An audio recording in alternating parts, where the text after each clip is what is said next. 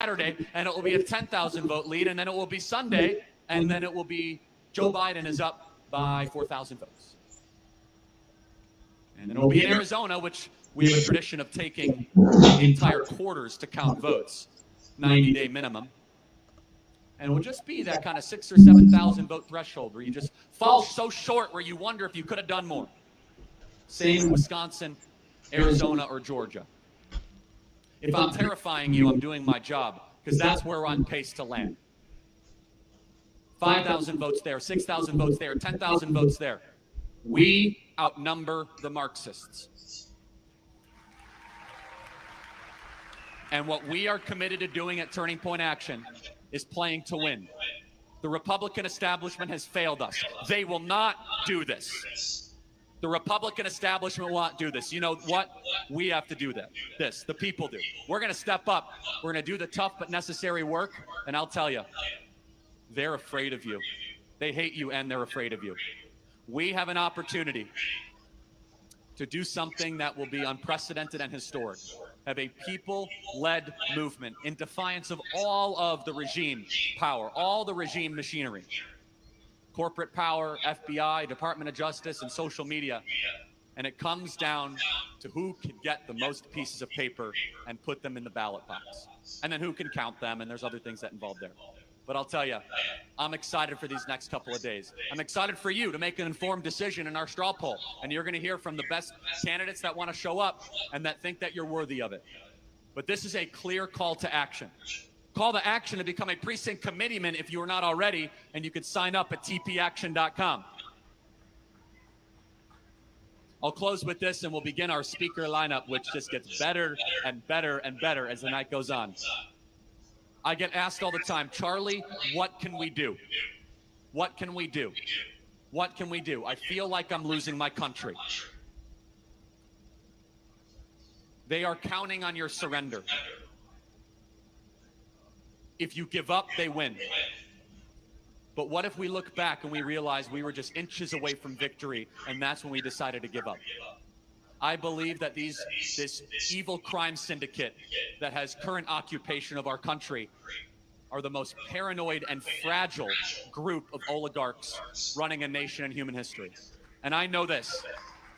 I travel the country and I talk to so many of you that there is a volcanic eruption that is about to occur against these people that have been keeping January 6 defendants in gulags. A volcanic eruption that is about to explode against the people that are indicting Donald Trump. A volcanic eruption that's about to explode against the people that say our democracy is safe and secure. You send a message these next couple of days. We play to win to defeat the Marxist Democrats. God bless you guys. Enjoy the next couple days.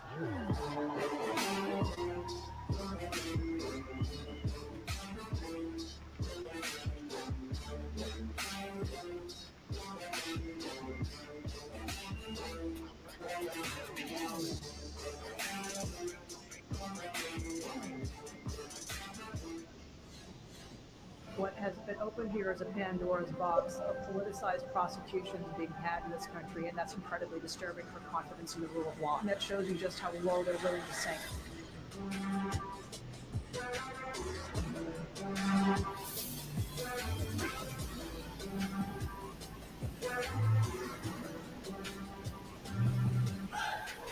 Thank you. Hello, Turning Point Action. As somebody who hails from the People's Republic of California, I have to say it's always wonderful to be in a free state here in Florida with patriots who love America like I do. Just a couple of weeks ago, Americans celebrated Independence Day, our country's birthday. While the rest of America was enjoying barbecues, driveway fireworks, maybe the pool or the lake, I was thinking about those founders who came together on a hot day and took tremendous risks in July 1776. They declared in an unprecedented statement in human history, "We hold these truths to be self-evident, that all men are created equal, that they are endowed by their Creator with certain inalienable rights, that among those are life, liberty, and the pursuit of happiness. that to secure these rights, governments are instituted among men, deriving their just powers from the consent of the governed. But, now this part may seem familiar to you, when a long train of abuses and usurpations, pursuing invariably the same object, evinces a desire to reduce them under absolute despotism, it is their right, it is their duty to throw off such government and to provide new guards for the future security. These electric words captivated the hearts and imaginations of Americans. This was the first time in human history that such principles had been declared. And while awe-inspiring, our founders were signing a literal death warrant with every stroke of their pen. They knew that the deck was stacked against them. They would be outgunned, outmanned, outspent, outspied upon, called traitors, hunted down with guns and bayonets into the forests. The British had the money, the media, the title, the power, even spies permeating amongst them. And if those odds weren't bad enough, they were well-trained, well-equipped, well-armed, and according to the rest of the world, if you were going to take a poll, they were unbeatable. And yet we all know how that story ended.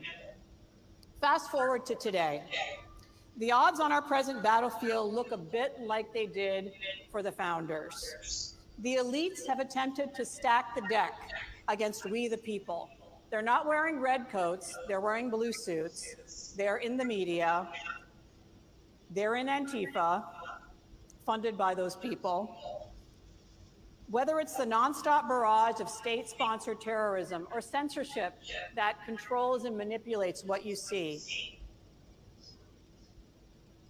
Whether it's the big tech billionaires seeking to censor us or using their vast wealth to tip the scales of our elections in favor of their distorted, perverted view of America, or the power-hungry governors and mayors who are willing to trample our rights just because they can, with no regard to the constitutional checks and balances that our brilliant founders put in place.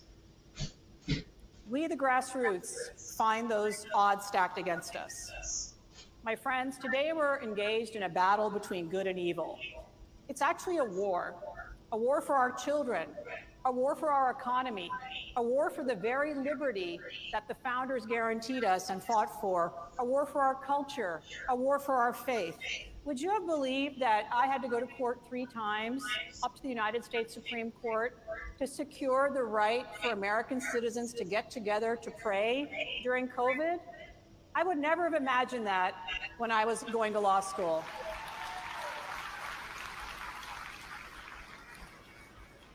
Would you ever imagine that we had to go to court to defend the right to say man and woman? That governors would try to fine you for using a misgendering term? I could never have imagined that when I went to school. By the way, none of this is by accident, it is by design. In a war, it's impossible to win without finding out first who you're fighting against. So let's talk about that. We can identify our enemies by a number of names. You can call them socialists, communists. They've been called Maoists at times, critical theorists, postmodernists, postcolonialists. Sometimes they're fascists. Some of them call themselves proudly Democrats. But it doesn't matter which name they use because they're all synonyms for Marxism. The origins of our present culture war can be traced to the cultural Marxism of the early 1900s. And their original goal was to seize the means of control of the production of man and control economically, socioculturally, politically, tear down the family, make the state your fatherland and your motherland. But shaping society and institutions through the middle class takes time. Guess what? The middle class doesn't want to give up their comfort and the way they live that easily. So the Marxists, as we say in sailing, they tacked. They tacked into focusing on culture. They turned their attention to who they pointed out as the new revolutionaries, the perceived outsiders in our society, the supposed victims of societal oppression. And they picked on them and they manipulated them and they shaped them into their new Marxist army. That's where we find the modern day origins of our current culture war in America. Do you think all of a sudden culture and industry began selling racial, sexual, gender, disability, body image, and other so-called intersectional characteristics by accident, as if there were genuine divisions amongst the American people? It was not by accident. This war between the factions of our society that have been created by the mainstream media and politicians is false, it's manufactured, and it's un-American. Now, a Christian pastor once explained his view of how we got where we are. He said, "Sin once tolerated seeks to be accepted. Sin once accepted seeks to be celebrated."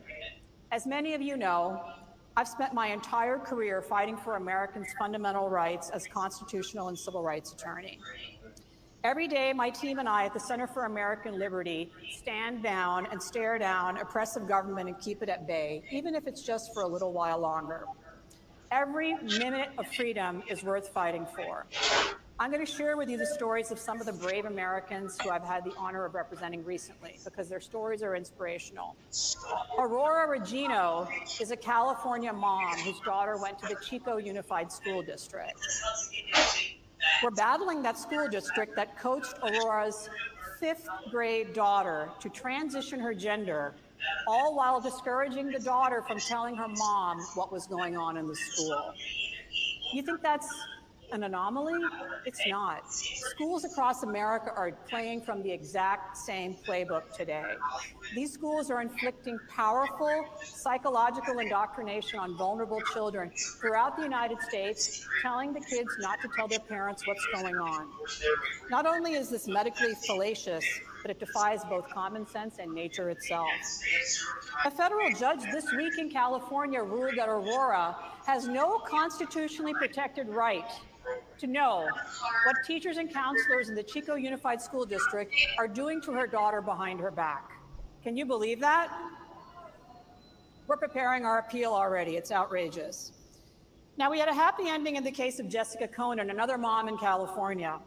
There, taxpayer-funded school teachers began encouraging her 11-year-old daughter to call herself bisexual and then transgender.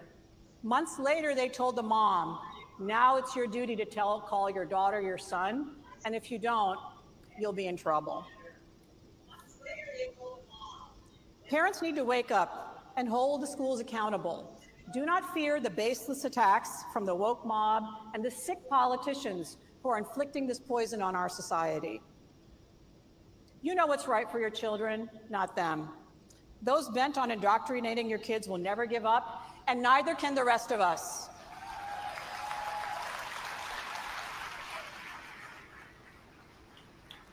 I want to share with you the story of one of the bravest young women I've ever met in my life, Chloe Cole. Chloe Cole is an 18-year-old hero in our country. She has filed a landmark lawsuit against the trans activist doctors who chemically transitioned her from the age of 15 and cut off her breasts. On a 15-year-old, after 1 or 2 appointments with a psychiatrist. Can you believe that? Girls like Chloe and her parents were manipulated by the trans movement and the supposed experts who they went to for care. They told Chloe's parents, "Your choice is a stark one. You can either have a live son or a dead daughter." That's what they told these parents. But this house of cards is going to collapse. The science, of course, does not support the immoral and inhumane Mengele-like experimentation happening by doctors on America's children. I vow to you that I will not cease until this torture on America's children is made illegal and is ended.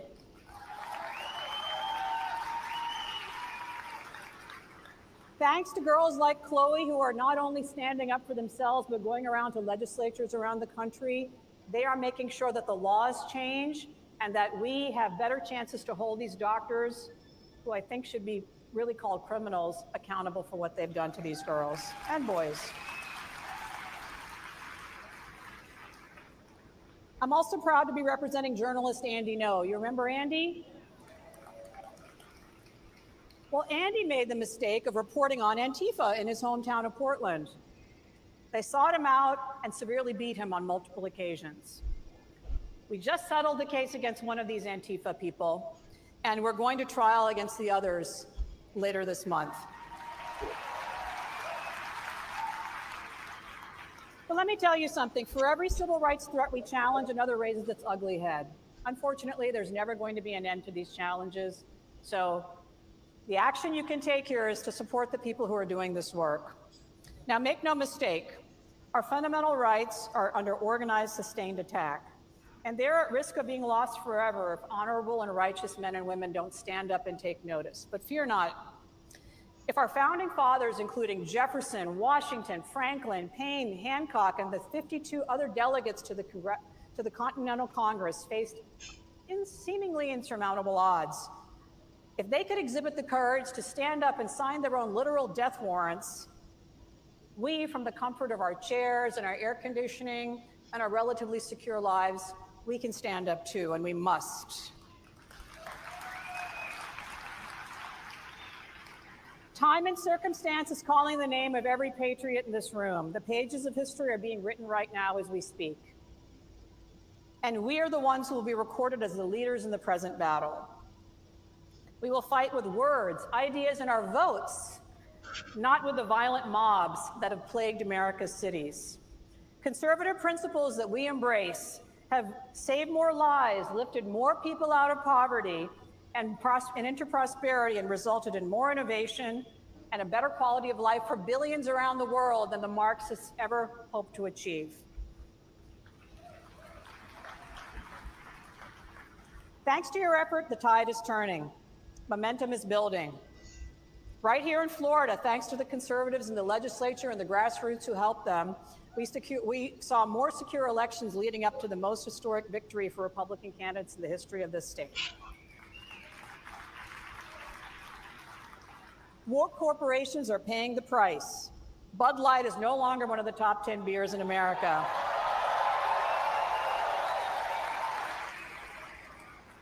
Target lost $15 billion in value.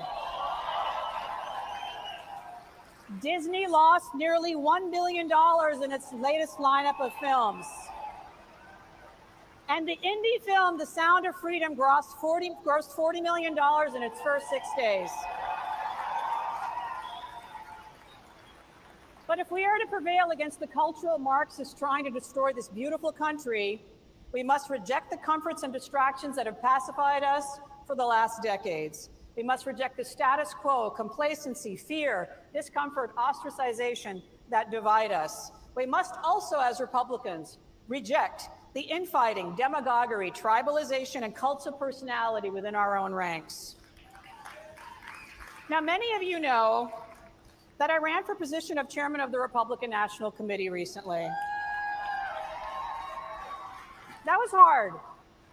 I considered Ronna a friend.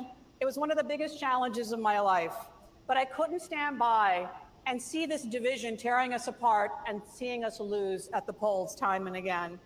I ran because I have hope for this country. I ran because my parents brought me here as a small child because of their dream for the future and their hope for this country. Despite the many challenges, there is much that we can and should be proud of. And those of you who supported me in this room, be proud that despite the fact that I didn't win, many members of the RNC supported us, and we have catalyzed major change at the Republican National Committee. Thank you. Thank you to my friends over there from the RNC who are here with me today. It's the truth. This country is the greatest country on earth, but it's not just for us. The rest of the world looks to us for freedom and liberty, and we set the standard. We are the pace setters. We Republicans must appeal to the American people by embracing what unites us, not divides us. And I will continue to do everything I can to advance this core mission of defending American principles and values. Like our founding fathers, each of us have to say, let the odds be damned. I'm fighting for freedom, and freedom is worth the risk.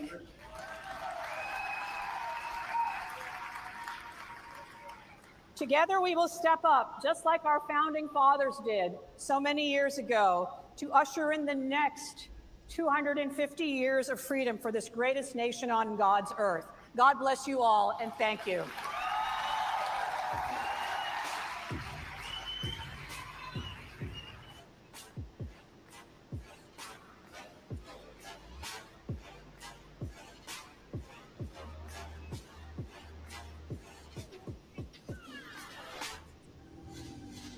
It's important that all Americans hear the ideas that conservatives push and that we believe in, because it's been the thing that's made America the beacon of light across the world.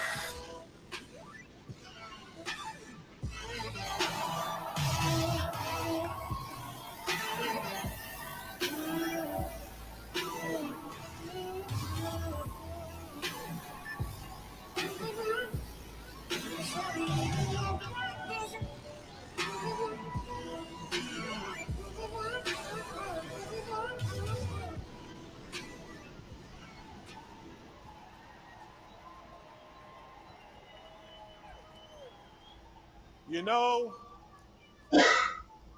I love you too now.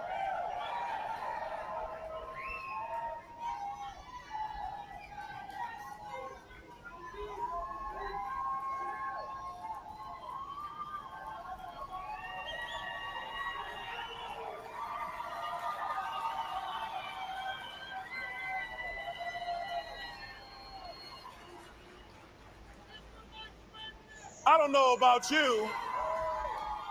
I don't know about you, Turning Point, but I'm ready to get started and go win in 2024.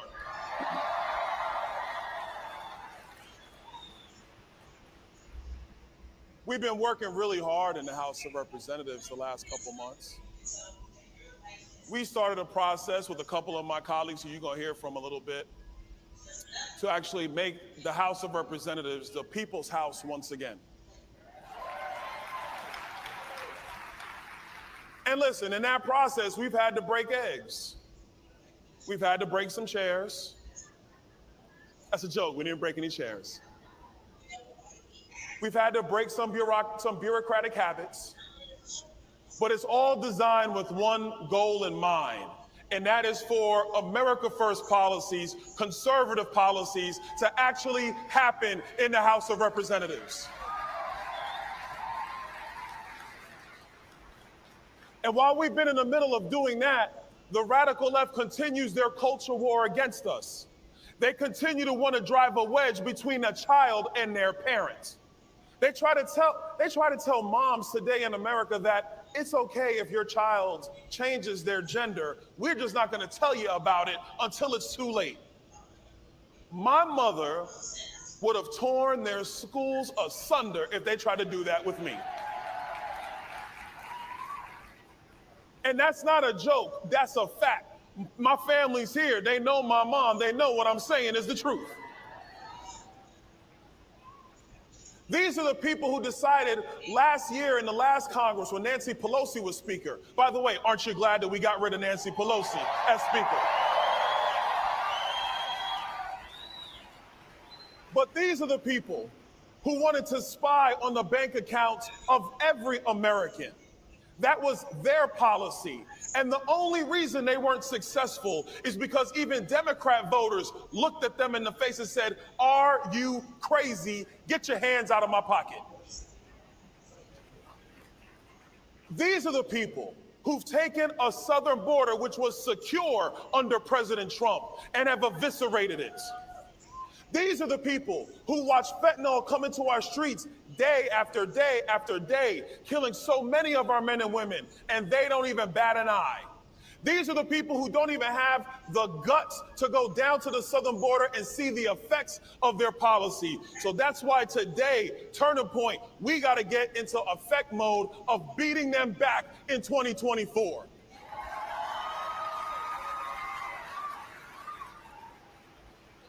You see, the beauty of our country, the reason why we've been able to maintain the republic for as long as we did, is because it took the activism, the innovation, the integrity, the work ethic of the American people. And our economy's been great. Our country has been great. And while we were taking care of our families and building our businesses, the radical left have been moving lockstep to fundamentally transform this country the way Barack Obama talked about back in 2008. That's what they've been on. And I'm here to tell you today, if you want to reverse course, if you want America to continue to be that bastion of liberty for all people on the face of the planet, then that starts with the activism of the American people. We can no longer be passive. We can no longer wait and hope.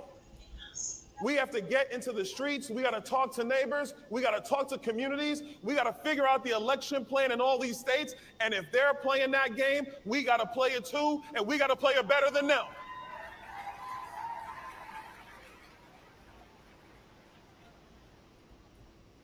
I'm not doing this, and a lot of people here are not doing this just to have fun. I'm doing it because I got 2 kids sitting over there. My 2 sons, 2 of the 3 are sitting right there. I want them to be better than their father. I told the 15-year-old, I was like, son, I actually think you're better than me. Psych. No, I'm just kidding. Just kidding. He's better than I was at 15 years old. My 19-year-old son is better than I was at 19 years old. That's what every father wants. So we're in this battle. We're in this fight for the future of our country because it takes the sacrifice. It takes the activism. It takes going out there when it's raining like it was this morning. It takes going out there when it's cold. It takes getting a door shut in your face. It takes going on MSNBC and having Joy Reid yell at you nonstop. It takes going on CNN and doing battle with David Axelrod and everybody else on that panel. It takes going toe-to-toe with the radical left in your communities. It takes going to school board meetings and standing up for our children. That's the path to success and to victory in America.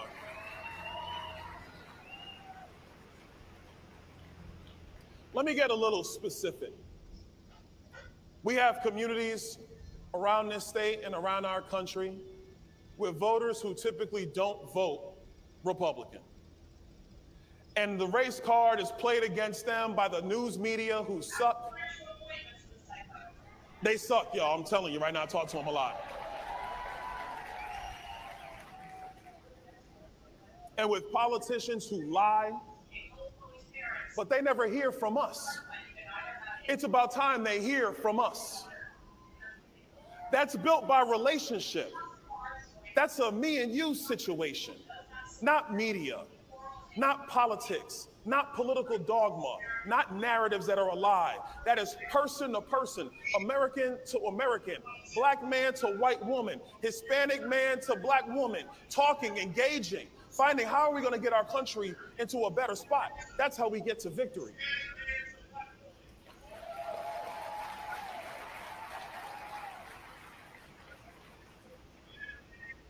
This might be a sore subject for some in this room, but it takes getting out and casting your vote. See, you see right there? This is the family business discussion of the speech. We're gonna have a family discussion. If you think you're going to win by not engaging in the process upon which we win elections, and you think that's victory, that is a lie. It's a lie. I know they cheat. Shoot, they've been cheating in Broward County for how many years they've been cheating in Broward County? But that doesn't mean you don't show up for victory. You can't be timid and think you're gonna be successful. Because if you think you're gonna be timid and get success, that's not going to work. Somebody lied to you. We have to go and find every vote. We gotta find it in every church. We gotta find it at every gas station. We gotta find it at every nursing home. We gotta make sure that at Thanksgiving dinner, that your little cousin who says it doesn't really matter to me, that you tell him, no, you're gonna go vote, give me your phone, I'm registering you right now. That's the pathway to victory. I like to talk about it in terms of football. So, you know, if you had that team, everybody got a favorite football team. Did he say go Dogs? You know you were in Florida, right? In Florida, we say go Noles.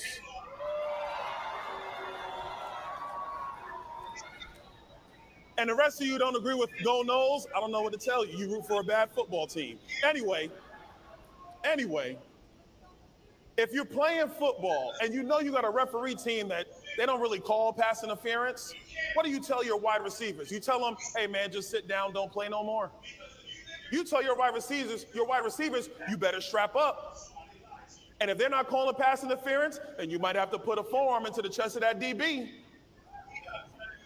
As Republicans, if they're going to try to take it from us, I say, don't go away. You show up with more numbers, and we make sure we got every vote to go in.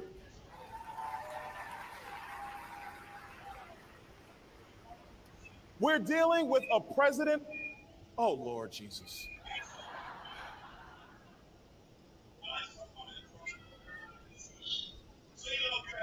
It's still weird to me that this man has the nuclear football because he's absolutely terrible at this job. We have a guy who literally sat next to his son while his son is texting out looking for more money, and then he comes and tells you and I've never talked to him about our business dealings. We all know you lying, Joe.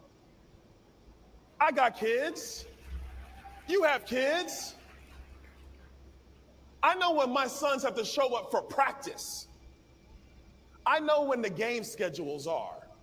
You mean to tell me I don't know how my son was paying for the beach house over in Rehoboth Beach in Delaware? You mean I don't know how we are living in the lap of luxury and nobody in this family got a job except me?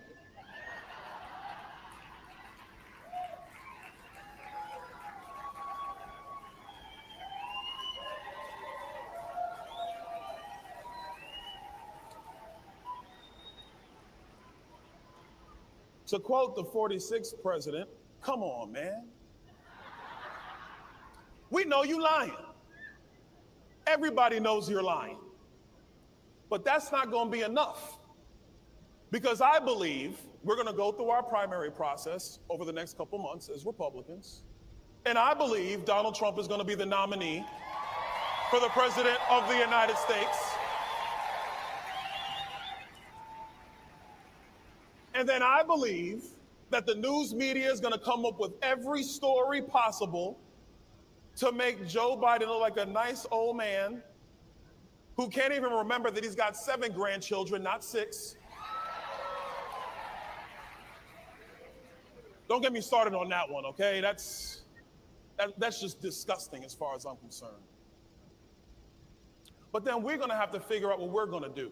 In Pennsylvania, in Georgia, in Michigan, in Arizona, in Nevada. Hey, for these other states, Georgia man, Georgia dogs man, you over there, follow the Florida model, baby. We showed you.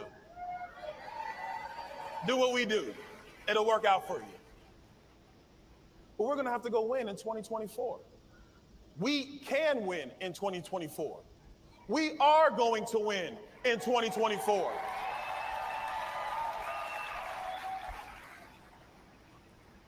But you got to decide, do you want to be active patriots committed to a plan for victory?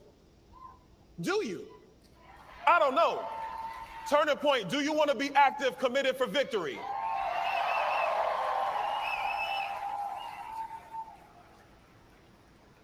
Because I'm going to tell you right now, if we're active and we're committed, if we're locked in, we're getting those votes. I'm going to be on the campaign train, y'all. I told you this, right? My wife already knows. Honey, I'm sorry. I'm going to be on the campaign trail a lot.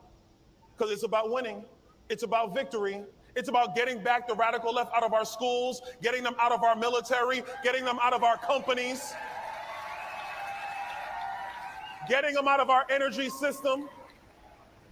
It's about looking at Vladimir Putin and Xi Jinping and the mullahs in Iran and telling them, you had your fun, this is over, because the 45th president has now become the 47th president.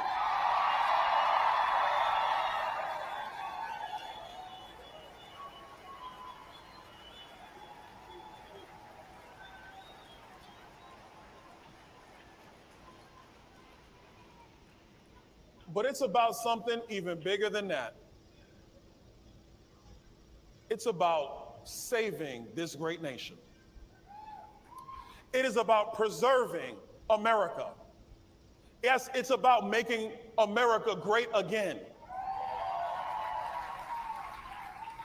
And it's about maintaining consistent and applying consistent, common sense, conservative solutions that will make America the leader in this world for another 100 years. That is the mission in front of us, Turning Point. So I'm gonna be there with you.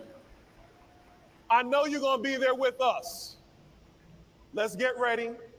It's gonna be a fight, but I don't know if you know about me, I like a good fight. I do. It's kind of fun. I don't know why these people think that I would be shy. I'm gonna leave you with this, and this is the kind of mantra we gotta have and understand. In the middle of the battle for Speaker of the House on the steps of the Capitol in January, Manu Raju from CNN asked me, he goes, Congressman Donalds, are you concerned about any retribution because of your stance about the Speaker's vote? And I said, man, Manu, I'm 6'2", 275. I ain't worried about that.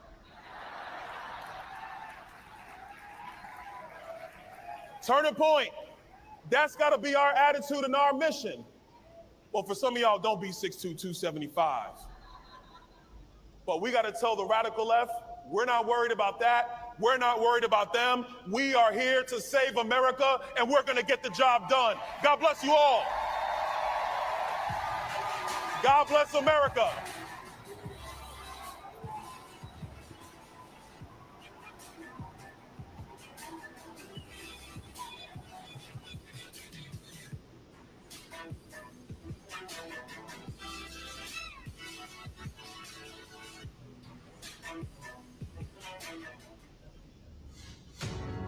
I realize that a lot of these members on the other side of the aisle, they'll say one thing and they literally lie to the American people. And so there's no wonder that Americans don't trust Congress, they don't trust the media.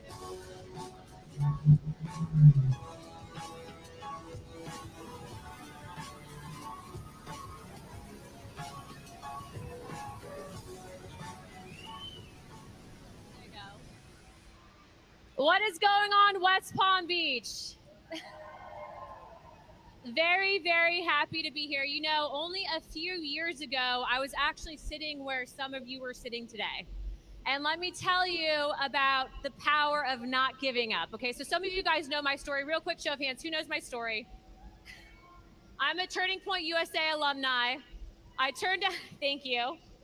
I turned down medical school to do exactly what I'm doing today. And a real quick shout out to Tim Ballard, who will be speaking later on today. But as you all know, human trafficking is not a conspiracy theory. And so here we are today advocating for the very same things that I promised I would do once elected. Now, you guys know that I didn't win my first election. In fact, I lost, but I didn't give up. And this year when I was elected to Congress, I, as well as Byron Donalds and Representative Matt Gaetz, engaged in something called the Speaker's Fight, which you guys all saw. And we helped to change the very foundation in which Congress functions. But in doing that, in being an outsider in Washington, D.C., I still saw so much that needed to change. I saw a system that was supposed to be designed representing the people that had become corrupt, that was no longer representative of what our founding fathers said it should be. I don't fight for special interests. I don't fight for the military-industrial complex. I fight for the American people.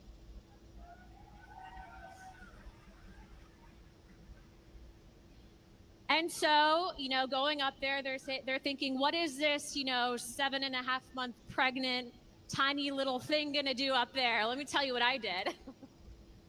Did you know that I was told I couldn't censure Adam Schiff? I was. They told me I couldn't do it. And do you know what I did? I censured Adam Schiff.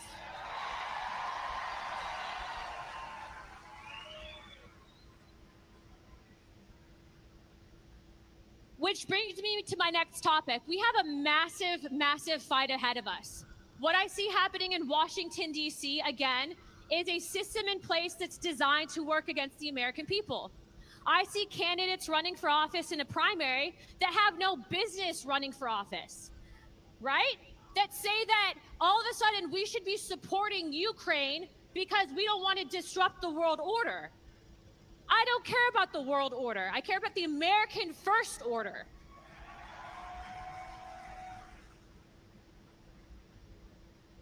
And I want to share a little something about you that I learned during a CODEL, which is called a congressional delegation. I was in Poland, and we had a sit down with the Ukrainian parliament. And do you know what they demanded from us? Yes, they demanded money. Yes, lots of money. Actually, they said it was the obligation of every American to pay $200 a month because we should do that for Ukraine. Right? They did. They said that. They then said that they wanted F-35s. Yeah, exactly, no. But then after that, they said something even more disturbing. And I'm telling you now because when I spoke about this on the War Room and when I told the media about this, I had left-wing reporters saying that I was lying. Mind you, that they weren't there. I was with the congressional delegation. I had the Speaker of the Ukrainian Parliament tell me and my husband, as well as some other members of Congress, that after Russia left Crimea, they wanted to create a private military army, military contractors, similar to the Wagner Group. Do you guys know how dangerous that is? And yet we have people running for office that are advocating that we send our sons and daughters to die in a foreign war that we have no business interfering with. I'm telling you right now, and I'm sure my colleagues backstage will agree with me, I will not vote to send our sons and daughters to die in Ukraine.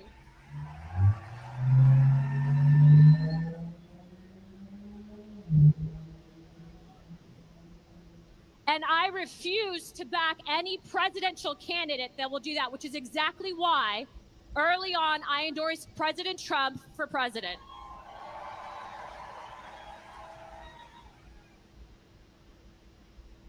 As a United States Air Force veteran and someone who has lost friends in combat, who had my own husband shot by terrorists overseas, he is the only president in my lifetime who has not drawn us into an unnecessary conflict overseas.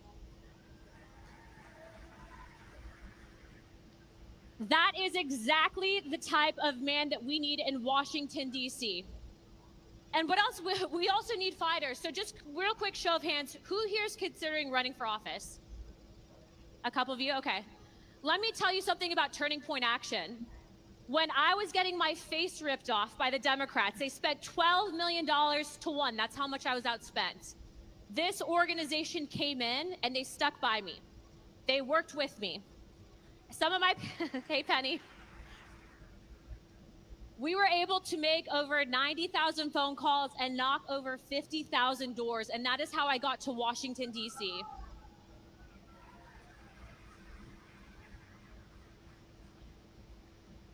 And these people, they're not there to play games. You go up there, you hear about what they say. They're trying to erase women completely. They say breastfeeding is now chest feeding. They completely want to remove children from their parents and have big government come in. How many of you were disturbed to hear Biden say that your children were now his children? I don't know about you, but my colleague Byron Donalds pointed out something. If the guy can't even count his grandchildren, what makes you guys think that he'd be good with telling you what to do with your children, right? Exactly.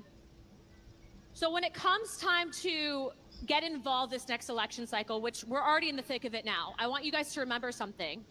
People will show you exactly who they are under pressure. And when you had candidates not able to face Tucker Carlson, that was a great debate, by the way, if you guys didn't see it. Do you think that they have any business sitting in the Oval Office? Do you think they would be able to stand up to the United Nations? What about the World Health Organization? How about the CDC? That is exactly why we need President Trump for 2024. That is exactly why I'm going to be working to get other candidates like myself, like Representative Gates, like Representative Byron Donalds elected, because these are the real fighters in Washington, D.C. When they can't beat you, they'll lie about you. They did it to Trump. They'll do it to all of us. But guess what? In the end, we win.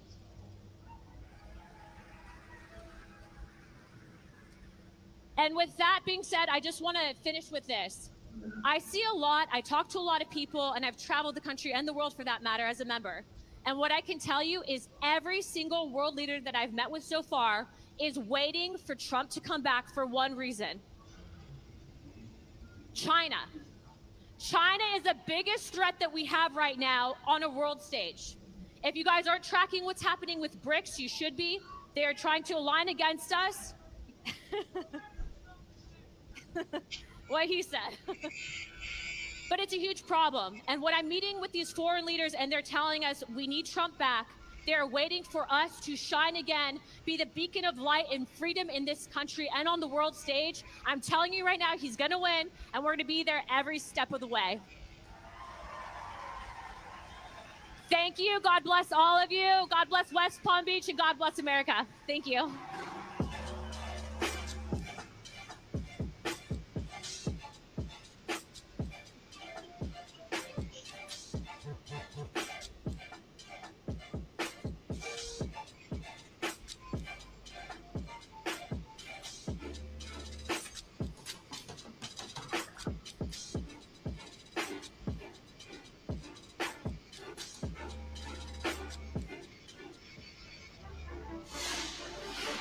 We must fight to save America now, or we may lose her forever.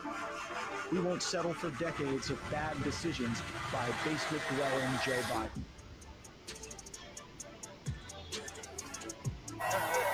Thank you.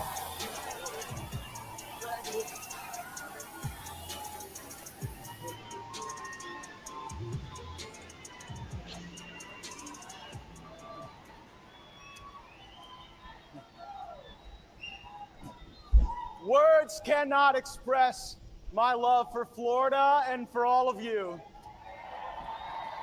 Whether you're visiting a native Florida man like me, or if this paradise is a reward for a life well lived elsewhere, we're glad you're here.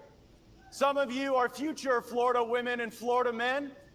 Ponce de Leon famously traversed this land looking for the fountain of youth. And more recent arrivals have completed that adventure. We call it the Villages.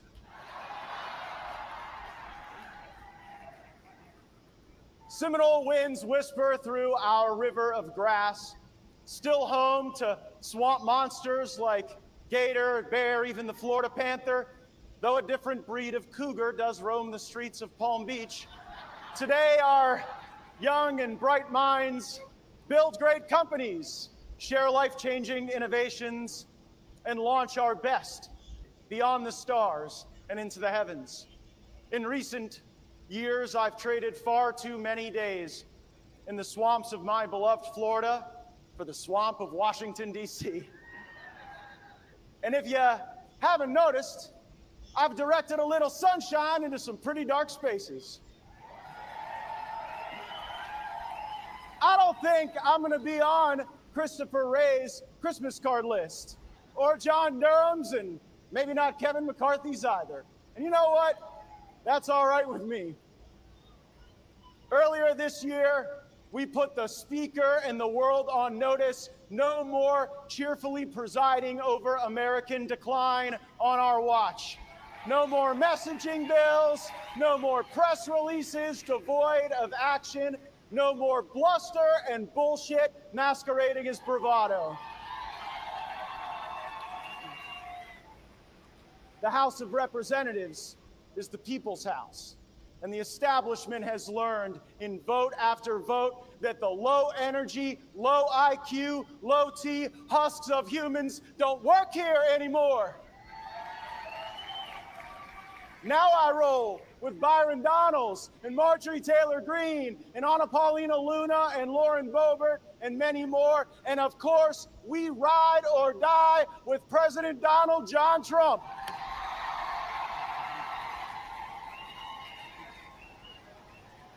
We have a nation, a culture, a people to save, and there is not a second to waste. But we cannot do it alone, and so I have to ask you, are you ready for what comes next? Joe Biden just activated 3,000 reservists.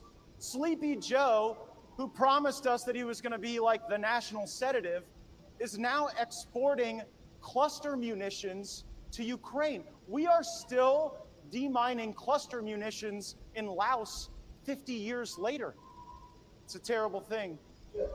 A president who who most days cannot find his pants, should not be able to sleepwalk the United States of America into a war with a nuclear power.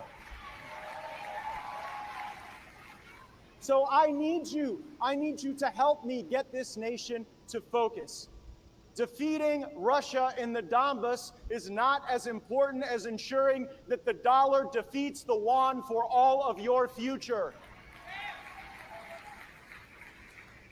Your leaders obsess over these broke-down Russian tanks oceans away, but they ignore the Chinese conversion of Cuba to a high-tech launching pad for chaos in our homeland. Are you ready for the change in pace in today's economy? Most sixth graders will have jobs in the future economy that don't even exist today. The skills I developed in school, memorization, LexisNexis research, technical writing, quite soon those skills will be less useful than John Fetterman. So I need you to view your personal skill stack as operatives and warriors in this movement as the most important portfolio that you could ever manage. If you aren't an online warrior, become one. If you don't know how to use the most modern communications and election technology, learn it. If you're not ballot harvesting yet, there are people here you can collaborate with who will teach you. Let's get on the balls of our feet. Let's get on the front end of this fight. I need you sharing videos, creating content, knocking on doors, making phone calls, and organizing your communities and your churches and your social networks like your life depends on it, because it does. When we endeavor on these things, are you ready to be targeted? Because you will be. Know that. Accept it. Get zen with it. But I don't just sit around taking punches. I've learned to dish a few out. Recently, Chris Christie attacked me for asking tough questions of the FBI director who was Christie's personal lawyer during Bridgegate. You know when I stopped being afraid of COVID? When Chris Christie beat COVID. Almost nobody's going to get beat by Chris Christie in the upcoming, Chris Christie's not going to beat that many people in the upcoming election. So if he beat COVID, there wasn't anything. I was out karaoke bars the very next day. Are you ready? Not just to endure the left, but to confront them in the battle space of discourse?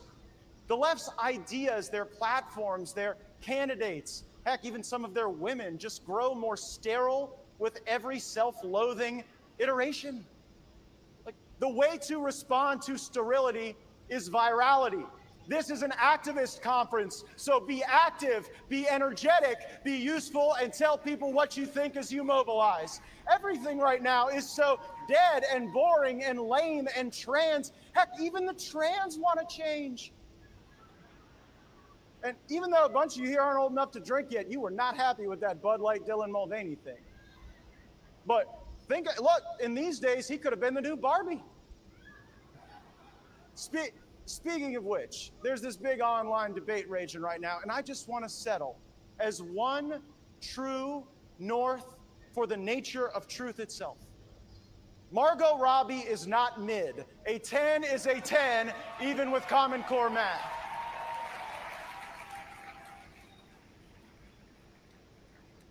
The Bible tells us, be not afraid.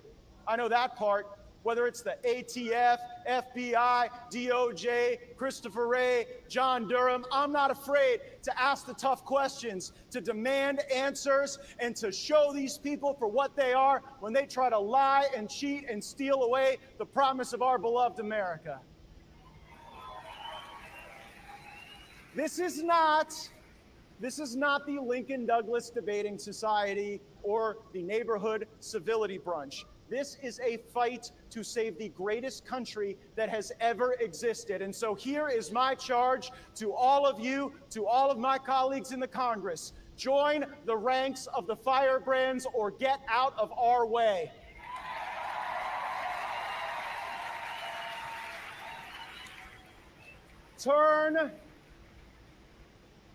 Turn to God. Sometimes it feels every day like everything out there exists to take our power away from us. They shadow ban us online. They hunt us in real life. But the power of God is almighty, and you will never be more powerful than when you lean on Him. God's love does not halt for the limitations of man, and God's reach does not stop at the schoolhouse gates. In the coming days, I will introduce a national prayer in school law so that in every classroom in America, there will be time for students to pray if they choose.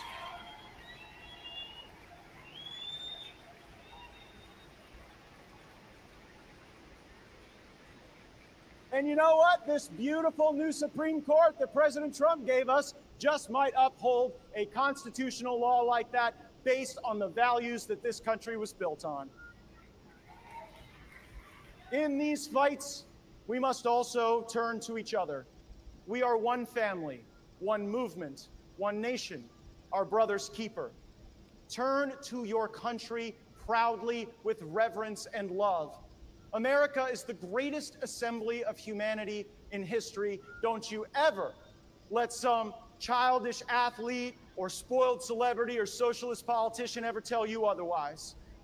Now, these are abnormal times, my friends. And so I've come to Turning Point to recruit abnormally tough operatives in this battle for America. And it is a battle for America, not a battle for Crimea, not a battle for some sand dune in Syria or some mire pile in Mogadishu. America first, always, and forever.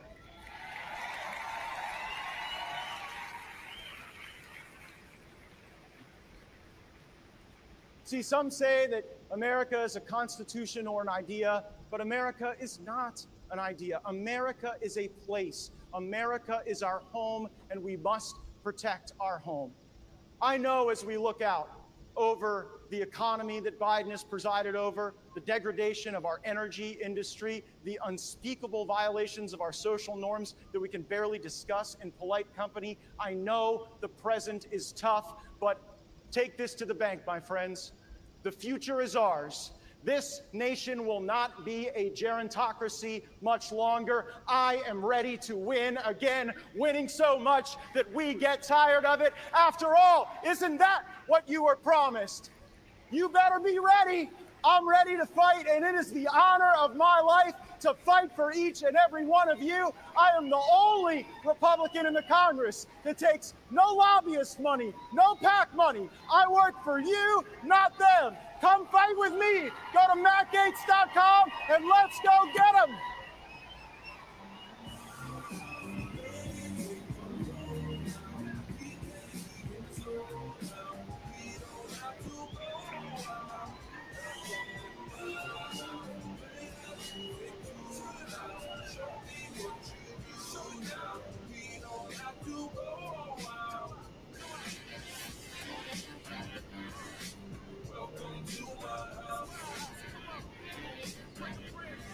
Hey, everybody.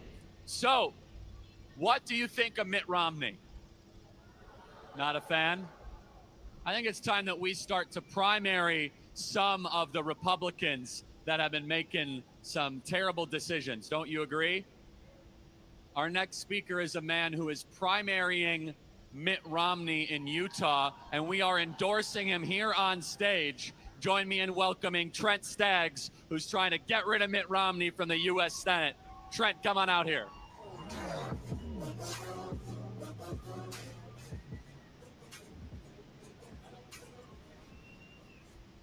Thank you. Thank you. What an honor. What an honor to be here with all of you. This is fantastic. You know, people have asked me, why are you running for the U.S. Senate? And I said, because Massachusetts doesn't need a third senator.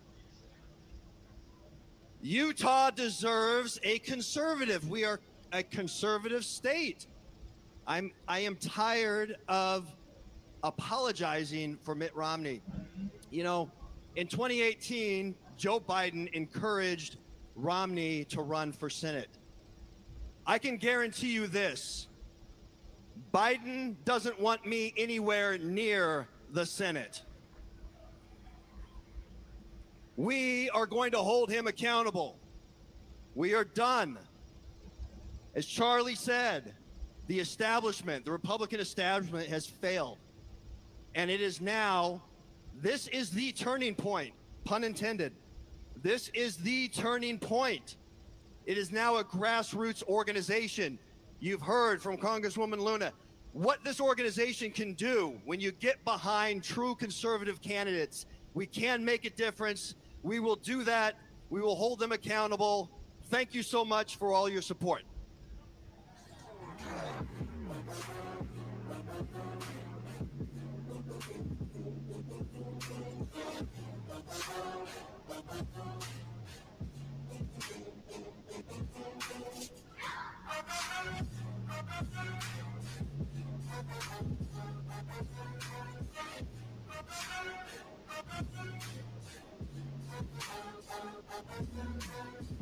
This new culture of fear has completely eroded our culture of free speech in America. Being woke refers to becoming alert to invisible societal injustices. The heart of this is this national identity crisis, where people my age, really any age today, are hungry for purpose and meaning at a moment when we've lost our sense of American identity, lost our sense of faith, patriotism, hard work, family, the things that used to ground our sense of identity. That's what I think we're missing. I'm running for the presidency.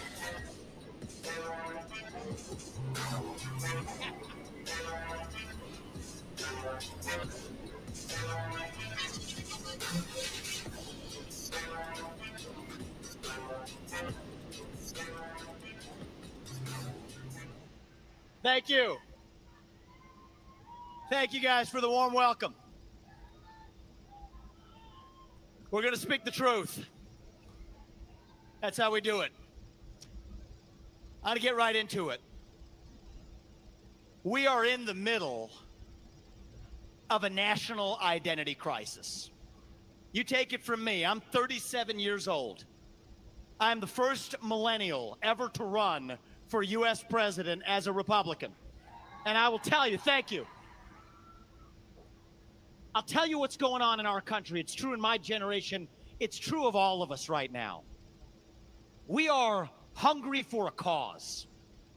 We are hungry for purpose and meaning and identity at a time in our national history when the things that used to fill our void, faith, patriotism, hard work, family, these things have disappeared.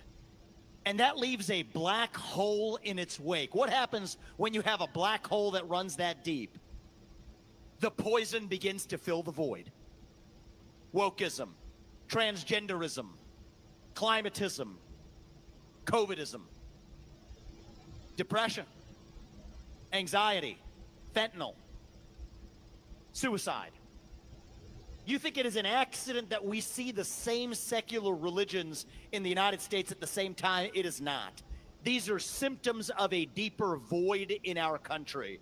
And I think that is our opportunity now, as a conservative movement, to now finally level up and say we are no longer just running from something. We're going to start running to something, to our vision of what it means to be an American today. You ask somebody my age that question, what does it mean to be an American? You get a blank stare in response. That is the vacuum. That is the void. And now is our moment to deliver an answer to that question, what it means to be an American, that dilutes the woke agenda to irrelevance. Let's talk about it. What does it mean to be an American? It means we believe in meritocracy, the pursuit of excellence, that you get ahead in this country, not on the color of your skin, but on the content of your character and your contributions. That is why we will end affirmative action in every sphere of American life. It is a cancer on our national soul. It means we believe in the rule of law, that your first act of entering this country cannot break the law. That is why we will use the U.S. military to secure our own southern border. That is what it means to defend this country. It means we believe that the people we elect to run the government ought to be the ones who actually run the government, not this bureaucracy, the deep state, the administrative state that runs the show today. And that is why I've said that we're not just going to reform these agencies. When these agencies, from the Department of Education to the FBI to the ATF to the IRS, shouldn't have never existed in the first place, we will not just reform them, we will shut them down. That is what it means to live in a constitutional republic. That is what this campaign is all about. We are speaking the truth, the hard truth, without apology. We will do it without fear. We will speak the truth today. God is real. Unborn life is life. There are two genders. Fossil fuels are a requirement for human prosperity. Reverse racism is racism. An open border is not a border. Parents determine the education of their children. The nuclear family is the best known form of governance to mankind. Capitalism is the best system known to man to lift people up from poverty. There are 3 branches of government, not 4, and the U.S. Constitution is the strongest guarantor of freedom in human history. That is the truth. We will not back down from the truth. We stand up for the truth. That is what won us the American Revolution. That is what will win us the revolution of 2024. That is what it means to be an American today. Thank you. Thank you. Oh, don't worry, there's more. I'm just getting warmed up. So we're speaking the truth. Now let's get to the hard truths. I've said that other stuff before. This is the hard truth I'm going to say today. I would love to tell you that it's time to move forward. I believe we have to move forward as a country. I would love to tell you that it's morning in America again. Kumbaya, let's get along and move ahead and put the past behind us. There will be a time and place for that. But we cannot move forward in this country until we have truly reckoned with the truth of what happened in this country in 2020. And we're going to talk about that truth in the open. There is no healing without acknowledgement. You want to know the truth about 2020? Let's talk about it. From COVID to censorship to the election to January 6th. They will tell you that January 6th was caused by a single man whose name is unspeakable. His name is QAnon. Now, the truth is this. January 6th was the result of a pervasive culture of censorship across this country. And when you tell people they cannot speak, that is when they scream. You tell people they cannot scream, that is when they tear things down. And what happened in this country, that starting in 2020, we were told that there's a pandemic that we know began in a lab in Wuhan on the other side of the world. We knew it then. But you could not say it or else you were a racist. You could not say it or they would lock your social media accounts down. You were told that you had to stay locked down in your homes, and you couldn't protest a lockdown. You couldn't talk about school lockdowns on social media. You had to stay locked in your basement, even as BLM and Antifa traveled the streets of this country and burned them to the ground.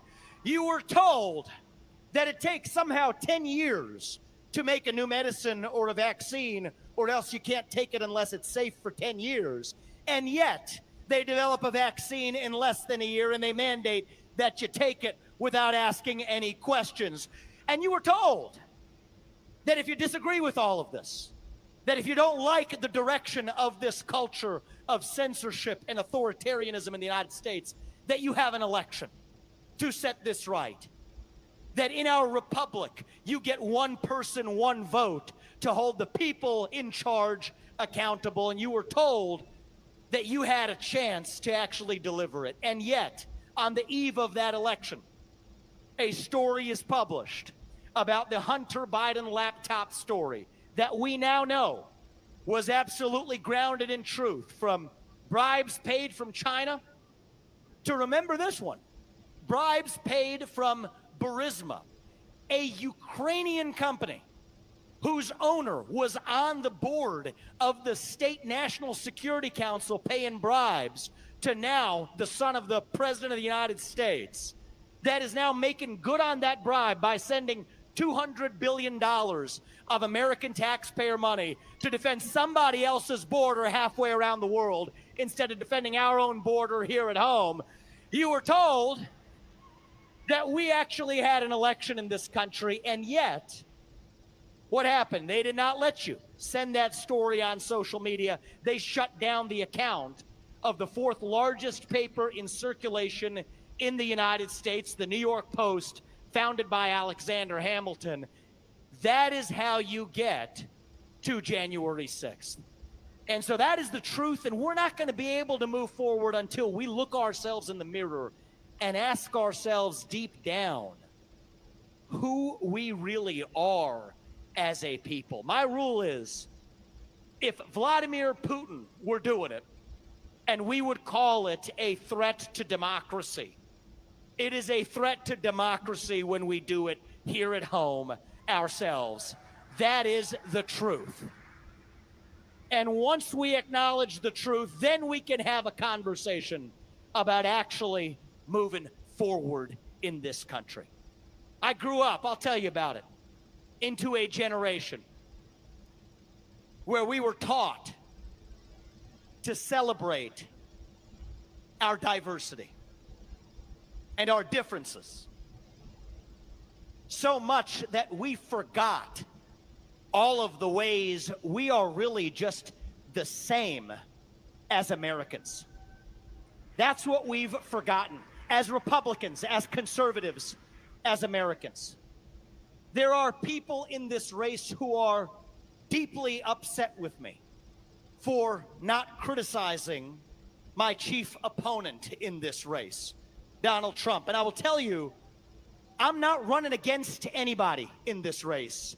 I am running for our country. That is what we actually need to revive. We need to stop running from something. We need to start running to something. Our diversity is not our strength. Our strength is what unites us across that diversity. Without a think about it, we're really just a different looking group of two-legged higher mammals walking some geographic space we call a country, doing what our iPhones told us to do on a given day. That's not America. America is a vision of what that place can be. E pluribus unum, we say for a reason.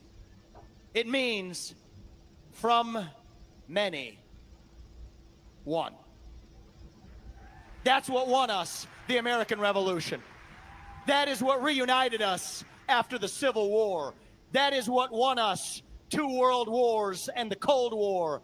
That is what still gives hope to the free world. And if we can revive that dream over group identity and victimhood and grievance, then nobody in the world, not a nation, not a corporation, not a virus is going to defeat us. That is what American exceptionalism is all about. And that is what we together will revive to save this great nation. Thank you all. God bless you. God bless your families. And God bless our United States of America. Thank you. Thank you.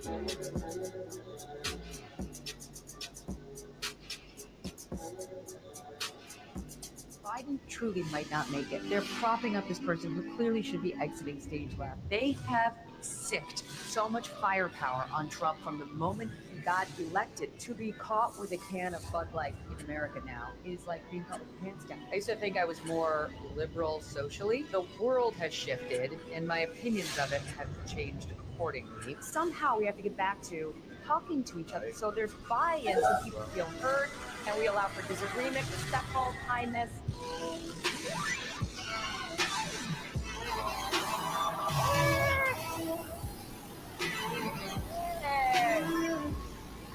How's it going? Hi, everybody. Megan, welcome to your first Turning Point event. This is exciting. I'm so happy to be with you guys. It's awesome. So thank you. So Megan, I think I speak for our entire audience. The commentary that you have been doing on the trans issue has been some of the best. I'm telling you, millions and millions of people have their eyes open. So thank you, Megan. Oh, and a real you. clear voice on that issue. Thank you. It's been an evolution for me. You know, I explained a couple weeks ago how I came into it, you know, when it was a minor issue with much more empathy and let's be sensitive and let's be careful and, you know, don't bully.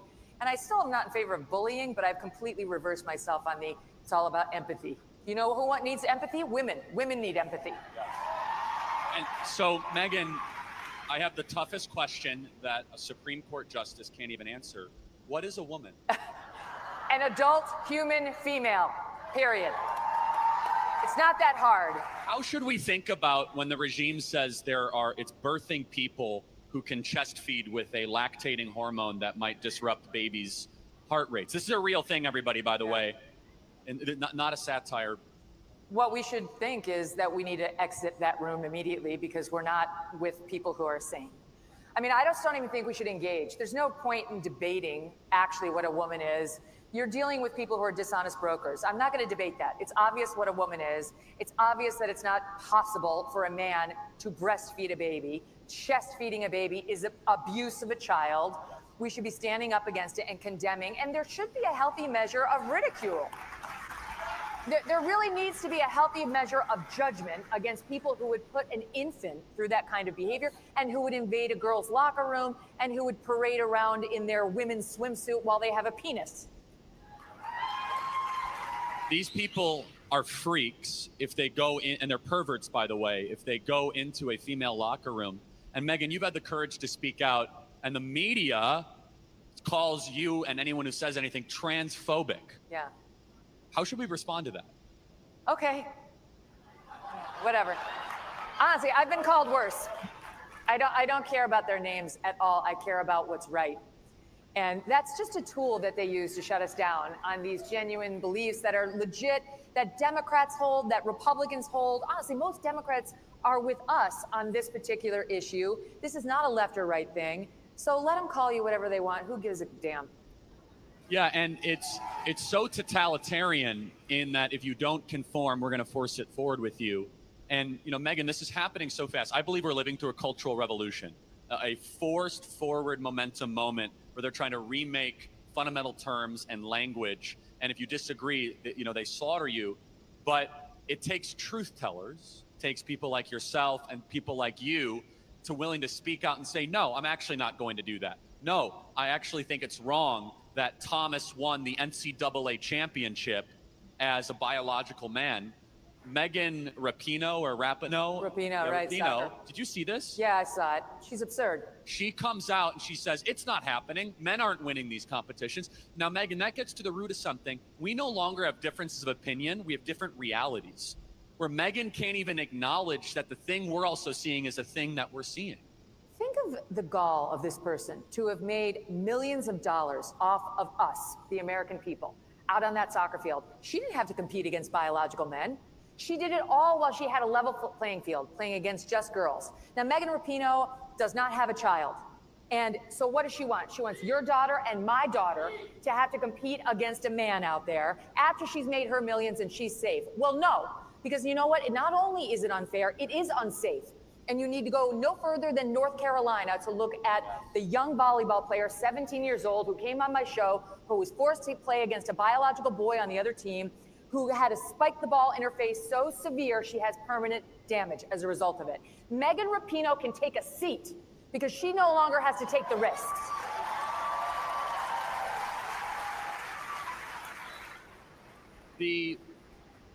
This movement is accelerating, but Megyn, you and I were talking about this privately. I actually think it's a winner politically for Republicans, and I just want you to talk about this objectively.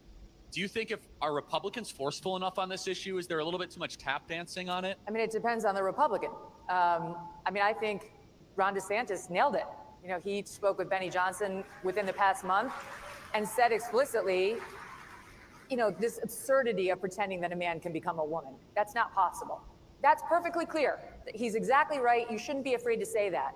Trump's gotten some criticism for, you know, the stance he had in 2016. Well, I would submit that doesn't answer the question because a lot's changed since 2016. If you were here me in 2016, I'd sound a lot different.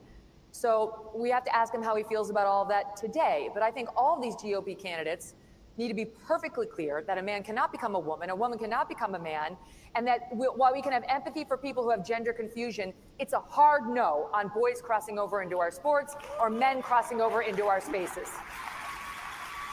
Megyn, this is now a cottage industry. We're now up against the pharmaceutical companies that stand to make billions of dollars on these chemical castration drugs.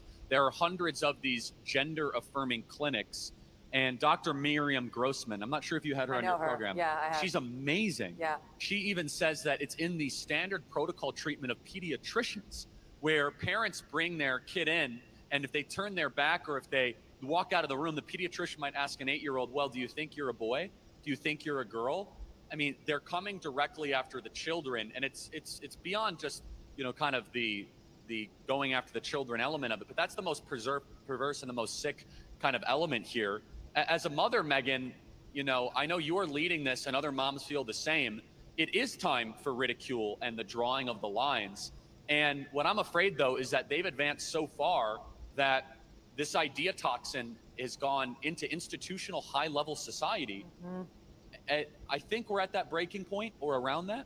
Yes, but I think there's nothing but hope for the future because people are waking up. You know, I think a lot of people were like me, where they were empathetic and they were trying to be non-bullying when it was a very, very small sliver of the population struggling with this issue. And now that not only has it exploded, because it is a social contagion, but it's more than just exploded, it's now to the place where for the first time in US history, they're not just saying accept me and my lifestyle, they're saying I want you to change your beliefs. I want you to change the way you and your children approach sports, life, safety, and so on. That's never before happened where gender has been erased, or that's how they would have it. So I think number one, there's a groundswell of support on our side. Number two, Lost in Transnation, Miriam Grossberg's book is amazing. She's amazing. Everyone should read that. She's a child psychiatrist. She knows of what she speaks, and she completely outs the entire psychological industry for selling our children up the river. This is one of the reasons we pulled our children from the New York City private schools, which I spoke about publicly right after George Floyd. They went nuts on the race stuff, and they went nuts on the gender stuff. And in my children's, I have 2 boys and a girl. In my boys' school, they were actually asking my 3rd grader once a week, the whole class, if they were sure they were still boys. These are boys who have no gender confusion. They were putting that in their heads. And we pieced right out of there, which is what I recommend to you. There's no point in letting it stew. Well, and that's an interesting question, Megan, that is debated. Should parents fight for the school they're in or get out so their kids don't get infected? Look, if you can fight and you can win, go for it. But we were in the midst of New York City. You know, I mean, get out. Like, we went to Connecticut and we found a reasonable school. And to be honest, we said before we went into these schools, cards on the table, here's what we're fleeing. Make sure we're not jumping out of the frying pan and into the fire. It's not going to work out for either one of us. And we found a sane school that doesn't want to talk to our kids about pronouns. It's actually not that hard. But there was no winning in New York City private schools, so it was time to end. But I'll say this too, on the explosion of the medical problems. Yesterday at that Iowa forum that Tucker hosted, Asa Hutchinson went out there and said that he rejected that bill that would have banned these procedures, medical surgeries and hormones, et cetera, for minors. And then he tried to make a distinction between the drugs and the surgical procedures, because surgery is permanent, but the drugs aren't. That's not true. That's not true. If you go on puberty blockers, 90% of those kids go right to cross-sex hormones. They go right to it. It's like a gateway. And once you've had no puberty and you've gone right to cross-sex hormones, you're sterile. You will not be having children. That's very permanent. And there's no minor in America who should be subjected to that. I don't know about you guys, but if the Republican Party can't agree that we should ban chemical castration of children, then the Republican Party has become worthless. I mean, if we cannot do that very basic thing. And say it explicitly. Yes. Say it the way Ron DeSantis said it, explicitly. We will not allow 11-year-olds to take drugs that mutilate themselves when they're in a position to be taken advantage of by a predator. Great segue, Megan. You watched the Iowa forum yesterday, and some candidates are going there. Some candidates are coming here. There's a little bit of crossover. Talk about the Iowa forum and how you're viewing the 2024 race as a journalist. Well, I mean, I still think it's largely a 2-man race. You know, there's obviously other candidates besides Trump and DeSantis, but realistically, it's probably going to be one of those two. Trump,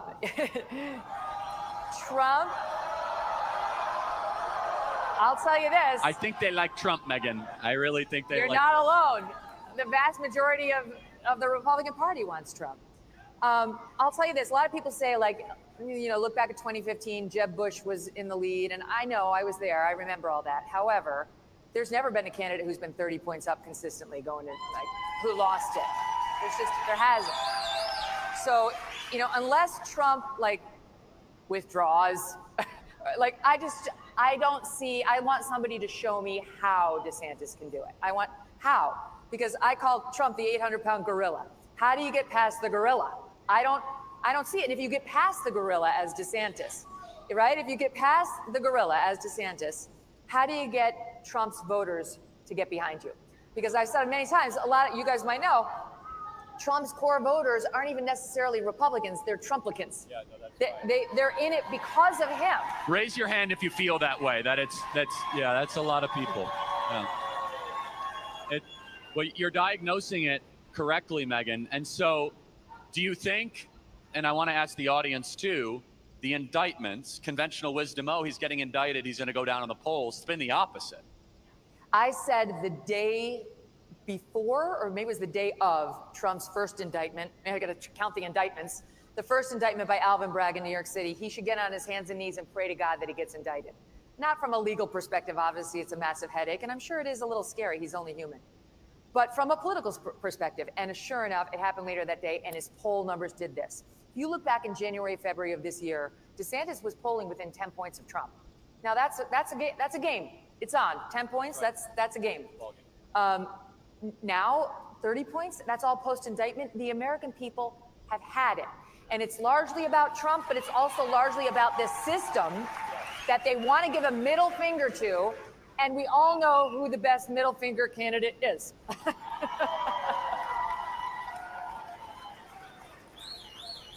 I wish that establishment Republicans looked at things as honestly as you do, Megyn. It would the party would be in a much better spot. But and I know I'm sure the audience believes it. I can speak for me personally. The indictments make me like Donald Trump a lot more because this is an administrative state, a fourth branch of government, an unchecked bureaucracy that is interfering with the presidential election for the first time ever. And it makes me wonder, like, they must really fear this guy to such unbelievable levels that they have to go to it. So he's shooting up into the polls and kind of looking on the Democrat side, Megyn. I know some of this is just speculation and looking, because you have a good track record predicting, is Joe Biden going to be the Democrat nominee? I think you'd have to say yes. I mean, there's nobody on the Democratic side who's going to give him a meaningful challenge. RFK is interesting. I've had him on my show. I think he's fascinating, but they're going to snuff him out. They snuffed out Bernie Sanders, who was a lot stronger than RFK Jr. is, and they will definitely snuff out RFK Jr. I mean, honestly, the bigger question is whether Biden can make it physically, whether, like, literally, whether he will live to the. I mean, God bless him. I'm not rooting. Believe me, I'm not rooting for anything bad to happen to him for many reasons. But that's the biggest fright for them, that something happens to Joe Biden and then they're stuck with a totally unelectable Kamala Harris. They know that's the case. But look at Joe Biden. I mean, he's never been in a worse or weaker position right now in terms of his mental acuity. You can see it happening. It feels a little abusive, what's happening to him now. He has his good days and his bad, but way more bad than good. And if you have this guy 6 years out from right now, I mean, I think we're back in 25th Amendment territory, and it has very bad, it forebodes bad things for the United States. You bring up something interesting where I think that there's a realignment happening, and I'm going to prove it to you. Here we are at a convention where Donald Trump is viewed very favorably, who's called far right by the media, which just drives me nuts, right? 6,000 people. How many of you have a positive opinion of Bobby Kennedy Jr., RFK Jr.? Raise your hand. What's going on here, Megyn? This is a guy who's a Democrat running for the presidency with the last name Kennedy, and he gets more applause than Mitt Romney. Literally, do you guys like Mitt Romney? So what's going on? He's a Democrat. We're supposed to hate him, Megyn. I know. RFKJ, as I call him, is, he's an independent thinker. And he pushed back on the COVID nonsense and on Dr. Fauci in a particularly effective way, right? And like, let me tell you what happened with RFKJ. A friend of mine said you should put him on after he wrote his book on Fauci. And I was like, oh, I don't know, he's sketchy, like a conspiracy theorist. Be careful what you read, I said to my friend. She's like, I don't know, you might want to consider it. And then I thought, this is my own hubris. I actually don't know what the truth is about this guy. I should read that book. I should think about him. So I did. And then I had my team read the book, and we invited him on the show. This is when he was banned everywhere. Nobody would put him on. He came on and said, not even Joe Rogan would have him on. Nobody would have him on. You know who was the only other person who put him on? Tucker Carlson. And so I said, all right, I'll put him on and we'll give him a hard time and I'll ask him all the questions because I want the interview to live. I don't want it to get banned on YouTube or any of the other platforms. And we did it for 4 hours. I had the guy on and not a single clip, nothing got censored. He was able, and if you talk to him, he'll say that was the beginning of his resurrection because it made it okay to talk to this guy. And once it's just like these other censorship issues. Once you actually start to hear the opposite ideas, you get a little bit more enlightened and you may or may not agree with all of it, but you've learned a little and you've shorn up your own views, even if you disagree. It's an opportunity to go and say, no, I disagree. Why do I disagree? Oh, let me come up with my argument. Or wait, I might have been wrong on that. It's great to be wrong because I'll be less wrong tomorrow than I was yesterday. So I think that's why people like him. He's an independent thinker. Having said all that, he was just on the air ripping on Moms for Liberty and saying there'll be nobody stronger on LGBTQ stuff than he is. So just be careful. That's really wise, Megyn. That is wise. And I think it's a balance. I mean, I'm not going to go vote for Bobby Kennedy in a primary, but his commentary and his book, I think it's called The Real Anthony Fauci, is an amazing book. And he really led the charge of exposing Anthony Fauci for the craven criminal bureaucrat who should be sent to Gitmo for what he did for our children. Yeah. And Gitmo. Well, the other thing about Bobby Kennedy is he's pushing back on Ukraine, which is not popular at all in the Republican Party anymore. And he pushes back against the military-industrial complex and the intelligence complex in ways that are deeply personal to him. I mean, you ask him a question about the CIA, and he will start at the beginning of the formation of the CIA and walk you through exactly how it's been corrupted. So you'll learn in speaking to him, and he's got sort of the same enemies as a lot of Republicans have come to have. yeah, so, and I'm getting at something though, Megan, which is I think there can be a coalition eventually built. I don't think it will be done in this cycle just because there's so many built-in biases, Trump, Biden, but eventually, is it possible to have a coalition where there's just, I don't know, ordinary people that believe in reality and don't think men can give birth and want people to own homes and not be in debt all the time, and then have a super like rich woke oligarchy party? Is that conceivable or possible, or too entrenched? Are you, because it's just it's noteworthy, everybody. You're supposed to hate RFK so much. The media is trying to train you, but you're like, no, I like him. He thinks open-mindedly. Is there something here, or are we too entrenched in our tribes? I don't know. I mean, every time we've had a third party pop up, it gets squashed by these huge party apparatus. It's just the way our country is set up. And I do think, unfortunately, the woke in the Democratic Party is expanding, though on the gender issue, they're losing. The woke is expanding, but on the gender issue, they're losing. So I don't think we're going to get rid of wokeism altogether, but I think sort of that strain within the Democratic Party is losing the argument. And hopefully they will be dismissed as sort of this radical fringe within the next 10 years, because if for no other reason, what they've done to children. Like what they're doing to children now is just, it's beyond. Like they actually are castrating them. They actually are sterilizing them. They actually are making it so, not to get too graphic, but they'll never be able to achieve sexual climax forever in their lives if they do that same chemical program I just told you about.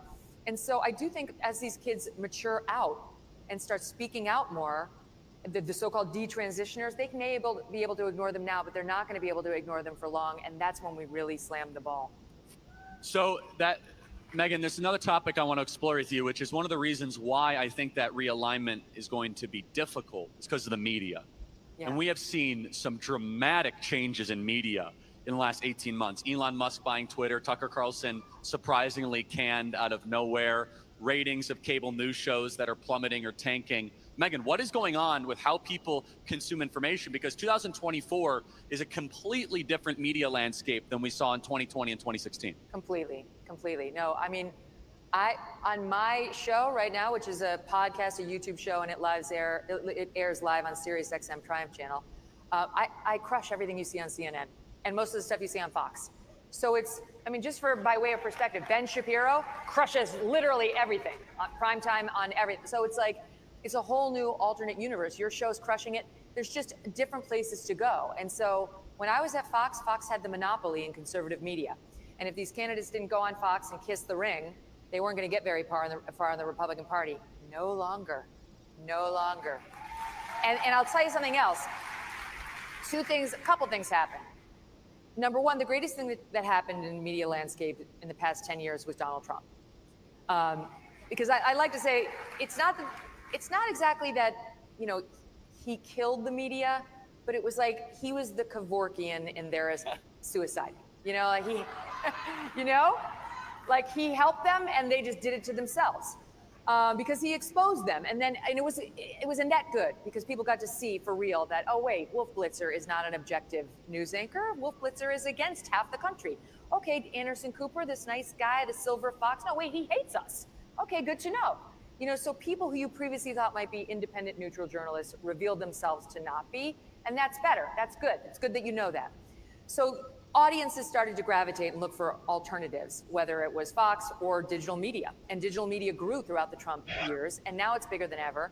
And then what did Fox do? Talk about wasting an opportunity. They have this great opportunity. People are looking at them more than ever.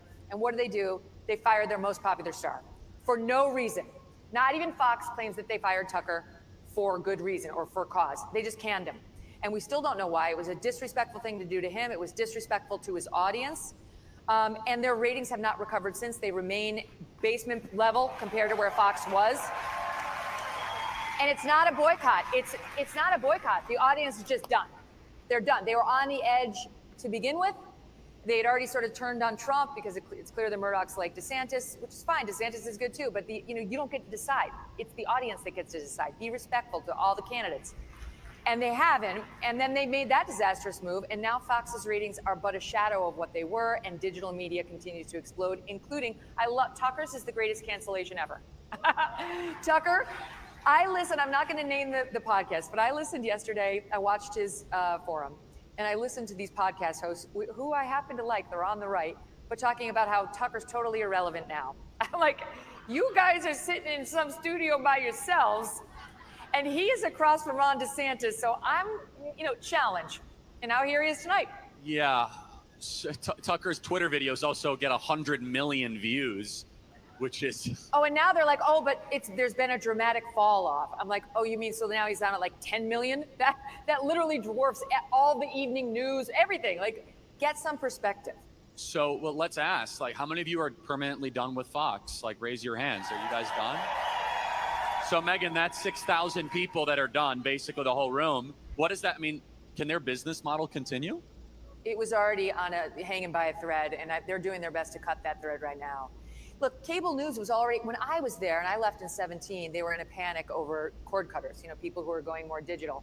And of course, that makes sense. It's so much more convenient to get the news via digital media than via Fox. We have to sit there and wait. You have to wait for your show to come on, wait. Digital media, you can watch it and listen to it wherever you want, whenever you want. And you can listen to it, or you can watch it, or you can consume it in clips, however you want.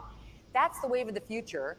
And the problem right now, in my humble estimation, is I'm going to say all of the hosts, virtually all, maybe there's a couple, who can make it on their own outside of cable news, have chosen to do so.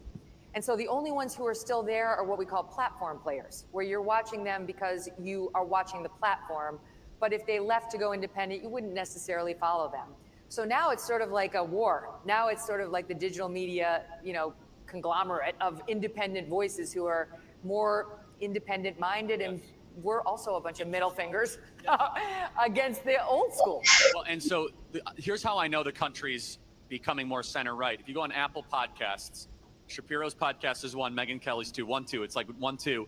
And then it's either Walsh or Bongino. And sometimes we get in there, but top 6 or 7 out of 10 are always conservative podcasts, Megyn. Yeah. What does that tell you? I mean, it's just, jostling, and then you have Bannon's podcast that goes up there, and, Candace's, and you look at it, these are superstars that are doing content every day that do not necessarily have big, massive, publicly traded company backing, but also the audience is demanding it. I think it's an increasing pie, isn't it? Yeah, that's right. The audience is demanding it. And look what's happened at Fox. They've lost half their audience, in the prime time, just over the past few months, but they were hemorrhaging even before the disastrous Tucker decision.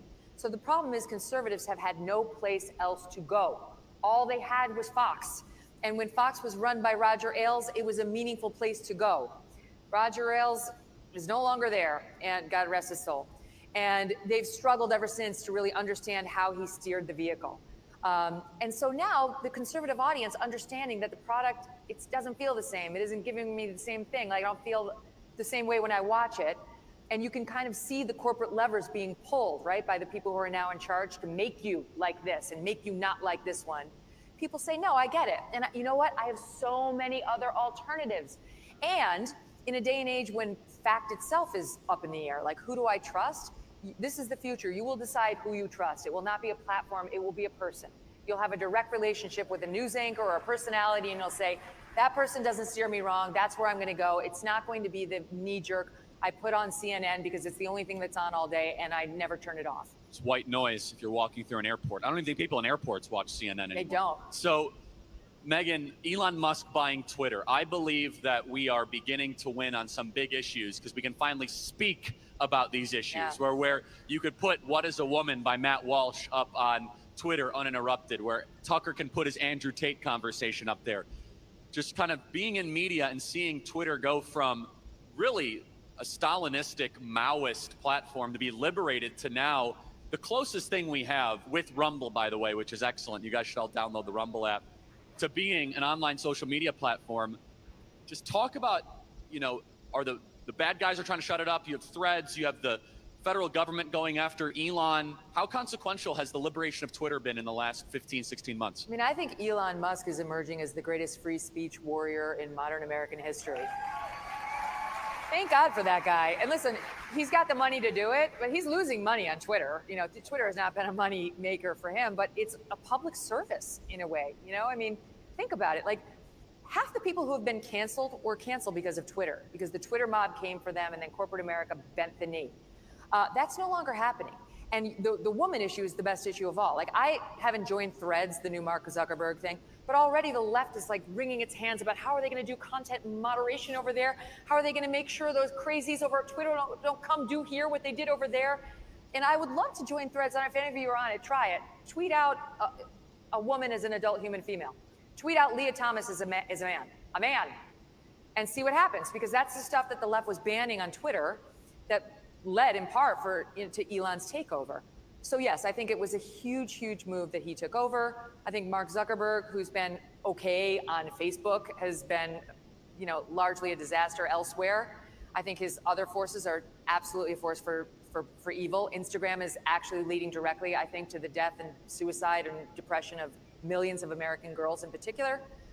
So he's no hero. The guy who they're backing now for Threads, why is he your hero? Like, why don't you take a look at the Instagram stats? Okay, do some homework. And I think more is better. I hope Tucker does form an independent media company, as the Wall Street Journal reported today. I love the Daily Wire. I love the Blaze. I love what you're doing. Like, we need more, not fewer competitors in the conservative space, because conservative audiences, which are half the country, look at the last election and the vote, have had no choices. And the more our side gets out there with the ability to discuss these issues. And by the way, for the record, our side, by that I mean the side of reason. Reason. I don't care how you vote. If you're a reasonable person, you can talk about these issues and stand firm on constitutional principles like free speech, then you're with me. I'm with you. The more we can get of that, the better. Team reality, honestly, where you just acknowledge that there is a truth and the truth will set you free. So Megan, I want to close here. We had a great conversation with some of our Turning Point USA students earlier, and you were really moved by this idea of, toxic masculinity and how it's spread on campuses. And this is kind of in play right now because of the discussion around Andrew Tate. And I don't want to talk about Andrew Tate because, I think he says some smart stuff, but there's a lot there that is, obviously very controversial. But, Megan, you're a mom to 2 boys. Yep, and a girl. Just talk about the state of men in America. Well, that discussion was terrifying, because these young women were saying they would like to find an alpha male.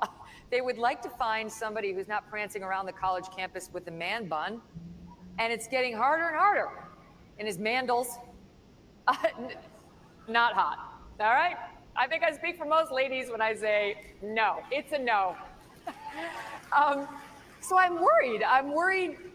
My boys are not going to be like that, but I'm actually worried more for my daughter than I am for my boys. Like, our girls need to find good men who are strong, men who are leaders, men who are not afraid to lean into being the protector and the brave one when the situation calls for it, with whom to reproduce and make the next generation. It's fine to encourage men to be more open about their feelings. That, in the way that Jordan Peterson encourages, I think that's great. I think men should be honest if they're feeling blue or depressed. Men have, unfortunately, a very high suicide rate, and unlike women, men accomplish it the first time they try. So it's important that young men on college campuses in particular find a way to talk about how they're feeling, especially if they're not feeling well or happy or, all the things. However, that doesn't mean that they need to get closer and closer to being a woman. It doesn't mean you have to abandon, when my husband and I walk down the street, he makes sure I'm on the inside, right? He's on the outside of the traffic. The little things. If somebody gets in my face, some guy got in my face a few years ago, my husband was right between us, threatening him. I like that. It's not that I can't handle myself. Trust me, I can. It's that I still want a man who wants to do that for me. And I think most women are like that. And not just that, we want our kids to see that so they can model it. So my Megan, hope. we only have a couple minutes here, but do you think there's an agenda to let's feminize men? And if so, what would be behind that? Well, I think on the left, I mean, truly, this is a lefty problem. I don't think conservatives are dealing with this as No, much. we don't have a big problem. Right. So I think lefties, like the women, they talk a lot about Me Too and they talk about toxic masculinity. And now there's a cohort of men that thinks they're toxically masculine and that's somehow bad if they're doing their normal man things. You know, but we need that sort of bold-chested, brave man, which is the instinct of most men in everyday life, in the military, in the police force. I mean, we could go down the list. I do not want a Brooklyn Starbucks sipping pinky out guy going over and fighting for us overseas, or like, God forbid, the Chinese and we strike it up. Like, that's not the army I want. I don't want any more woke military commercials. I don't want any woke police. I want manly men and gruff women out there doing that job. And you think about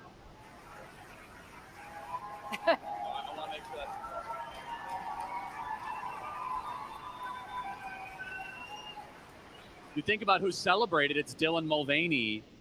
Or Trigger. You know. Trigger. So yeah, you got it. 90 seconds, Megan. Dylan Mulvaney, American icon. Oh my God. Dylan Mulvaney makes a mockery of women. He's mocking us and getting paid for it.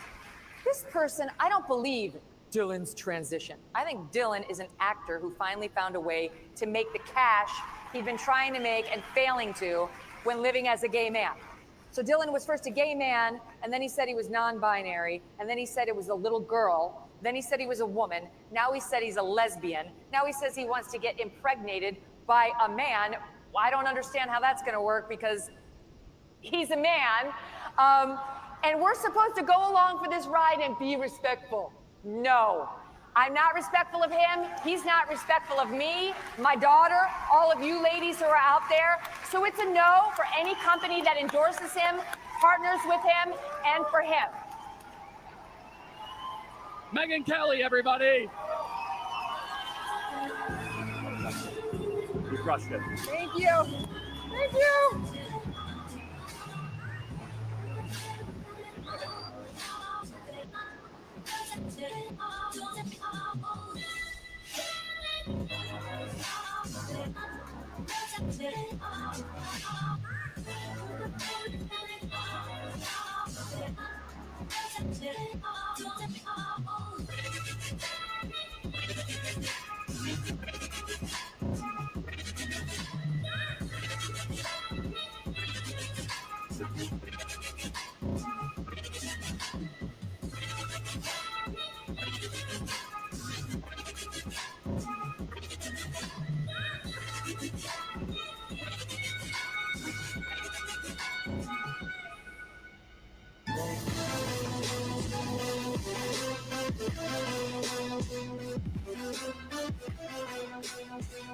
Basic level, the news you consume is a lie, and that's what the news media are doing in every story that matters, every day of the week, every week of the year. You know the outlines of right and wrong. You were born knowing them. When honest people say what's true, they become powerful. The liars who've been trying to silence them are out frame. And the second you decide to tell the truth about something, you are filled with this power from somewhere else. The more you tell the truth, the stronger you become.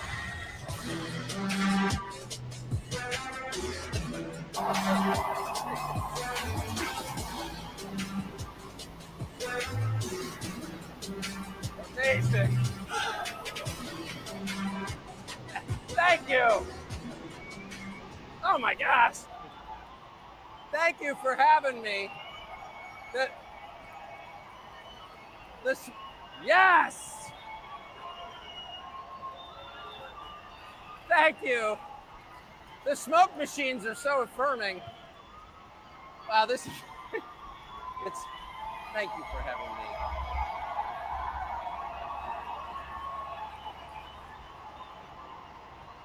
It's funny, I was just standing, first of all, may I say, go Megyn Kelly. I mean, That was awesome. Thank you. It's pretty, thank you. I don't think most unemployed people get a reception like that. And in a recession like this, to find yourself without a job and people still being nice to you is like unbelievable. I was standing on those stairs. No, I have a job. I'm just kidding. Well, I love you too. Thank you. I was standing on those stairs and I saw the intro and I was like, that's the most TV I've watched in 3 months. And I have to say, it feels absolutely great. Thank you very much for having me.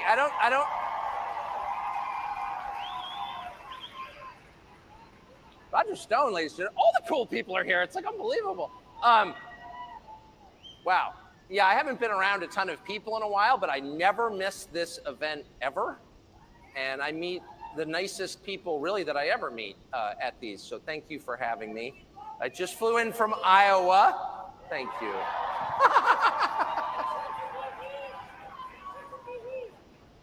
Which is a wonderful state, and it follows. If you ever travel domestically, remember, the worse the weather, the nicer the people, and the more fattening the food. And so that state, worst weather in the world, nicest people, and I met basically your Republican field. They're -1. Yeah, exactly. So I got a chance to interview the Republican presidential field, again, minus the front runner. And it was completely fascinating. And as it always is to be around politicians, politicians are a group that I despise on principle because they tend to be soulless and have kind of barren and sad personal lives. And so they, spend their days trying to win affirmation from people they've never met. It's pathetic. But in real life, no, it's true. They all have alcoholic or abusive fathers to whom they're trying to prove something. But in practice, in person, they're all super charming. There's not a politician in the world who's not charming. That's why they went into this business. It was either that or selling cars, and this was more lucrative, so they went into it. So I like almost all of them when I meet them. You can't not. They can talk about anything. They've mastered the sort of shallow small talk over coffee, which I definitely appreciate. That's an acquired skill, and they've worked hard at it. But I have to say, after spending all day with them, I learned a couple of things which I think may be relevant to you and to the country. And a couple of things, and I don't want to attack anyone on personal grounds or by name. It's tempting. I will say it's tempting. Whoever said do it, you're the devil on my shoulder. Do it! I've spent my whole life. No. But if I could make some general observations, which I think are more edifying than just like savaging Mike Pence, I think, which I'm not going to do, because that would be wrong, and it would be wrong because it's too easy. And the easy things are not rewarding, are they? You don't feel good when you beat your 5-year-old in soccer or ping pong. Like what? But I did learn a couple of things. It was super, super interesting. The first thing, I guess I already knew it, and you know it already, that's why you're here, which is the spread between the things that Republicans in Washington, the people you vote for and put there, care about, like actually care about, pretend to care about a lot of things, but the things that really touch them off, that matter to them, very different from the things that matter to the people who vote for them. And you kind of thought that would change, because we did have an event several years ago where Republicans elected a guy basically on the promise to blow up the Republican Party, and you thought, that would get their attention. If your wife runs off with the pool boy, it's like time to reassess your skills as a husband. Like you got to pause just for a moment and be like, yeah, it's bad, but maybe I contributed to her behavior. Most self-aware people, and I'm being serious, ask themselves that question. Like, how was I responsible for this bad thing that happened? But there's been literally none of that. It's been all blaming the pool boy in Washington. So I don't see that changing at all. Maybe it'll take a next election cycle to do that. But the second more interesting thing I learned is that almost everybody, not everybody, but almost everybody in elected office in the Republican Party has internalized the other side's rules for debate. And if you think about that, there's no really more self-defeating way to go into politics or life than to accept the terms that your enemies offer before the conversation's even begun. Because there's really no winning. In other words, if you and I are arguing about something, but I've already decided you're right, probably not gonna get very far, right? And you see this on the big issues. In fact, the biggest issues without variation. It's always the same. The Republican goes in knowing in his heart he's wrong. And I feel like there are probably a substantial percentage of Republican voters who do the same without knowing it because they don't have any idea it's happening. So for example, during COVID, there were people who didn't kind of play along. We knew what the rules were. And every organization in American life, every large group of people in American life, from your government to the entire media, in some cases your church, we're all telling you the same thing. Here are the rules. If you are a good person, you will follow these rules. You will mask, you will separate, you will stay at home, you'll take our shot. No, we have no idea what's in it. We don't know its long-term effects, but shut up. This is a moral test, and if you want to pass, you will obey. And there will be people who decide to opt out, but they are, and everyone agreed on this, moral criminals. They're outlaws. And it's, well, I mean, given there's a certain sort of outlaw who's proud of it. They're sitting over there, they're standing right here. I mean, there are always some people. There are always some people who are going to be, or gifted with whatever that weird gene is. It's like 8% of the population who are proud to like stand apart and be like, no. But most people, including most good people and most sensible people, don't want to be in that 8%. You know what I mean? They just don't. They don't want to be cast out of the tribe, actually. I don't know what you said, but I agree with you. I'm the only speaker who likes being shouted at. Anyway, but that's it. But the problem is nobody pushed back on the fundamental terms. Like, wait a second. You know, is there evidence for this? Do you know this to be true? Don't Americans have an inherent, which is to say a right they were born with, an inherent right to make their own decisions about how they live on the most basic level, what medicine they put in their body, where they travel? Nobody said that. And of course, the media never presented that as an option. You saw this in the war in Ukraine. It began, and the first thing you knew, I mean, you could have like divergent opinions, I guess, about which weapon systems to send, but you were told at the very beginning that, you know, Russia was our enemy. One thing we know about this is that one side is bad and one side is virtuous. And, you know, I think a lot of decent people would reach that conclusion independently. I'm not contesting that. I think it's completely fair to think Russia's bad and Ukraine's good. But it's also within bounds to not agree with that. Because if you're an American, you have the right to decide who you hate, okay? That is a fundamental right. No one is allowed to force you to be mad at somebody else. If you're an adult, you get to decide. And you get to decide on the basis of whatever criteria you want. And it's totally fair to say, well, I don't know. I'm not mad at that person. You're not a criminal for thinking that. It's not a criminal act not to hate somebody. So it's totally fair to say, well, wait a second. You know, it's not an expression of love for Russia to say they haven't killed any Americans. Why is that crazy? That's true. I said to one of the candidates yesterday, I mean, look, I've never been to Russia. I'm not that interested in ever going. I don't speak Russian. I'm born in this country, kind of probably plan to die here. Hope to. But let's just do the body count. So what's the total number of Americans murdered by Russia in the last 3 years? I'm thinking, I'm not great at math. I think it's around 0, in that range. I don't know any. I do know 2 people well personally who've died from fentanyl that was manufactured in Mexico and allowed by the Mexican government to come here. Now, I'm not against Mexico. I grew up right next to it. I kind of like Mexico, actually. But the Mexican government allows that. And over 100,000 Americans die every year from that poison. Not because they were drug addicts who took too much, but because they were poisoned. Because they were taking a pill they thought was something else, and it turned out to be fentanyl manufactured in Mexico and allowed by the Mexican government to come here. And so that's 100,000 a year. That's hundreds of thousands of Americans dead, mostly young people.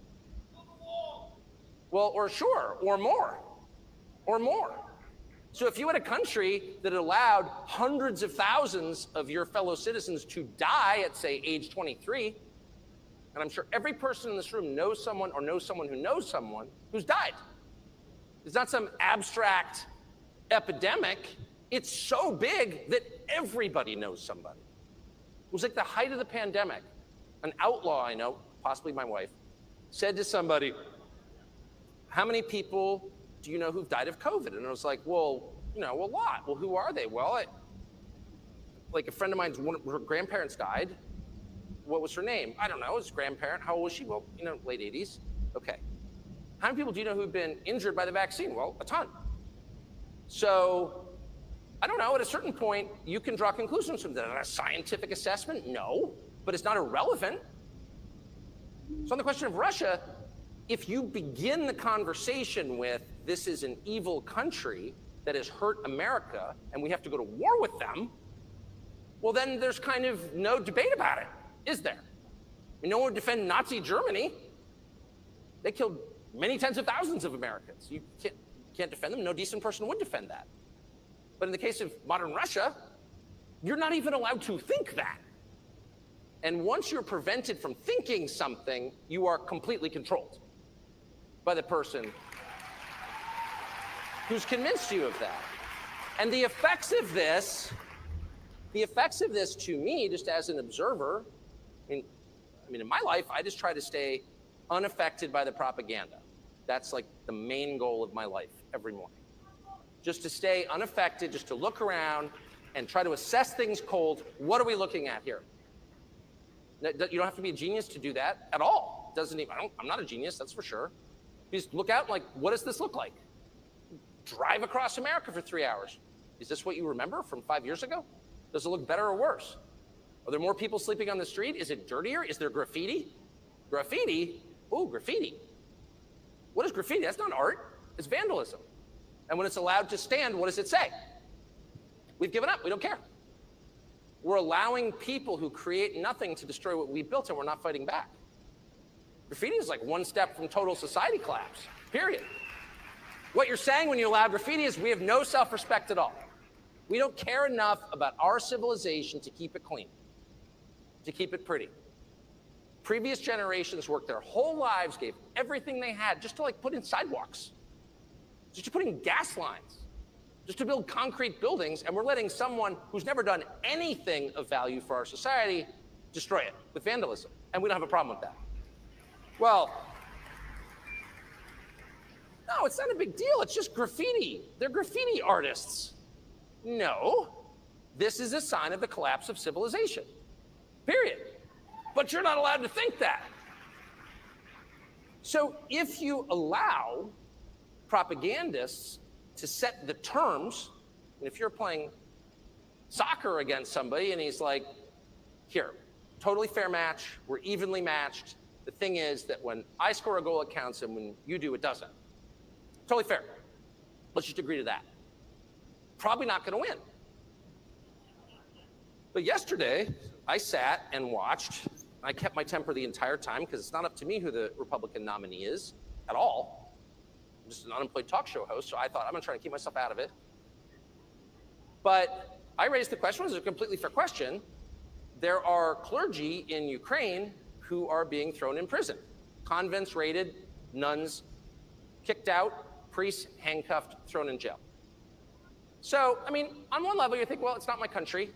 You know, they do all kinds of barbaric things around the world. Can't be upset about all of them. Much more interested in what's happening in El Paso than I am in Kiev. On the other hand, if I'm paying for it, and if I'm sitting here listening to moral lectures about how I have to pay for it or else I'm a tool of Putin, I think it's fair to ask, like, what is that? Throwing priests in jail? And so I asked a self-appointed Christian leader about that, and I said, what do you think, as someone who's spent his life advocating for religious freedom, about raiding nunneries and throwing priests in jail? And he said with a straight face, well, they had the wrong views. Oh, Okay, I'm sorry, I didn't realize what the boundaries were. So you have religious freedom or freedom of speech or freedom of assembly as long as you stay within the lines. But if you express an unapproved view, then you go to jail. But that's freedom, isn't it? You do exactly what I tell you to do, or else I imprison you. Is that the freedom that you recognize? No, that's insane. And so that irritated me. And I said, well, but don't you think as a Christian leader, you should say something when Christian clergy are imprisoned for their views? No. And how dare you say that? And this person was joined by a chorus of people on the right. Yeah, shut up. Shut up. National Review wrote a piece this morning. Shut up, it's bigoted to notice that Christian clergy are being imprisoned in Ukraine. And my view would be, maybe you care, maybe you don't, but if you're a Christian leader and Christians are going to jail for their views, you are required to say something. And if you don't, you're not much of a Christian leader. And by the way, the person I was speaking to is a person, I think, of real faith and of decency. Like, I would let him babysit my kids. Not for long, but for dinner. I mean, I don't think he's like an evil person. He's not a secret serial killer on Long Island or something that I know of. But he, with a straight face, told me this. And he said, but what Ukraine really needs, and I say this as a Christian leader, is more cluster bombs. And I thought, you know who it was. And I thought to myself, more cluster bombs. Now, I am not a Bible scholar. But I'm pretty sure, having read 4 out of 4 Gospels, that like Luke 17 doesn't call for shower cluster bombs on the children. In fact, I'm just going to go out on a limb as a non-theologian and say the overriding message of the New Testament is bring peace. And this person, because that's what it says, and this person with a straight face got almost weepy at the prospect that the government that's imprisoning Christians doesn't have enough missiles and tanks, which is, maybe it's, fair position. It's not a legitimate position for a self-described Christian leader to have. It's just not. I'm sorry. That's disgusting. And this person said to me, we need to do this because that's what leadership looks like. And I thought, I've never been a diplomat. I'm the father of many children. And I don't have a PhD in leadership, but I know what parental leadership looks like, paternal leadership looks like. And if 2 of your kids are in a brawl, maybe you think one's right and the other's wrong, but it doesn't matter. What do you say? Beat the crap out of him, he's wrong. No, you say, Dad's home, knock it off. And the first thing you do, because you are in charge, not the children, you're in charge. Your dad, the first thing you do is you stop the fighting. And then you take him into separate rooms and you administer whatever lesson or justice you think necessary. But they're not allowed to fight with each other because you're home, because you're leading your family.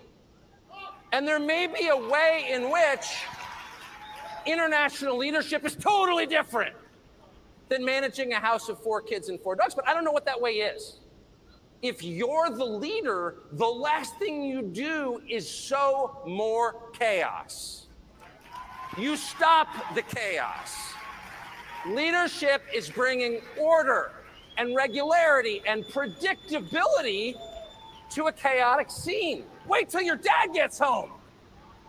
What dad shows up drunk and is like, keep hitting him. Bad dad. A man, in fact, unworthy of the name dad. That's not leadership. It's an abdication of leadership. It's a perversion of leadership, and it's disgusting.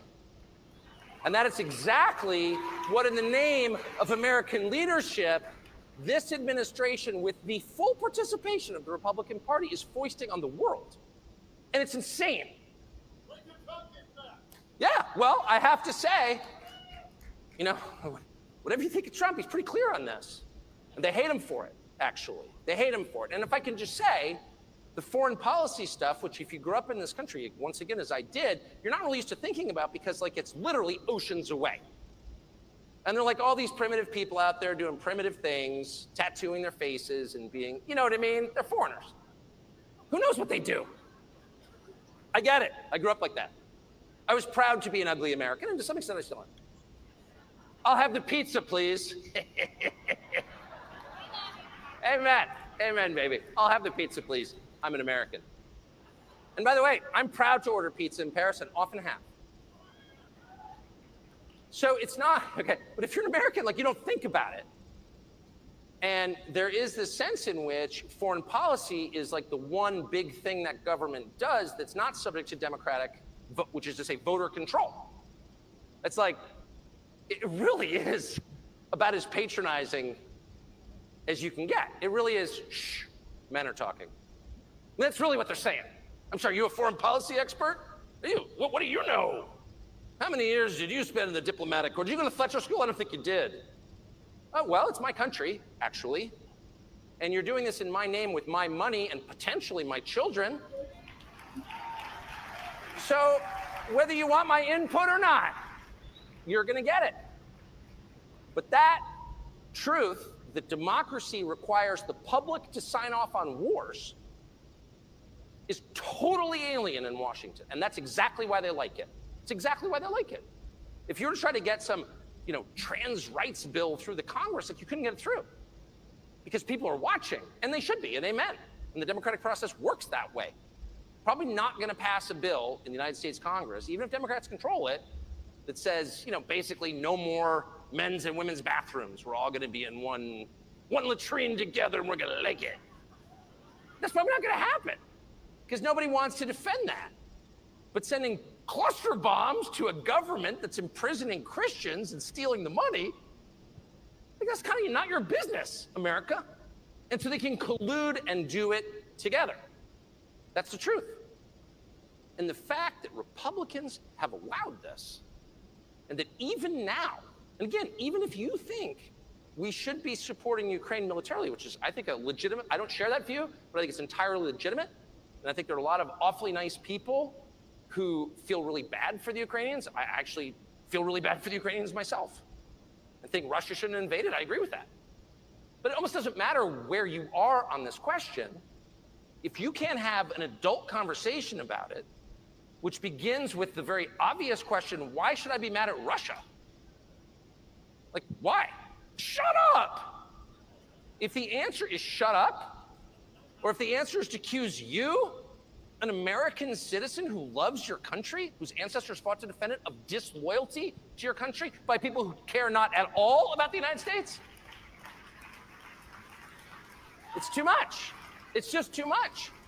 It's too outrageous to stand. But what I will tell you, if you want to know what really, really matters to them and to you and to the future of the country, consider the things that you were not allowed to say.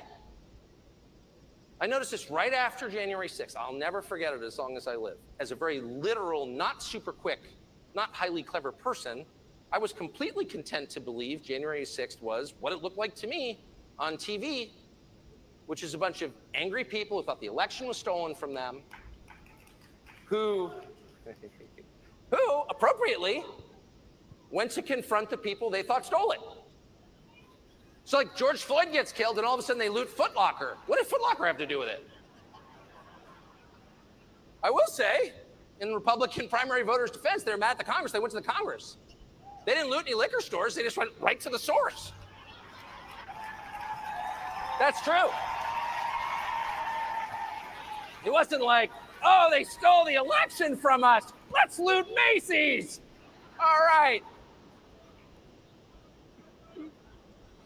But anyway, so I saw this and I was like, yeah, okay, it was people super mad. They thought the election, this was January 6th. So, like, it was, it took a long time for me to figure out what happened, just being honest. I think I'm just too old. And so it's like hard to notice when things change, like certain assumptions you have, like, of course it's on the level. They wouldn't actually like subvert an election. And as someone very smart said to me, really, people kill each other over insurance claims? This is running the world. Like, what wouldn't they do? Oh, right, good point. Anyway, but I just kind of didn't think too much about it. Like, I'm definitely opposed to vandalism. Anyone who breaks windows is not my friend. I hate that. If you're glazed a window, you're put in a window, it's really hard. I mean it. If you don't think it's hard, try it. You get the size wrong, it doesn't fit, little pins in, it's ridiculous. It's like an all-day affair to replace a divided glass door. Anyway, So I don't like that at all. And I said that I don't like it. And within like about an hour, I heard people say, well, that was a racist insurrection. And I was like, really? I didn't know race had anything to do with it. I didn't heard one person say a word about race, and an insurrection, call me literal, is when armed people try to overthrow the government. That didn't seem to happen either. So I just pretty innocently said, you know, bad, probably not a racist insurrection. What? Shut up! Racist insurrectionist! And I remember thinking, well, you know, obviously people are feeling hated. But like in a week or so, when, you know, the emotional devastation of this second 9/11/Pearl Harbor wears off, people calm down and come to their senses, and you can have like a rational conversation. Trip West, I see you in the front row. Sorry, I just saw a friend of mine sitting right there. We can have like a rational conversation about what this actually was and why. And at a certain point, because I really believe in cause and effect, someone will say, well, why were these people so mad that, you know, none of them had criminal records? They were like grandmoms with diabetes and like a lot of debt. They're the least powerful people in our society, like legit the least powerful. And why were they so mad? Like, why did they take the bus from Tennessee to go jump up and down in front of the Capitol? Like, something probably had better things to do. And then maybe if they think that the election wasn't fair, we will sit them down in a very calm, rational way and be like, I get it. We said that Biden won by 81 million votes. That's 15 million more than Barack Obama. It seems like a lot, considering he didn't campaign and he can't talk. But, you know, there was just something about him. It was that magic. And, you know, maybe you didn't feel it. It's like pistachio ice cream. It's not a flavor for everybody. But the people who like it really like it, 81 million. So settle down. And by the way, we have the source code in the voting machine software, and we've looked at it. And it's totally on the level. We've double checked. We wouldn't let like an electronic voting machine hide their software from us. Like, never do that. And the drop box is like totally monitored by law enforcement. And every person who voted had to prove he was who he said he was with a government issued ID. Like, settle down. And I would have said, fair enough, because I want to believe in our elections. Who doesn't? And in fact, the people at the Capitol on January 6th are exactly the ones who most want to believe in our elections. They're the ones who carried the pocket constitution. How many CNN anchors like deeply believe in the American political process? They put you in a camp if they could. Shut up. They have no interest in the process at all. But the people who really believed in it were naturally the most shocked and the most upset to believe it wasn't real. But anyway, I thought we would have that conversation at some point. You know, I never supported, and I will never support vandalism, period. But I did think, well, maybe the upside, this, Ashley Babbitt's killing, clearly in retrospect to murder, you know, it'll amount to something. We can have a national conversation about this. And I'm completely for national conversations. But every year they promise us a national conversation, well, on race. We need a conversation on race. Okay, shut up. Okay. National conversation means no one's allowed to talk except the people who called for the national conversation. And they never stopped talking. But anyway, we never had any conversation about that. In fact, anyone who tried was deplatformed, debanked, basically hounded out of public life in America, bankrupted, in a lot of cases put in jail. They're fired. Oh, or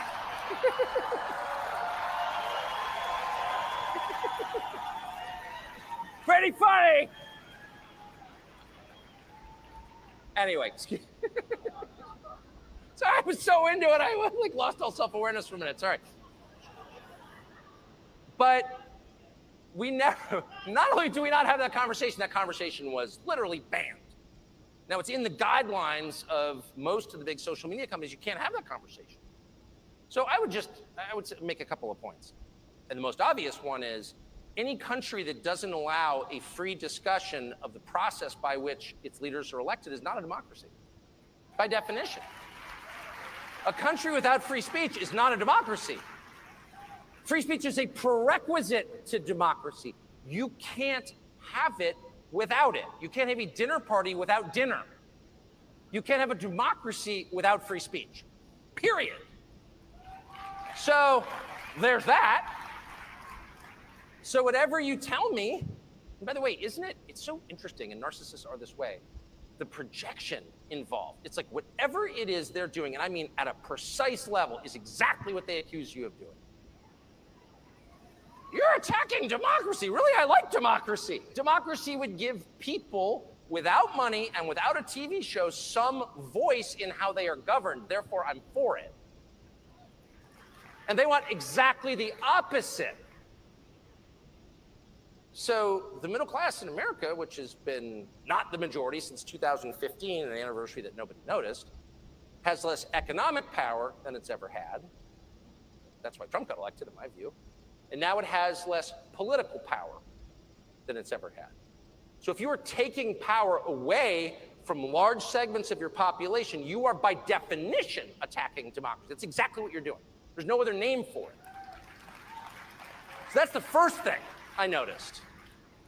In the name of defending democracy, we took away the things we need to have democracy, which is our core freedoms guaranteed in the Bill of Rights. Just as in our war for democracy, we are supporting a government, paying for the entire government that has banned opposition parties, put opposition leaders in jail, shutting down free speech, now shutting down an election, and putting dissident priests in jail. It's such a democracy they don't have elections anymore. That's how pure a democracy it is. But the second thing, and what's I think more applicable to this conversation, I learned, is that their response was the tell. If you want to know what they care about, if you want to know what's important, listen to how they respond when you say something unapproved about it.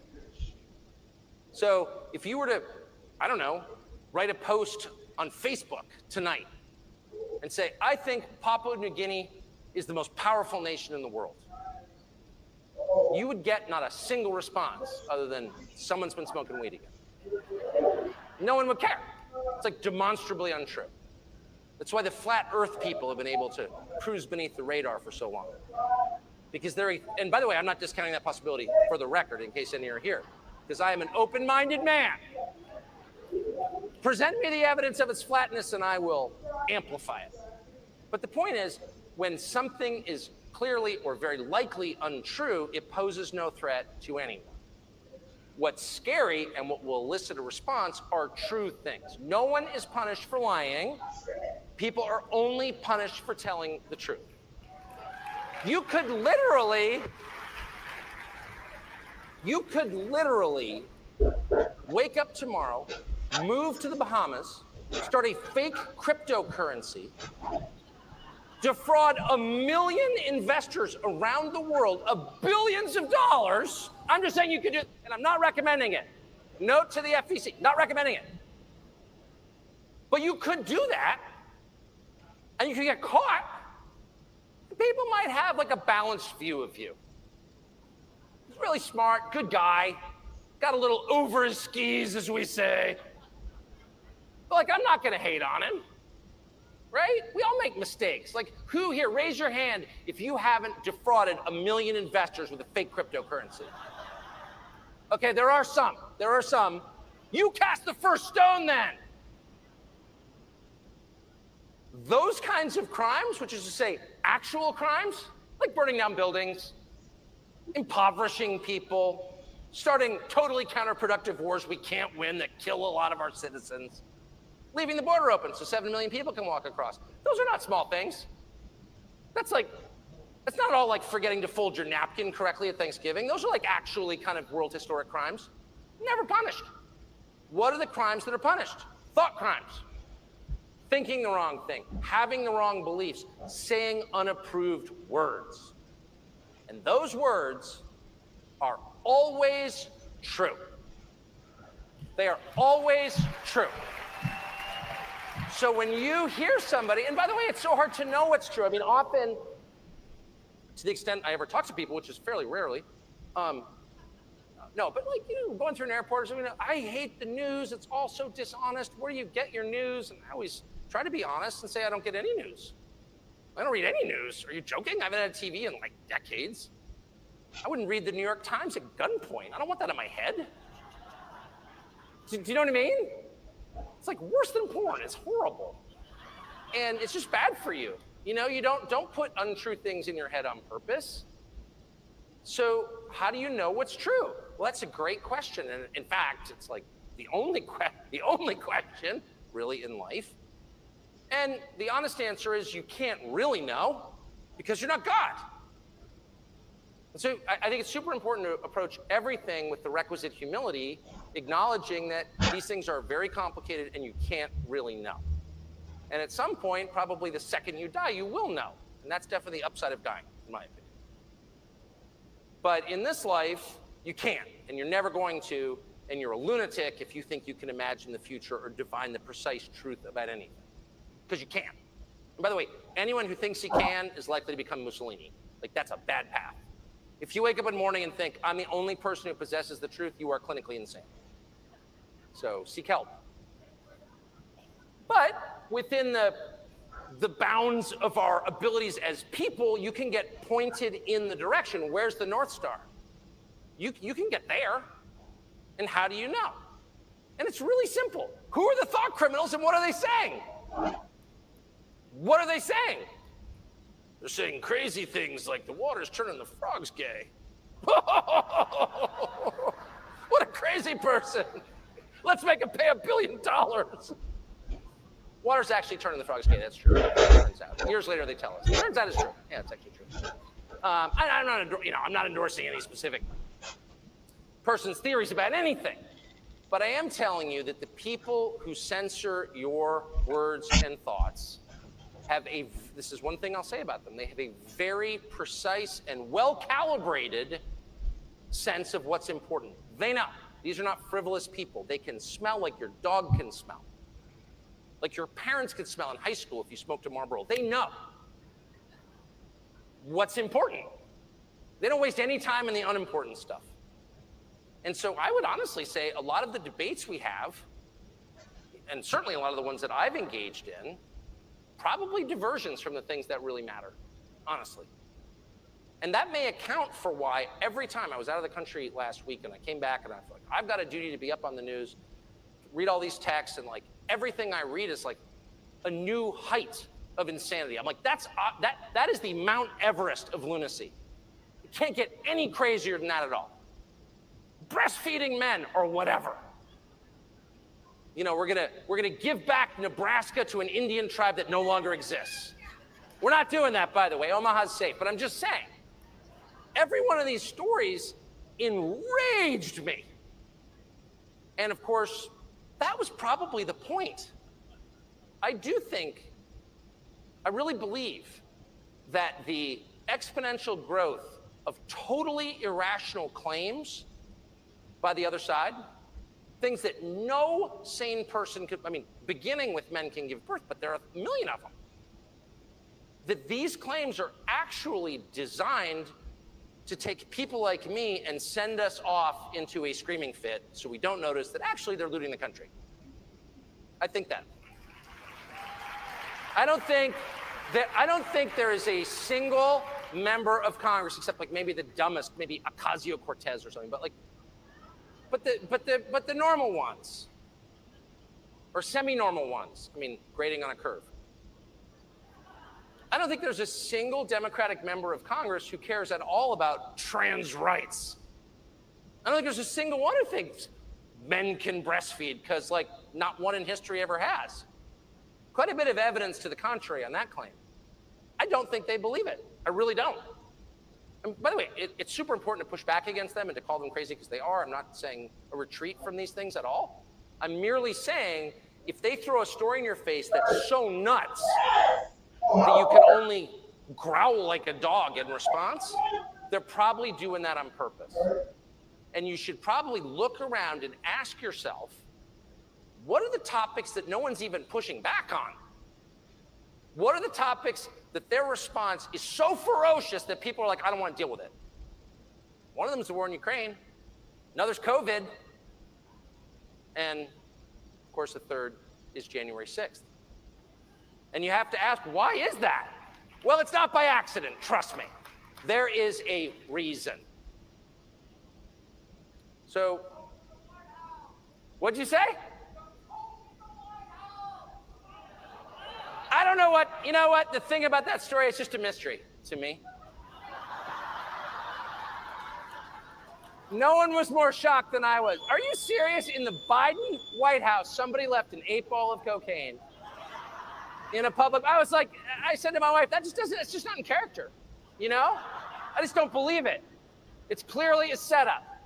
I went right back to Marion Barry and I was like, somebody set you up. I'm serious. It was, you know what I mean? It was like, it was, I'll stop with it. That was my favorite story of all time. Because it just explains all the behavior. It really does. I mean, I worked in the media business for my whole life, so I know what the behavior looks like. But it's like crazed and grandiose. I've got a plan. You're not going to believe it. It's unbelievable. It's going to totally work. What we're going to do is we're going to totally rearrange everything, okay? We've been doing things a certain way for a long time, okay? And it's worked, but I've got a better plan.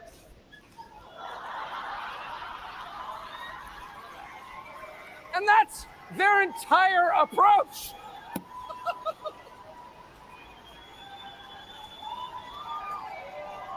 So if I can just give you one piece of advice, after 27 years in the television business, don't trust a man with numb gums. Thank you.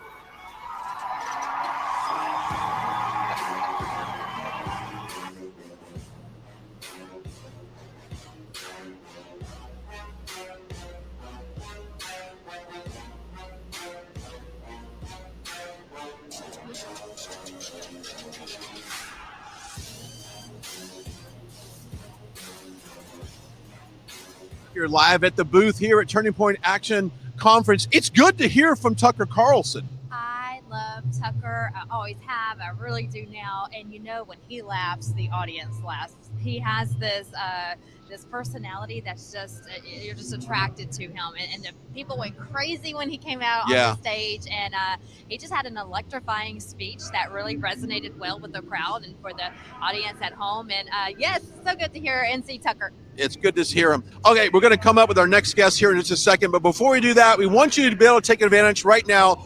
The Birch Gold Group has an amazing offer. Text the words Trump to 989898. Now, we've been talking about Bidenomics, and I can't believe that even labels such a disastrous economic policy. But right now, your investments are in jeopardy. But our friends over the Birch Gold Group wants to make it really easy to take that first step and investing in gold, silver, and precious metals. So right now, before Trump comes out here in a few minutes, text the words Trump to 989898 and get that free information kit. You know, a lot of people, a lot of our viewers have come forward and said, hey, we've been hearing these reads and you talking about them. I finally did it.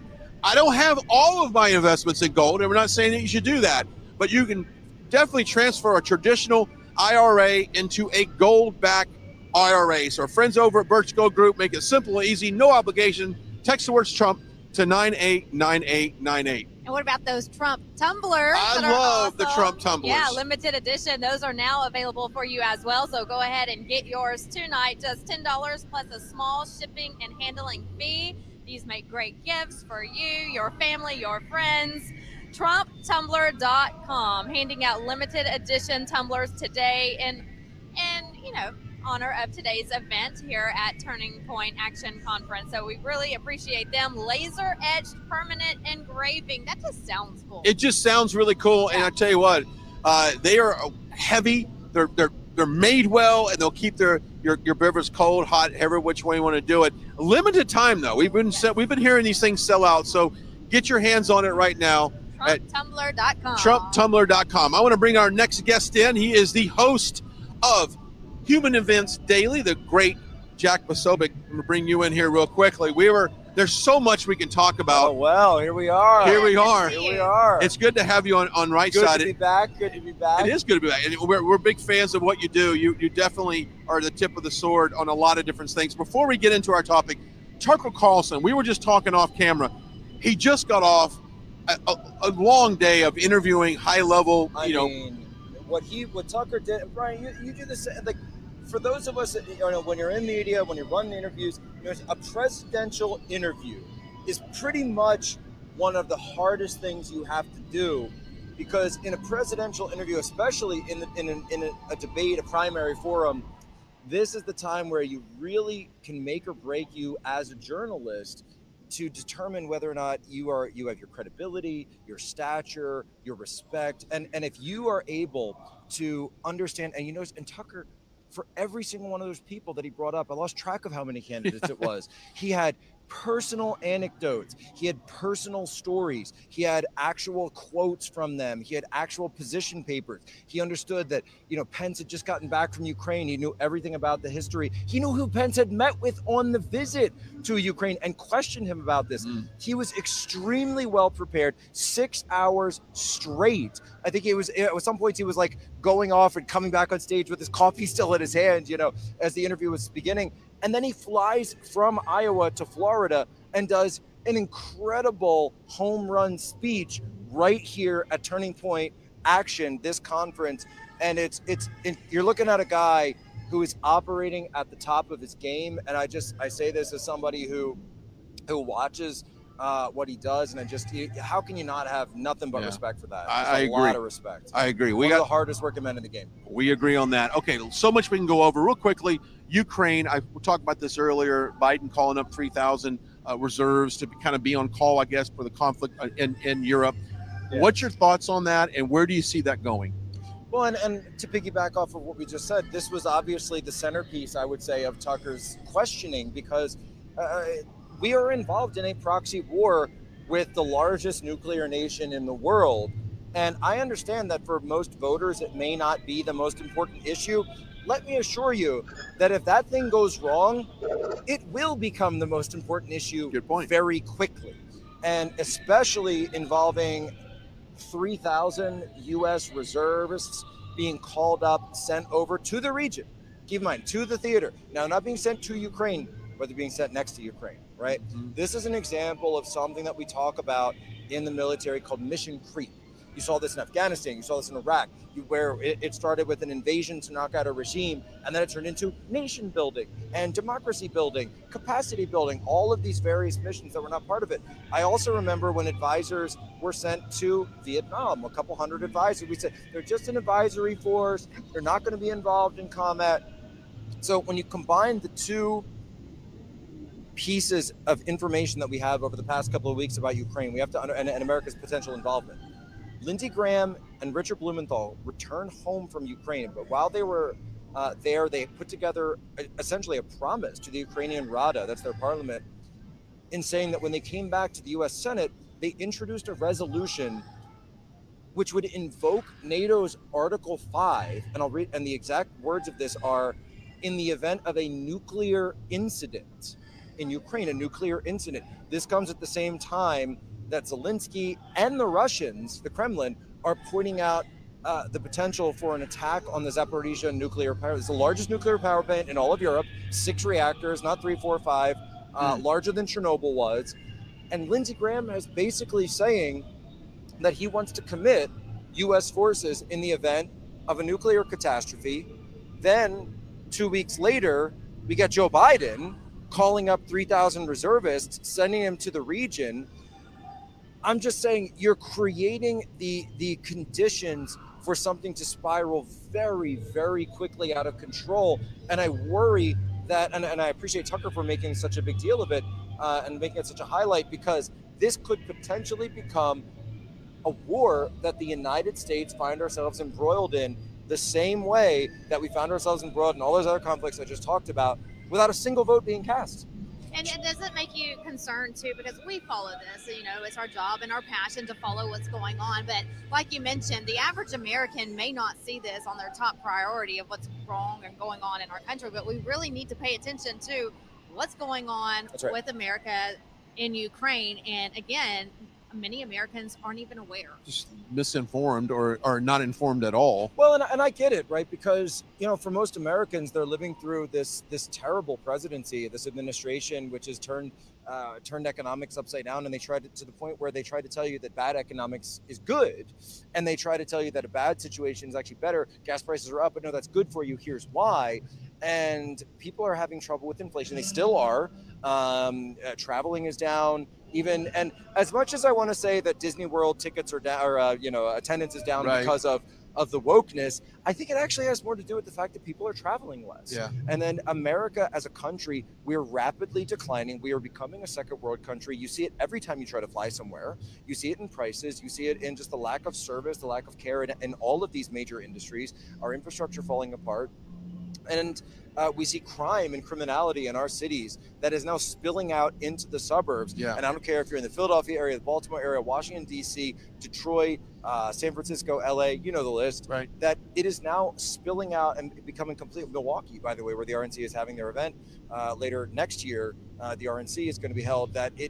These are some of the most violent areas in our country now. It's because we stopped policing. Yeah. Because we've decided as a country, essentially, to just overlook the role of police. In some areas, it's Soros prosecutors, but in other areas, it's because we've given this tacit message to police officers that, you know, if you go out and do your job, you might become the next Derek Right. Chauvin, or you might have Right. the next George Floyd on your hands. And so these are the issues that I believe the economics, crime, and then obviously trade and immigration are the most bread and butter. And I think that's what drives votes more than necessarily foreign policy. But as a guy who's in this media and in this field, when I look at Ukraine, I say the billions and billions of dollars we're sending there, and now American troops that are sending to the region could rapidly, as I say, become an incredible. Look, when LBJ became president, right? We all know how he became president. When he became president, we weren't involved in Vietnam to any significant degree. Then he gets elected president. He didn't campaign on invading Vietnam or anything like this. But the minute he had his full presidency, what did he do? He embarked on this and then you have an incident like the Gulf of Tonkin, a very suspicious incident, shall we say, to be euphemistic, that embroils the United States in a war that ends up with 55,000 American deaths. And these are American boys that never came home. In some cases, the remains are still there. We're still trying to get them back. Right. And I think after the insanity of Afghanistan just a couple of months ago, basically, do we really want to consider, or have we considered as a country, the grave ramifications of being involved in a direct conflict with the nuclear state of Russia? Yeah, Jack Posobiec joining us here on the pre-show. We're probably moments away from President Trump taking the stage. Let's shift our attention to this 2024 race. Obviously, President Trump with a commanding lead, around 39 to 40% gain over the second person, DeSantis. How do you see this playing out? And I kind of related this to sports, that if your sports team was down 39 games in the division and you had maybe a third of the season left, what do? Do you just fold cards and say, let's just work on next year? Or do you continue to throw money and fund something? Try to get a good draft pick. Yeah, try to get a draft pick. Yeah. So, but what's your thoughts on all this? And we've had Vivek Ramaswamy come through here, and we've talked about him a little bit. Yeah. But how do you see this unfolding in the next 15 months? I think that Vivek has been able to carve out a niche for himself because of the collapse of the career politicians. I think that Vivek's rise, in a similar way to Donald Trump coming in as an outsider to politics, a businessman who looks at things differently, has given, and without direct ties to special interests, have given him a way to just be able to speak freely in a way where these career politicians like a Mike Pence, like a Tim Scott, like a Ron DeSantis are not able to, because they're beholden to donors, but then they're also trying to win over populist support. So it makes their positions very vague, and certainly on foreign policy. And so when it comes to the primary itself, I say there's two tracks. And there's the one that everybody talks about, that's the conventional track. That's the one you just mentioned, where I don't think there is a way to beat Donald Trump conventionally in a Republican primary. There just isn't, not anymore. And I think that's been proven. We now know that. Maybe people said there was some doubt about that back in November, December, January. It's been proven. You cannot beat him conventionally. However, the question that I do believe is still open, and the reason, to your point, why those teams are staying in is because there is an unconventional track on defeating Donald Trump, and that's called the Department of Justice. And the Department of Justice, Jack Smith, the special prosecutor, and their ability to file these charges against him, particularly this very insidious charge on seditious conspiracy. If they're able to get that charge in Washington, D.C., a D.C. jury will convict him. They're all liberals. They'll convict him immediately. Anyone associated with Trump or the right or MAGA or anyone who's to the right of Joseph Stalin would be convicted in a political trial in D.C. That's the point, right? And so if that he's done, there's a gentleman by the name of Norm Eisen. He's a very sinister figure. And Norm Eisen was involved in the Election Integrity Project that helped fortify our elections in 2020. He was involved in color revolutions across the world.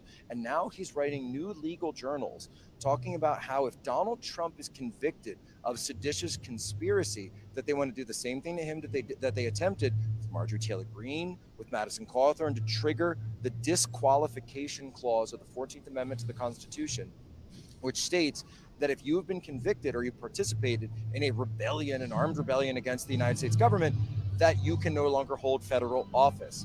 They will try to trigger, and this is his words, not mine. Right. He laid this all out, that he wants to then go in all 50 states and file suit against the Trump campaign to knock him off the ballot in every single state, forcing, and this is beyond this, the boxes at Mar-a-Lago and Alvin Bragg and Fulton County. This is a path for them to, now, do I think they'll be successful? Not necessarily, I don't think so, but imagine the money and the time that is going to eat up on him, to the point where, honestly, and I'll say this, I'll kind of answer my own question. If it happens, what the Trump campaign should immediately do is file an immediate federal injunction with the Supreme Court to force the Supreme Court to rule on this question immediately, because it's obviously a constitutional crisis. Because, and I'm just going to say it, the danger here, and this is not what I want, this is what I pray doesn't happen, but if you try to take Donald Trump off the ballot and the Supreme Court comes in and strips him of his ability to run, you will tear this country apart. You will tear this country apart. Vivek said this yesterday about January 6th, and what kind of fueled that emotion was that the silence of free speech and the suppression of all of us. Sit down, shut up, put the mask on, go, do all of this, and you can't have an opinion on the election. I think that fueled a lot of people that innocently walked to the Capitol to kind of voice their concern. Now, you had feds obviously plan it in there as well to kind of open it up. But to your point, I'm with you. I don't know where we go as a country if that happens. Right, and there's still a question, and Vivek didn't mention it, but I'll mention it, and Mike Pence called it a riot, and certainly there were elements of a riot there. But the question, of course, still becomes who incited that riot? And I'd like to see what comes out if this Ray Epps gentleman is charged. Look, I was there reporting on the event. I saw people instigating the crowd. And people asked me at the time, they said, Jack, is it Antifa? It must be Antifa. It's got to be Antifa. And I said, I don't know. Okay, I didn't know at the time. I have no way of knowing now who I saw, but I can tell you what I saw were people in ponchos and hats pulled down, going up to people in the crowd screaming, go inside. Right. Your enemy is in there, not out here. You need to go into the Capitol. You came this far, you have to keep going. And I saw people, like middle-aged couples with little American flags, standing there going, we're here to protest. We're not here for that. We're not and here for that. They were just screaming at them to go inside. And unfortunately, some people pressed forward. Well, Jack, flipping to the opposite side, we talked about this a little bit off camera too. I know Trump's coming on here momentarily. On the opposite side, a lot of people are speculating it won't be Joe Biden running, it will be Gavin Newsom. What are your thoughts on that?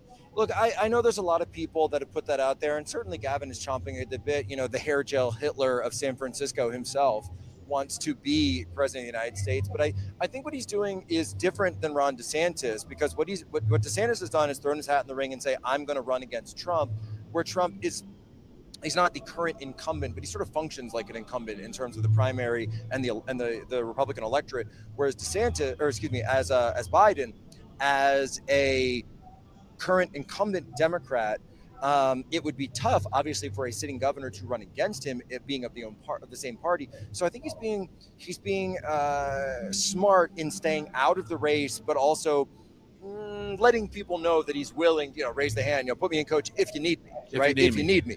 But I disagree that it will be DeSantis, I know I keep saying this, so it's like, it's like a nervous tick I got, that it will be Newsom, because I think if they've got to prop up Joe Biden with a stick, like Weekend at Bernie style, they will do so because Biden, look, they don't have him there because he's running the show. He isn't the puppet master, right? He's not the one pulling the strings. He's not the one leaving bags of cocaine in the library, which, by the way, if you think Hunter Biden was going in the library to read a book, then, you Good know, point. I got a bridge in Crimea to tell you that that the establishment will use Joe Biden as long as possible. You're right. And here's why. Because Gavin Newsom is not a known quantity to people outside of politics yet. He's known in California, he's known a few other places, but he's not yet a known quantity. And it would take a lot of money and a lot of time to get him up there. Whereas Joe Biden, people remember him as Barack Obama's wingman and the guy who was kind of around. And, Uncle Joe. and Uncle Joe. Yeah. And he has an established, I'm not saying it's a good brand, but I'm just putting myself in the mind of a You're right. political neophyte, someone who's, they call them, Politico actually had a line the other day, they called them no news voters. The no news voters, not just low information, no information voters. Zero news, yeah. But you have a sense of them. And I think to that person, that's how they think of Joe Biden. All right, before we wrap it up, I want to give you a chance. Human Events Daily is Human a Events, great yeah, resource yeah, for yeah. information. You not only talk about all of this, but you talk about a lot more. How can people tune in, follow you on social media, and watch the show? Well, thank you. I appreciate that. So, of course, we're on Rumble every day, as well as Twitter and just every social media platform out there. Telegram, Truth, Getter, live stream directly to Twitter now. Human Events, it's 2 p.m. every day. If you follow me, Jack Posobiec, or Human Events, you'll find it. We also, myself, I am Charlie Kirk, just launched a new Thursday night podcast. It's a Rumble exclusive. Nice. And it's called Thought Crime. And on I saw Thought a Crime, promo for that, yeah. On Thought Crime, I'm telling you, it is what's the phrase? It's NSFW. All the topics that are not really fit for the daytime, news cycle kind of stuff. You go to Thought Crime because we are going there for the express purpose of committing thought crimes. I like and we that. just have a lot of fun talking about all the topics we're not allowed to talk about. Well, we appreciate not only what you contribute to all of us here, but your service for this country. I mean, you are a veteran, Thank and you, you Brad. I spent a appreciate lot that, of yeah. time fighting for this country, and now you're fighting on the information side. So, Jack Posobiec, go follow him on social media, Twitter, Rumble, and then Human Events Daily. Go make sure you tune in every day at 2 p.m. and, of course, catch the Thought Crime going on at night. Thank you so much for joining us. It's a pleasure. I'm very fortunate that you happened to walk by at the same time for all of this. Set it up, There you go. All right, well, you let's. excited for Trump? I am pumped Let's up go. for Trump. Let's This go. is I'm gonna usually get in there. I'm getting in there. I got the kids. Yeah, you waiting got for it. You me. I got gotta kids. go, man. I gotta Thank go. you so much. I don't blame you. I saw his kids running around earlier, He's got and the I cutest thought, you kids. know They're- what? I need to bring little Marty to one of these. You need to soon. bring Marty around here doing this. Yeah. Anyway, we're glad you're joining us. We are live here in West Palm Beach at the Palm Beach Convention Center, moments away from President Trump taking the stage. And he has some really good points about Ukraine. If you missed some of our conversation earlier in today with any of the interviews, you can go back in this stream and rewatch that. I had a few minutes with Steve Bannon. We talked about Ukraine. We talked about Trump. We talked about the election and all of that. Let's talk about our friends over at SoCar. You know, we've got a lot of things. Summertime, a lot of you getting your tools out, your boat, your RV, your jet ski, your car. You want to clean up and get nice and tight and get those stains out. Our friends over at SoCar has the product for you. Now, we were talking a little bit off camera about, how busy our lives are, and we don't always have time to do everything we want to do. So when we are going to clean your boat, your RV, your car, why not do it with the best stuff? And they are. That is the best stuff. Family-run business, right? And from South Carolina? Yeah, Greenville, South Carolina. South Carolina, family-run business for over 50 years, and we're glad to have them a part of the RSBN family. Their products are wonderful, and like we've mentioned before, if you've been in business for 50 years, they are doing something right, and that's the product that you should use as well when you're doing cleaning up around your garage or workspace. Give them a try, and if you log on to their website, you get 15% off with the RSBN code. You can't beat that at all. Of course, you always got to have a cleaner that works on all surfaces, that's safe, not non-toxic if you got pets and kids and all that good stuff. So go check these guys out. They're relatively new to the right side rotation of friends and partnerships. So let's go show them some love right now. Go to the website. The information is on your screen for that. Go show them some love. And if you got a few bucks, go buy some product and you get a discount as well. And we also thank our sponsor at Old Country Soap. We love Old Country Soap.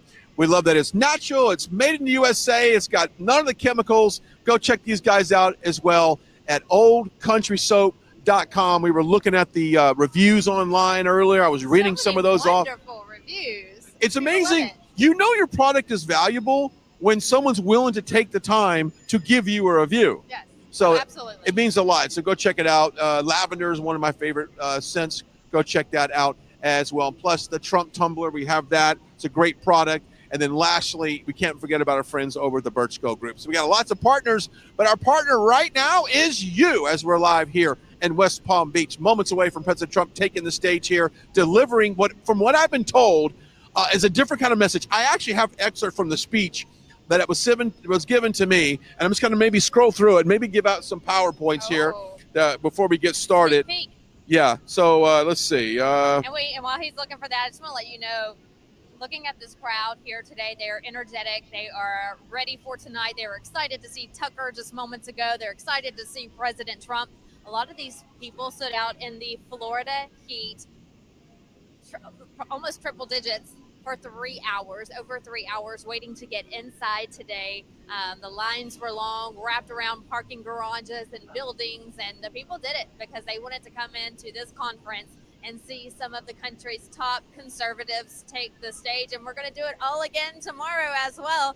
So make sure you get up with us bright and early, maybe before you head off to church. You can log on to rsbnetwork.com, our app, Rumble, so many different ways for you to watch us tomorrow for day 2 of the Turning Point Action Conference. We'll be here, RSBN, and of course, make sure you follow us on social media as well. So we're waiting on Brian to come over and give us a few excerpts and a sneak peek of what President Trump may be speaking about tonight. We were told that his speech is going to be a little different. He'll probably, since this is a conference that is geared toward the younger crowd, he will probably address them and some of their top concerns. So we're really eager to see what he talks about. Ukraine is at the top of our minds with 300 of our reserves heading 3,000, I should say, 3,000 of our reserves heading over to Ukraine thanks to the Biden administration. He'll probably mention what's going on there, along with the billions of dollars we are sending over to Ukraine. Not a penny should be going over there. A penny should be spent here. Billions should be spent here in our homeland. That's where the money should be spent. But instead, we're sending it to a foreign country and not spending that money here on our own citizens that you and I both know need it very well as our southern border needs to be protected. So, yes, we're had to jump back on and make sure we have some technical things going on inside the arena. We are minutes away, really. I was going to go into this, a little bit of excerpts from this speech, and let me kind of find it here. And because I really think it's interesting how, he's probably going to talk a lot about, not only the election and things like that, but the education in our schools and parents' rights. Right. I think that it's important that we understand that, education is key to really reversing this nation. I heard the music. Okay, I heard the music die for a second. Every time they change songs, we think that maybe it's we going feel to like be his entrance. Is going to enter. So we'll hear a little bit about that as well. The music has stopped this side. Okay, we got a video. I think we have okay, Charlie Kirk is on the stage. Just take it back inside. Very well. And there's a lot of politicians out there that talk a good game. He did everything he said he was going to do and more. And on the first phone call, I said, will you come and talk to 6,000 people in Palm Beach? And he said, absolutely, I'll be there. And some other candidates, they don't work that hard, and they don't believe in the grassroots like he does. The 45th president, and hopefully the 47th president. Enjoy this video, President Donald J. Trump. Trump's left the building. We can now project the winner of the presidential race. Donald Trump wins the presidency. What started off as unlikely, impossible, is now reality. I will fight for you with every breath in my body, and I will never, ever let you down. We have a president who actually fulfilled the promises he made during the campaign, securing the border to foreign policy. He now has a record as president that's pretty damn impressive. Breaking news out of Palm The Beach, FBI has executed an unprecedented search warrant at President Donald Trump's Mar-a-Lago estate. The former president has both sides of the political aisle up He is in a arms. dangerous and unstable moment in American history. The Justice Department has just indicted former President Donald Trump. For 7 years, they hated him, they targeted him, they hunted him. This is the epitome of the abuse of the prosecutorial power to preempt political decisions. I never thought anything like this could happen in America. The only crime that I have committed is to fearlessly defend our nation from those who seek to destroy it. The more that a broken system tells you that you're wrong, the more certain you should be that you must keep pushing ahead. They want to take away my freedom because I will never let them take away your freedom. They want to silence me because I will never let them silence you. They're not coming after me, they're coming after you, and I just happen to be standing in their way, and I will never be moving. On November 5th, 2024, justice will be done. We will take back our country, and we will make America great again. America will always rise to every challenge and overcome every danger. Donald Trump seems to always get stronger when challenged. These types of things, I think, give him strength. When I'm reelected, I will totally obliterate the deep state. As long as we have pride in our beliefs, courage in our convictions, and faith in our God, then we will not fail. Ladies and gentlemen, Touching down in 3, please welcome 2, the 45th President of the United States of America, Donald J. Trump! And I'm proud to be an American, where at least I know I'm free. And I won't forget the men who died, who gave that right to me. And I gladly stand up next to you and defend her still today. 'Cause there ain't no doubt I love this land. God bless the USA.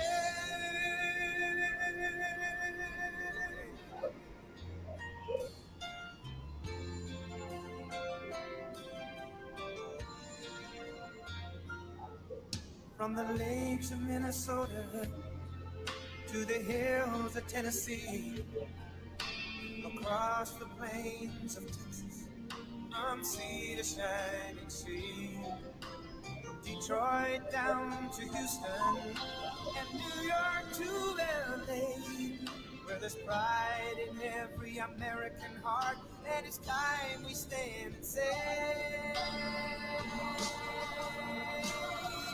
that I'm proud to be an American, where at least I know I'm free. And I won't forget the men who died, who gave that right to me.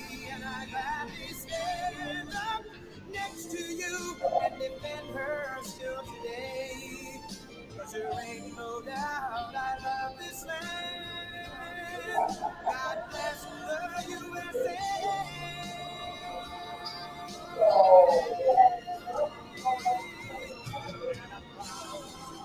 An American, where at least I know I'm free. And I won't forget the men who died, who gave that right to me. And I gladly stand up next to you and defend her still today. 'Cause there ain't no doubt I love this land. God bless the USA.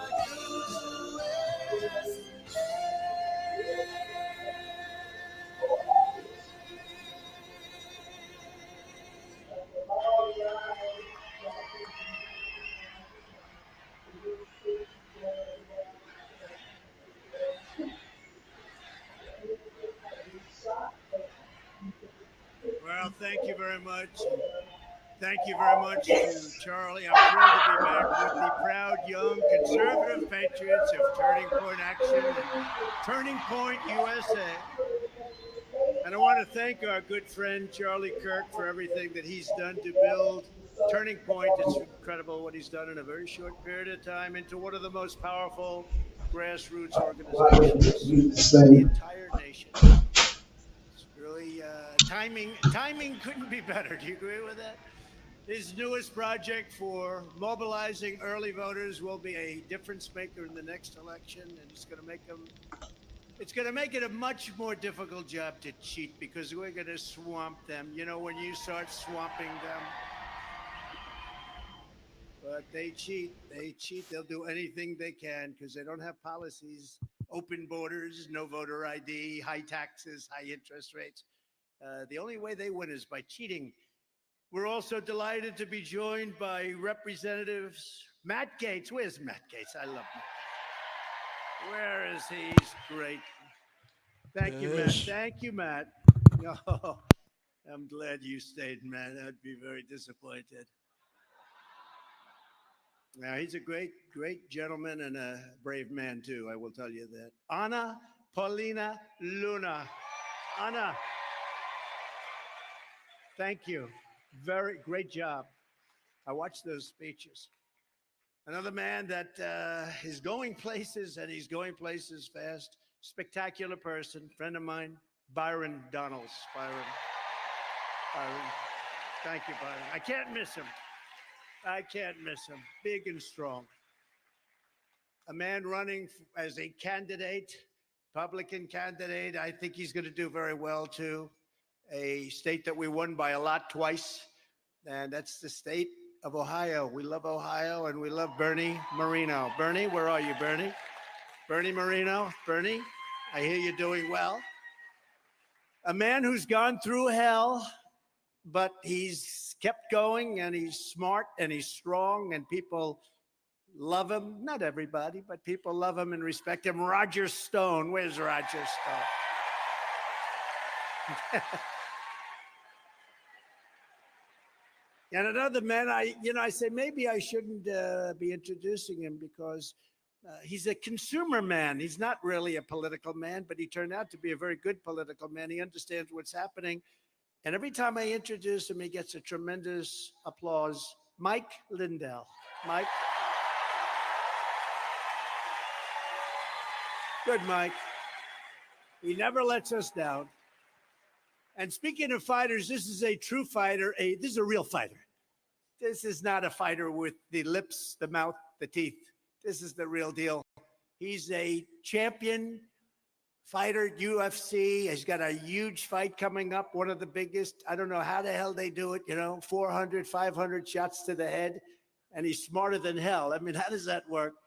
But he's here with us, champion Colby Covington. Where's Colby? Now, if I ever saw him on the street, I'd say I could take him. But it would be over fast. It would not, if I was trying to impress somebody, it would not be impressive. Colby, thank you and good luck with the fight. We'll try and be there. Great. Thank you very much, Colby. One of the greatest, he has no idea I'm doing this, but that's okay. Because he likes to keep his life private. He's one of the greatest businessmen in America, anywhere in the world. Actually, what he's done is unthinkable, unbelievable. He took Marvel from a little company, bought it out of bankruptcy, and made it into one of the biggest, most powerful movie companies anywhere in the world. One of the largest owners of Disney stock. I don't think he's thrilled with the woke Disney, but I read today where they're going the other way now. That's good. But his name is Ike Perlmutter, and he's a spectacular man. Just spectacular. Where's Ike? Where is he? Got to be around here someplace.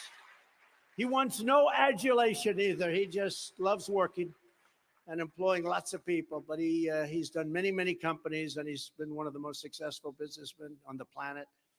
16 months from now, each of you will vote in the most important election of your lifetimes. This will be the most important election. With your country, your freedom, and your future on the line, we are in trouble. This country is in trouble. The election will decide whether your generation inherits a fascist country or a free country, whether you will have a rule of tyrants or the rule of law, whether Marxist radicals burn our civilization to the ground, which they're looking to do, or young patriots like you propel America to glorious new heights greater than ever before. Side by side, we're going to fight and we're going to win. We have no choice, actually.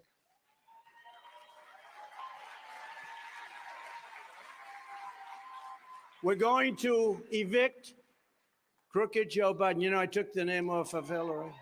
You know that, right? Everybody here knows that. It was crooked Hillary. I was very successful. But I think she's out of it now. But no, I thought it was more appropriate because he's crooked as you can get. This is the most dishonest president in history. And I wouldn't have said it. You know, I have pride in the presidency and respect for the presidency. I wouldn't have said it. But I say things about him over the last 3 weeks that I would have never said before about any president. He is a corrupt, horrible, incompetent man, and he's destroying our country, and we have to have it changed. And with God's help, we're going to save America on November 5th, 2024. And when I said originally in 2016, it's the most important election, I meant it. This is far more important. This is far more important because our country is ready to go down, ready to go possibly into World War III. And this won't be a war like others. This will be a nuclear war, and the level of destruction, it's called obliteration. It's not two army tanks going back and forth shooting at each other. This is big stuff, and we have a man who's grossly incompetent, who doesn't even know where he is, who can't put two sentences together. And this is the man that's telling us what we're going to be doing. Under Biden, hope and opportunity for young people, so many young people here, are being utterly extinguished. In the Biden economy, 1/3 of Gen Z and millennials have no savings accounts and no saving whatsoever. They have nothing. They have nothing. Home ownership has been pushed out of reach for millions, with the rate of 30-year mortgages up 177% since I left office. And by the way, that's nothing compared to energy, where we were energy independent. And now you look at what's happened to energy. We're getting our energy from Venezuela. You believe that one? Real wages collapsed 26 months in a row. Real wages, because of inflation and various other things that are happening. Typical Americans have seen their incomes crushed by $7,400 a year since Biden took office. Think of that, each year, $7,400. That comes out of very, very official offices. This is the number, the biggest pay cut in many decades. Nobody's really seen anything like it, I don't believe. Millions of illegal aliens have stormed across our borders. It's an invasion of our country. That's an invasion, just like a military invasion. Our rights and our liberties are being torn to shreds, and your country is being turned into a third world hellhole ruled by censors, perverts, criminals, and thugs. But as I stand here tonight, I know that the young conservative warriors, and you are warriors of Turning Point, will never let this happen. You can't let this happen.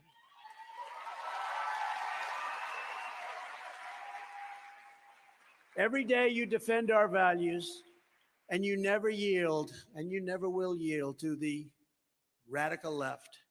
That's why you are the ones who are going to take back America. You are the ones who are going to make America great again.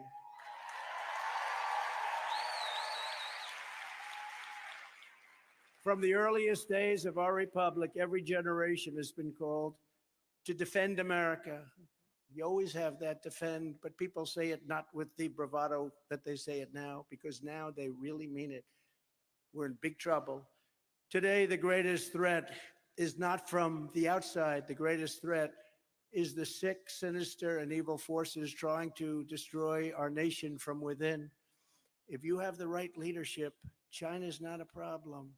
If you have the right leadership, Russia's not a problem. They would have never done what they did. Believe me, they would have never done. And I spoke to Vladimir. Did you see the other day, 2 days ago, he called? He's talking to the president of Ukraine, and he said, Vladimir, he meant Zelensky. Vladimir over here. Oh, I meant,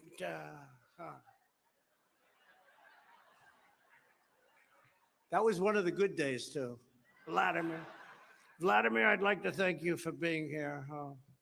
Actually, he didn't know he made a mistake. I had to tell him. Your task, your calling, your historic mission is to liberate America from these communists, fascists, Marxists, globalists, and warmongers who want to plunder the future of our country.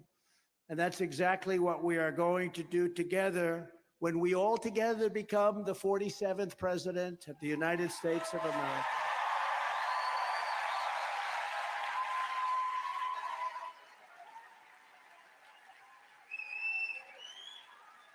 Thank you very much.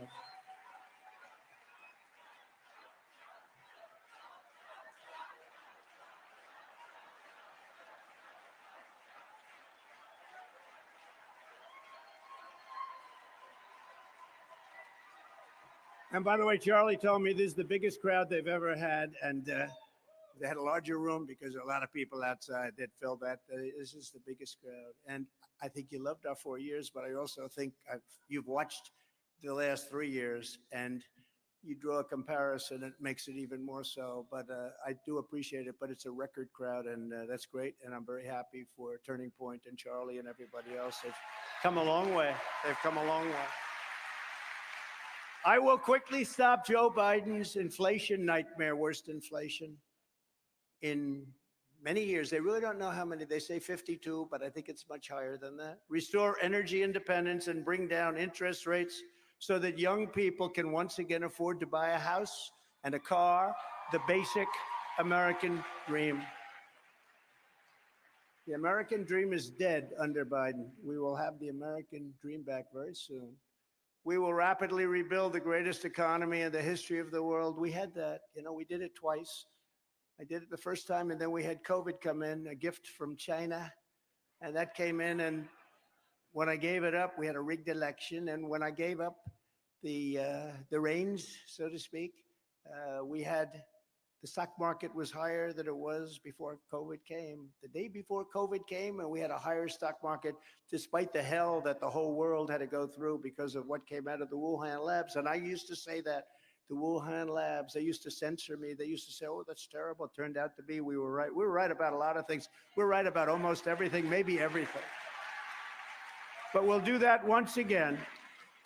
After 50 years of leftist domination of the universities, I will take bold action to reclaim our colleges from the communist left.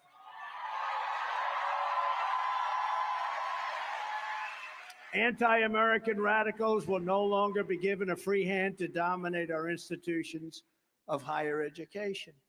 Using my leverage, and it's a tremendous leverage, and I used it before very well.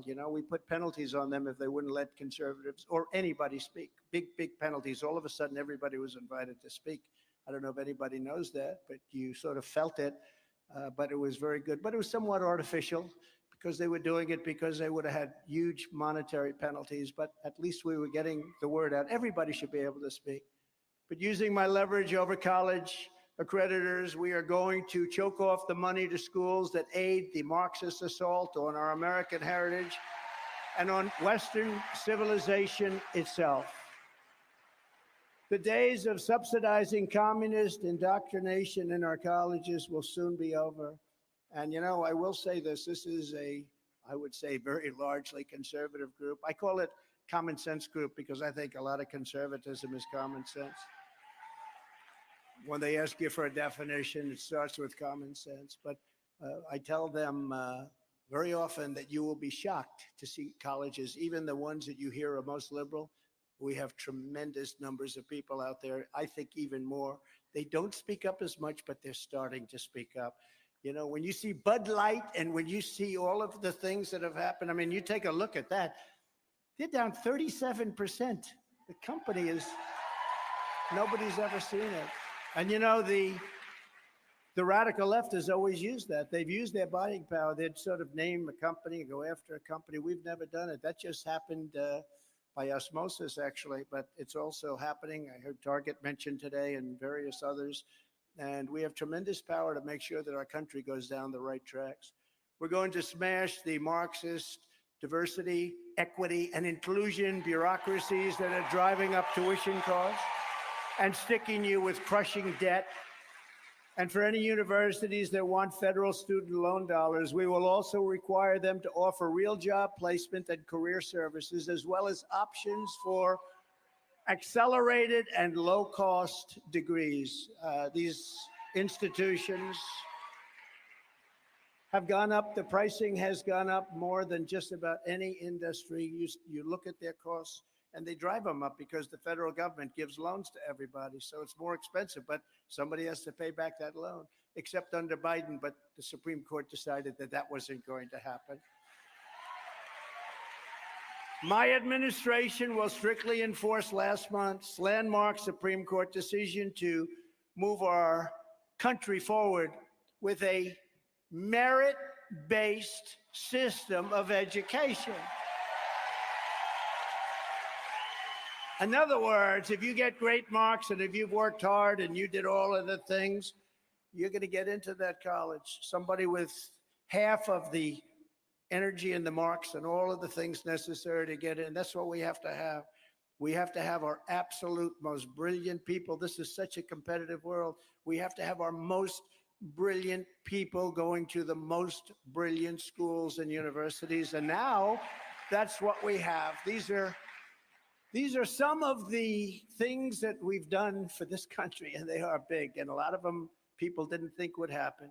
And if colleges persist in continuing to violate your civil rights, we will have their endowments severely taxed and fined, and a portion of the seized funds used as restitution for the victims of these racist practices. They're really racist practices. In addition, I want to close the Department of Education and move education back. All right, we're back here. Now the president speaking about education. Obviously, we're at a turning point event, and it's just fitting that we 50 years of an. That's a big thing. You know, we have the worst education system just about in the world. We spend more per student by double and triple than any other country. And yet we're ranked at the bottom of the list, like out of a group of 40 nations, we're 38, 39. And yet we're double and triple per pupil the cost. We're going to move it back to the states, let the states. We'll have a little tiny little, just to make sure they're teaching everybody English, a little bit of guide. We want to make sure they're teaching English, but a little tiny coordination, but not much. Like how about an office the size of this podium, one person? Nevada, you got to do a little bit better.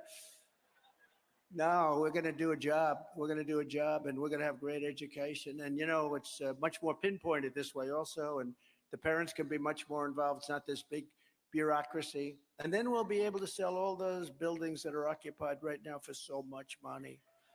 So much money. Pay off debt.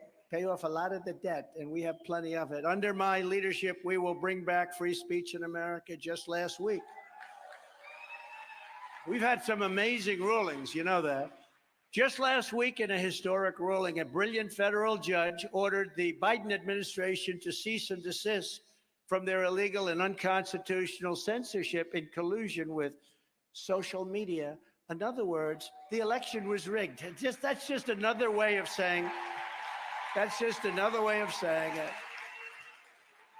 You can say stuffing the ballots, and we have that too. We have everything you can have, but that's another way of saying. In fact, they did a report, some of the great pollsters, Fabrizio and McLaughlin and some of the great ones, and they said anywhere from 10 to 17 points difference because of what they were allowed to do. So that was a rigged election in so many different ways. A lot of this is just coming to light.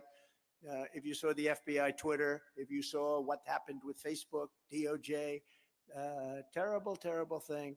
If we don't have free elections and great elections and honest elections where everybody believes in the election, and we don't have strong borders, we don't have a country. And we're going to bring our country back. We're going to take our country back. Under the next Trump administration, the censorship industrial complex will be defunded, dismantled, and destroyed. We're going to destroy it 100%. And any federal bureaucrat who had a hand in illegally silencing the American people will be fired immediately. Is that okay?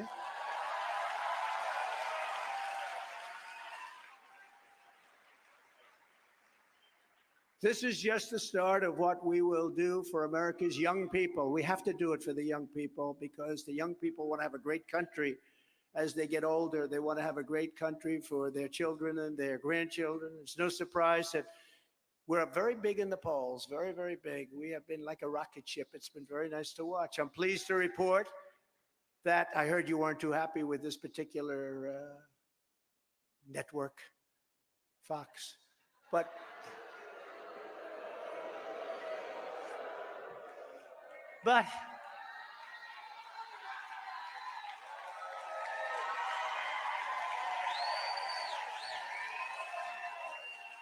now I was watching.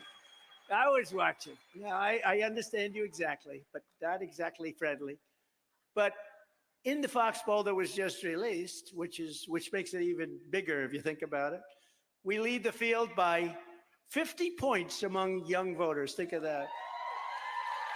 With Trump at 64% and a gentleman named Ron DeSanctimonious at 14%. He's at 14%. And I don't know why he's not here this couple of days, but he should be here. He should be here representing himself. In this week's Morning Consult poll of voters nationwide, it's Trump 56%, DeSantis at 17%.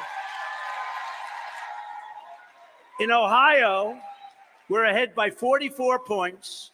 In Tennessee, we're up by 49 points. In New Hampshire, we have a great team and we love those people. We lead by 37 points. And when asked who's the best to improve the economy, it's Trump by 54-18 in Iowa, 55-11 in New Hampshire, 59-12 in South Carolina, and 65-10 in Nevada. Kobe, that's where Kobe comes from. You hear that, Kobe? So they have plenty of money to pay you when you win your fights, which you always seem to do. And we're leading Biden by a lot. In the recent echelon poll of swing states, we're up by 7 points over Biden. You know, it doesn't sound, it's actually a lot, but it doesn't sound like much. You know, they have a natural advantage. They have certain states, rigged or not, I don't know. We'll figure that out at some point. But they have certain states, and it's 7's a lot, but we have another poll. We're up 10, we're up 11, we're up 9, and we're up 12. That's a lot. You know, hard to believe. That's a lot. You'd almost say, who the hell would vote for this guy? The whole thing is such a mess. But they have a natural constituency. What can I tell you? You know who the constituency is. And a lot of that constituency, like unions as an example, a lot of them are voting for us. Maybe the top guy who's a natural taken care of by the Democrats. But I'll tell you, those unions are voting for us. And a lot of people that traditionally don't vote Republican, they're just fed up. You know, they're Democrats, but you have a lot of great people that love our country. They want to make our country great again. They want to make America great again. They're going to vote for us. We had a big turnover and a big crossover in 2016. We have it now, too. We had it in 2020. Actually, we had it much more in 2020. We got a hell of a lot more votes than we did in 2016. And by the way, in the brand new Florida Atlantic poll, good poll, Atlantic University, we are totally dominating DeSantis right here in the state of Florida. So we want him to get home and take care of insurance because you have the highest insurance in the nation. And the bill that they passed made it very good for the insurance company. All the money that he's using, which now is stopped because all of the people that were supporting him, they're saying, hey, wait a minute, you're down by 57 points. You know, they may like him or they may not, but they don't want somebody that's down 57 points. And, they're not stupid people. They're smart people. In fact, all of a sudden I'm getting calls from people. They're saying, sir, I just called to say hello. I said, I thought you were a DeSantis follower. He goes, no, not at all. That was a false report. All right. It was never that close, by the way. It was never that close, but it was at 21, 22 points. That's a lot different than 50 and 60 points.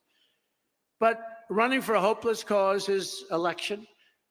It should be used to support the party winning against crooked Joe Biden in November 2024. We got to fight together. We have to all get together and we have to fight. I watched some of those interviews given by Tucker yesterday. Tucker's terrific, and I watched some of the interviews, and I'll tell you, it wasn't a pretty picture. If you watched them, they were bad. I hope you didn't watch because it would like life-ending, career-threatening for those people. Some of them, I won't tell you who, but some of them were really bad. Now is the time. When a guy he's polling at one. One guy actually I'm sure it was a typo. Probably it was because so many people vote illegally, so it probably wasn't a typo. He's at 0 with an arrow pointing left. And I say, how the hell does that happen, Matt Gaetz? How does that happen?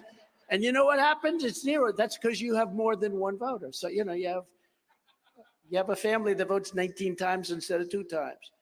Now is the time when Republicans should be using those funds to build a state-of-the-art vote-gathering operation to swamp the Democrats' cheating and ballot harvesting. Instead, the sanctimonious and his establishment handlers are wasting such precious time and resources to divide the party. They're dividing the party. Although he's dropping so quickly, he's probably not going to be in second place much longer. I wonder who he's going to be. Maybe it's Vivek. Vivek. Could be. Could be. He's doing well. Right when we should be uniting against the unprecedented weaponization of law enforcement by crooked Joe Biden and the communist left. So I took the name Crooked away from Hillary, and we gave her a new name. Beautiful. I call beautiful. It's just so beautiful. But I took it away because I don't believe in the same name for 2 people. I don't like that. And I've never done this before. You know, I have it, and you have to live with that name for the rest of your life. I'll go over the different names, but I won't, because many of them are now friends of mine, okay? But I took the name Crooked off, and I gave it to Joe Biden because he's so corrupt, okay? So I just think it was better than Sleepy Joe. I came up with Sleepy Joe. Maybe he was less sleepy than we thought. As you know, Biden recently ordered his top political opponent, I think that happens to be me, indicted and arrested right in the middle of a presidential election that Biden is losing very badly. This is a continuation of the greatest witch hunt of all time, which has been fully exposed in the Durham report, the IG report, by Inspector General Horowitz, who did a fantastic report, and by great writers, journalists, and pundits all over the world, like John Solomon, Lee Smith, Greg Jarrett, Sarah Carter, and so many others. And I have to tell you, they don't get Pulitzers for this, but if you look at people like Sean Hannity, right? Sean Hannity and Laura Ingraham has been really good. And I'll tell you what, Tucker Carlson, I used to say, for me, I used to say Tucker's a solid 6 out of 10. But the last year and a half, he was a 10. That's probably why they canned him, right? He was a 10. Now he's been great. Jesse Waters and Megyn Kelly. She was the one that gave me that terrible question where I said only Rosie O'Donnell. Thank God I came up with that. I would have been, because she had plenty of other names going. I didn't like that. The place went crazy. Nobody ever heard the other names, so I considered that a very good answer. But that was a hell of a question. But she has been all, and she's been great. And by the way, not to me. She's been great for the country. She wants our country to survive. So it's not for me. Greg Kelly over at Newsmax. The Newsmax people have been really, really terrific. Newsmax has been terrific. Pete Hegseth is great. Rachel Duffy has been great. Will has been great. They have a terrific show. You know, not all of Fox is bad. I tell you, but there is an attitudinal, right? It's attitudinal. Get Biden to say that, okay? But there's so many others at many different outlets now. They're seeing it, and even people that weren't necessarily with us, they see that we were right, that our country's going to hell in a handbasket, and they wanna have a country. They want to have a great country. The primary purpose of what they're doing is also very simple, and it's never been done in this country anywhere near like is happening now. It's called election interference. It's a form of cheating. You know, it's going to be hard for them to cheat the way they cheated when they used COVID to win an election.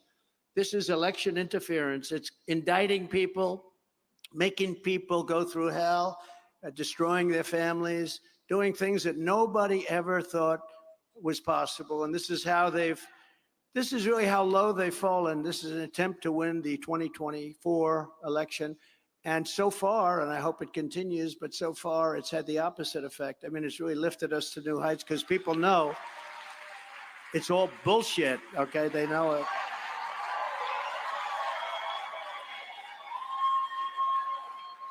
They rigged the presidential election of 2020. We're not going to allow them to rig the presidential election of 2024. And Charlie and all of the people at Turning Point, I know, are going to be very active in the election, very, very active, and they're not going to let it happen. And he's going to be almost, you could say, in charge of certain states that we won by a lot. And they just, what they did was so terrible to this country. The only thing I can say is we've now seen how bad it is, how bad their policies are. So in one way, that's the only way, but in one way, we're showing the world, we're showing the country how bad they are. Open borders, how stupid is open borders. All of these things that they've done to destroy our country, so we can actually be more effective in the next 4 years because of it, because it's so bad what they've done. Charging a former president of the United States under the Espionage Act of 1917.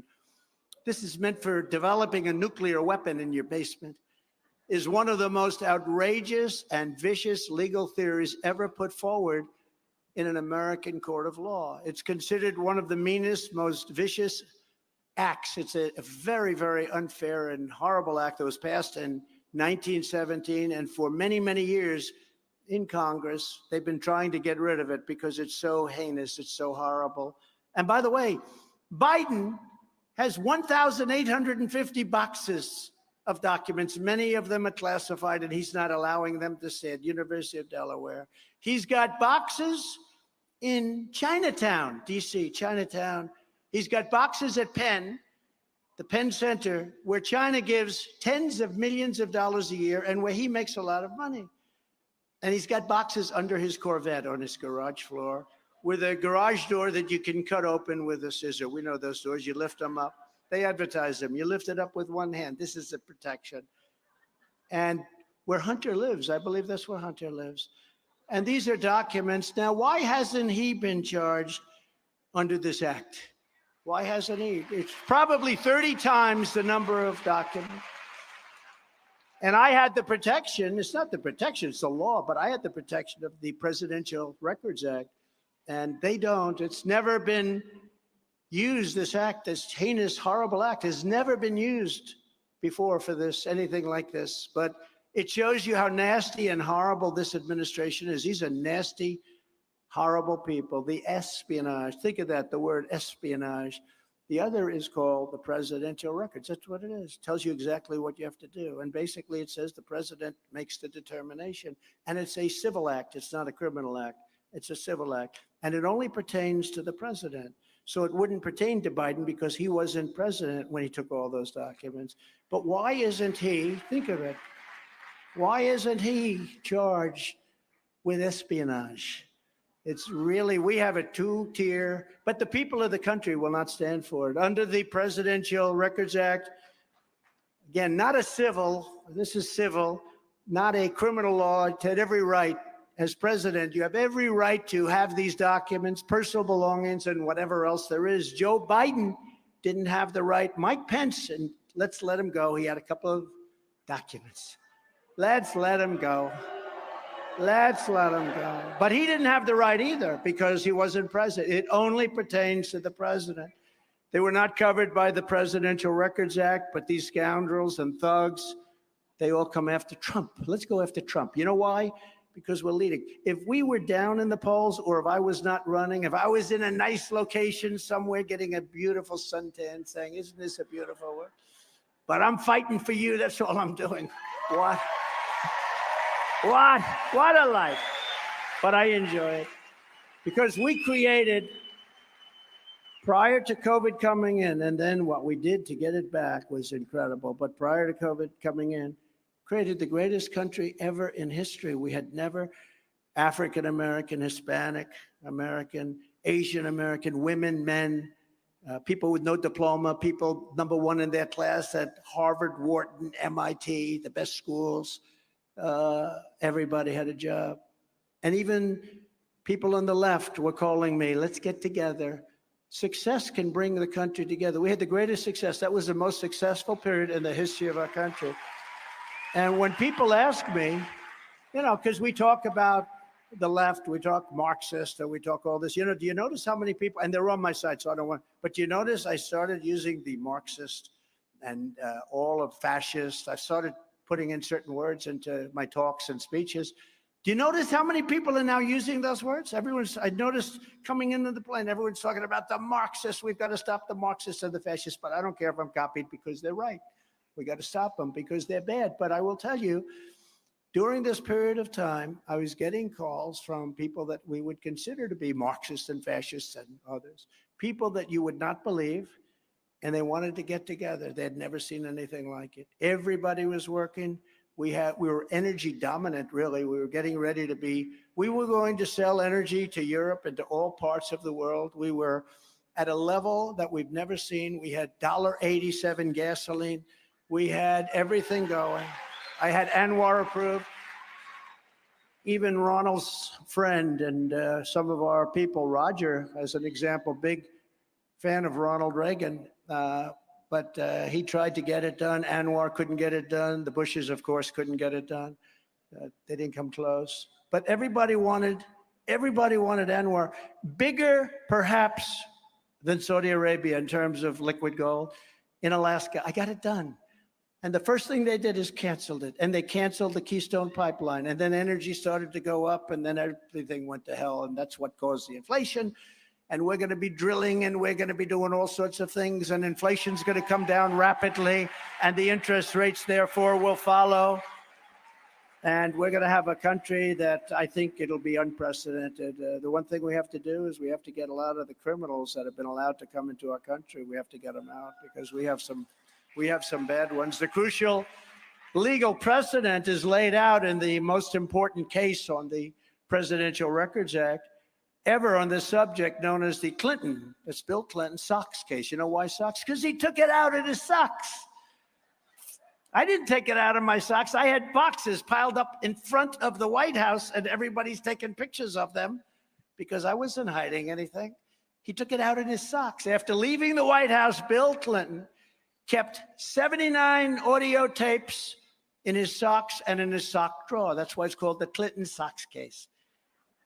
They included discussions of U.S. foreign policy options, both defense and offense against Cuba, the recordings of President Clinton's conversations with the biggest foreign leaders then in the world, sensitive facts about trade negotiations taken from presidential briefings, discussions with the Secretary of State about the conflict in Bosnia, which was a tough one, and so much more, really big stuff. Took it out. These were recordings, took them out in his socks. They found him in his sock drawer. Nothing happened to him. Not only was Bill Clinton never even considered for criminal prosecution based on the tapes he took, but when he was sued for them, the government sued him civilly, not criminally. They didn't say you're going to go to jail under the Espionage Act. But when they sued him, he won the case. Judge Amy Berman Jackson's decision states, and very conclusively, listen to this, quote, under the statutory scheme established by the Presidential Records Act, the decision to segregate personal materials from presidential records is made by the president during the term of the president and in the president's sole discretion, not other people. Any normal administration, even an opposing one, would consider that to be the end. That's the end of it. But not when it comes to Trump and not when it comes to a candidate that's beating their candidate by a lot. This has never been done before. In other words, not the corrupt Biden regime. The Sox decision also states, quote, the National Archives, listen to this, that's NARA, a very left group, by the way. They have the Constitution of the United States and the Bill of Rights red flagged. You know why? Because they consider them to be dangerous documents, okay? This is the group that's after me. The National Archives and Records Administration, NARA, does not have, this is her decision, respected, does not have the authority to designate materials as presidential records. It's not up to them. NARA does not have the tapes in question, and NARA lacks any right, duty, or means to seize control of these tapes. The president enjoys, quote, the president enjoys unconstrained authority to make decisions regarding the disposal of documents. Now, this is a law passed in 1977, Presidential Records Act. Neither the archivist nor Congress has the authority to veto the president's decision. Totally up to the president, which is me. Does not pertain to the vice president or anybody else. The Presidential Records Act does not confer any mandatory or even discretionary authority on the archivist, that's NARA, to classify these records. Under the statute, this responsibility is left solely to the President of the United States, your favorite president, me. They indicted me. They think of it. You don't have to be a lawyer to understand those words. That's very as simple as it gets. They indicted me.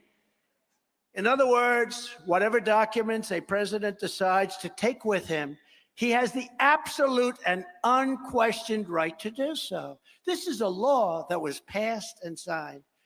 And that's the law, and that's the way it is, and it couldn't be more clear. And I will quote from a paper that I would say has not been on our side too much. But even the New York Times, in a major article, said that when it comes to asking for documents from former president, the only power that NARA has is to say to the president of the United States, pretty please, could we possibly have the documents? Quote, asking nicely is about all they can do. That's all they can do. Think, you didn't hear this stuff. You know, you read about espionage and insurrection. These people are sick. They're sick. And yet, they reported me to the Department of Justice for criminal prosecution. Now, you hear what the law is. That's the law. By the way, there were many other cases that back that up, too. I didn't even know that until 2 days ago. Many other cases back that up. Nothing like this has ever happened to our country before. That is why no other president, even those who kept far more documents than I, like Biden, who wasn't president, and that's very dangerous, by the way, because he doesn't come under the Presidential Records Act. When he took all this stuff, he wasn't president. But it's never even been investigated. Nobody else was ever even investigated over this, let alone charged with a very severe crime. The good news is the people understand it, they get it, and that's why we're leading by more points than we were doing very well, but it went up. Who else gets indicted and their poll numbers go up? The reason is because people understand it's a political way of interfering with the election. I always had tremendous respect for the office of the president. I had tremendous respect, beyond respect. So I never hit Biden as hard as I could have, or as hard as I should have, to be honest with you. I never did. I just had too much respect for the office. Even the office of vice president, he was vice president. But now with my indictment, I mean, they arrest you. Think of it. They arrest your opponent in an election, an opponent that's winning by a tremendous amount over this person, and they arrest you. And that's worse than ballot stuffing, I think. But it should have the same kind of an impact. But they didn't know when they raided Mar-a-Lago, which is unprecedented. They took away, you take a look at the Fourth Amendment, I mean, they took away my constitutional rights. They raided my home. Think of it, FBI agents pouring into a house, carrying guns of a former president of the United States. It's such a serious thing, such a horrible thing. But with my indictment over nonsense and over exactly what I just read to you, where you make the decision for purposes of election interference, I said, you know, now the gloves can come off, because I never thought anybody would do a thing like that. Neither did anybody else. So we'd be rough, politically rough, but we would never like this, because I would never have said this, even though it's true. But I don't think I could have said it before. But now it's very easy to say Biden is the most corrupt president in the history of our country by far. Every time the radical left Democrats, Marxists, communists, and fascists indict me, I consider it to be a great badge of honor and courage. I'm doing it for you. I'm being indicted for you, Better me than you, right? Just sitting there saying, hey, I'd rather have it. We love our president. Let them indict him. We don't want to be indicted. And I believe the U is more than 200 million people that love our country, far more than 200 million. Meanwhile, as we've been persecuted for 7 years, because this didn't just start with the boxes. I call it the boxes hoax. It's a hoax. But this didn't start with boxes. This started 7 years ago when we came down the escalator. Your great First Lady, future First Lady, at the time. And despite having done nothing wrong, the White House just announced they've dropped the investigation into the West Wing cocaine scandal of just a few days. Think of it. They have cocaine going into the White House. They've got more cameras than any building probably in the world. It's opposite the Situation Room. I said it the other day, first time, Situation Room, know it very well. Probably the most important room anywhere in the world. That's where war is decided, where nuclear is decided, where everything is decided. They say, oh, gee, we didn't have any cameras. Like hell, they didn't. By the way, at Mar-a-Lago, which is not the Situation Room, we had tapes, and we handed over all our tapes, gladly handed them over. Take a look. And then they say, oh, there's somebody walking around with a box. Well, he's allowed to do that. But think of this. We had tapes, and we handed them over. Well, they said they don't have tapes. They don't happen to have it. This investigation, and that's a big deal, the cocaine. The cocaine by itself is a big deal, but it could have been other things. It could have been a dangerous weapon, so to speak, a bioweapon. But they ended it in just literally a few days. Now, I've been under investigation from really 2015, from the day I announced. From the day I came down the escalator, and actually when you think about it from before that, because there was a poll that was taken where I was leading before. They said if he ever runs, he's going to win. And, people did tend to know me. That's when I had a nice, easy life. What I do for you, you have no idea. I had such an easy life. I had such a good life. I had a great life.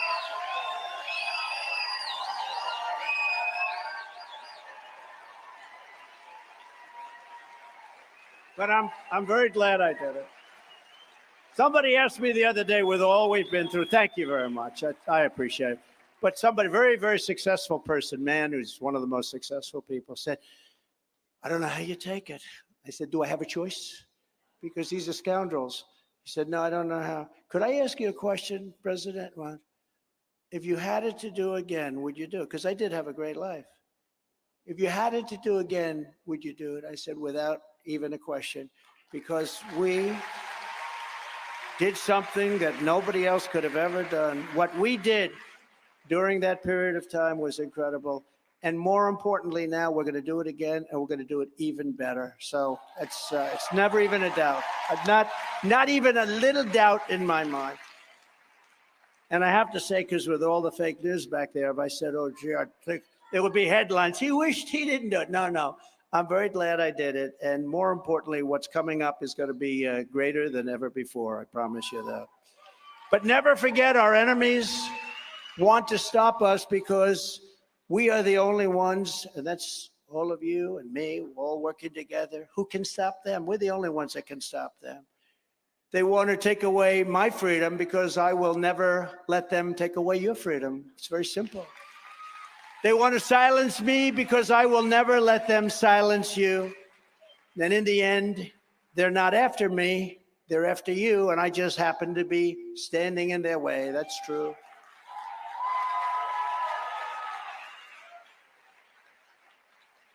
But I was starting to say a little while ago that if I were, instead of leading by 30, 40, or 50 points or whatever, a lot, if I were, I noticed Megan, I saw her a little while coming in, it's on the television, and I was watching, she was great, and she said, you can't beat him, he's got like a 40 or 50 point lead.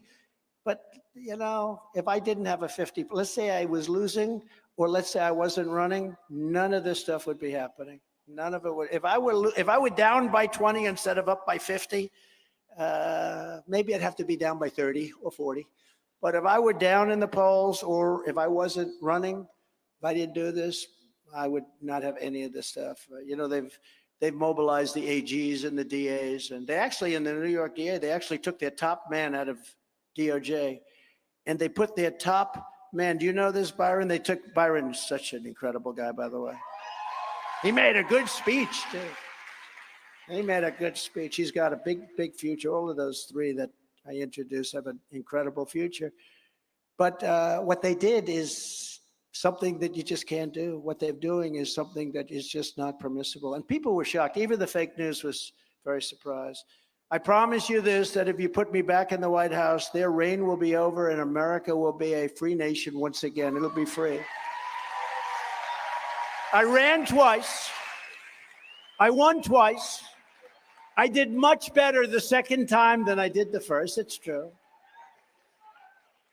Getting millions and millions and millions more votes the second time than I did in 2016, and likewise getting more votes than any president in the history, sitting president in the history of our country by far. And, you know, I also had the biggest margin. You know, usually when, like Obama, he ran, he got much fewer votes, many fewer votes the second time. You know, when he was reelected, he got much less than he did the first time. Most presidents are like that. You know why? Because people get bored.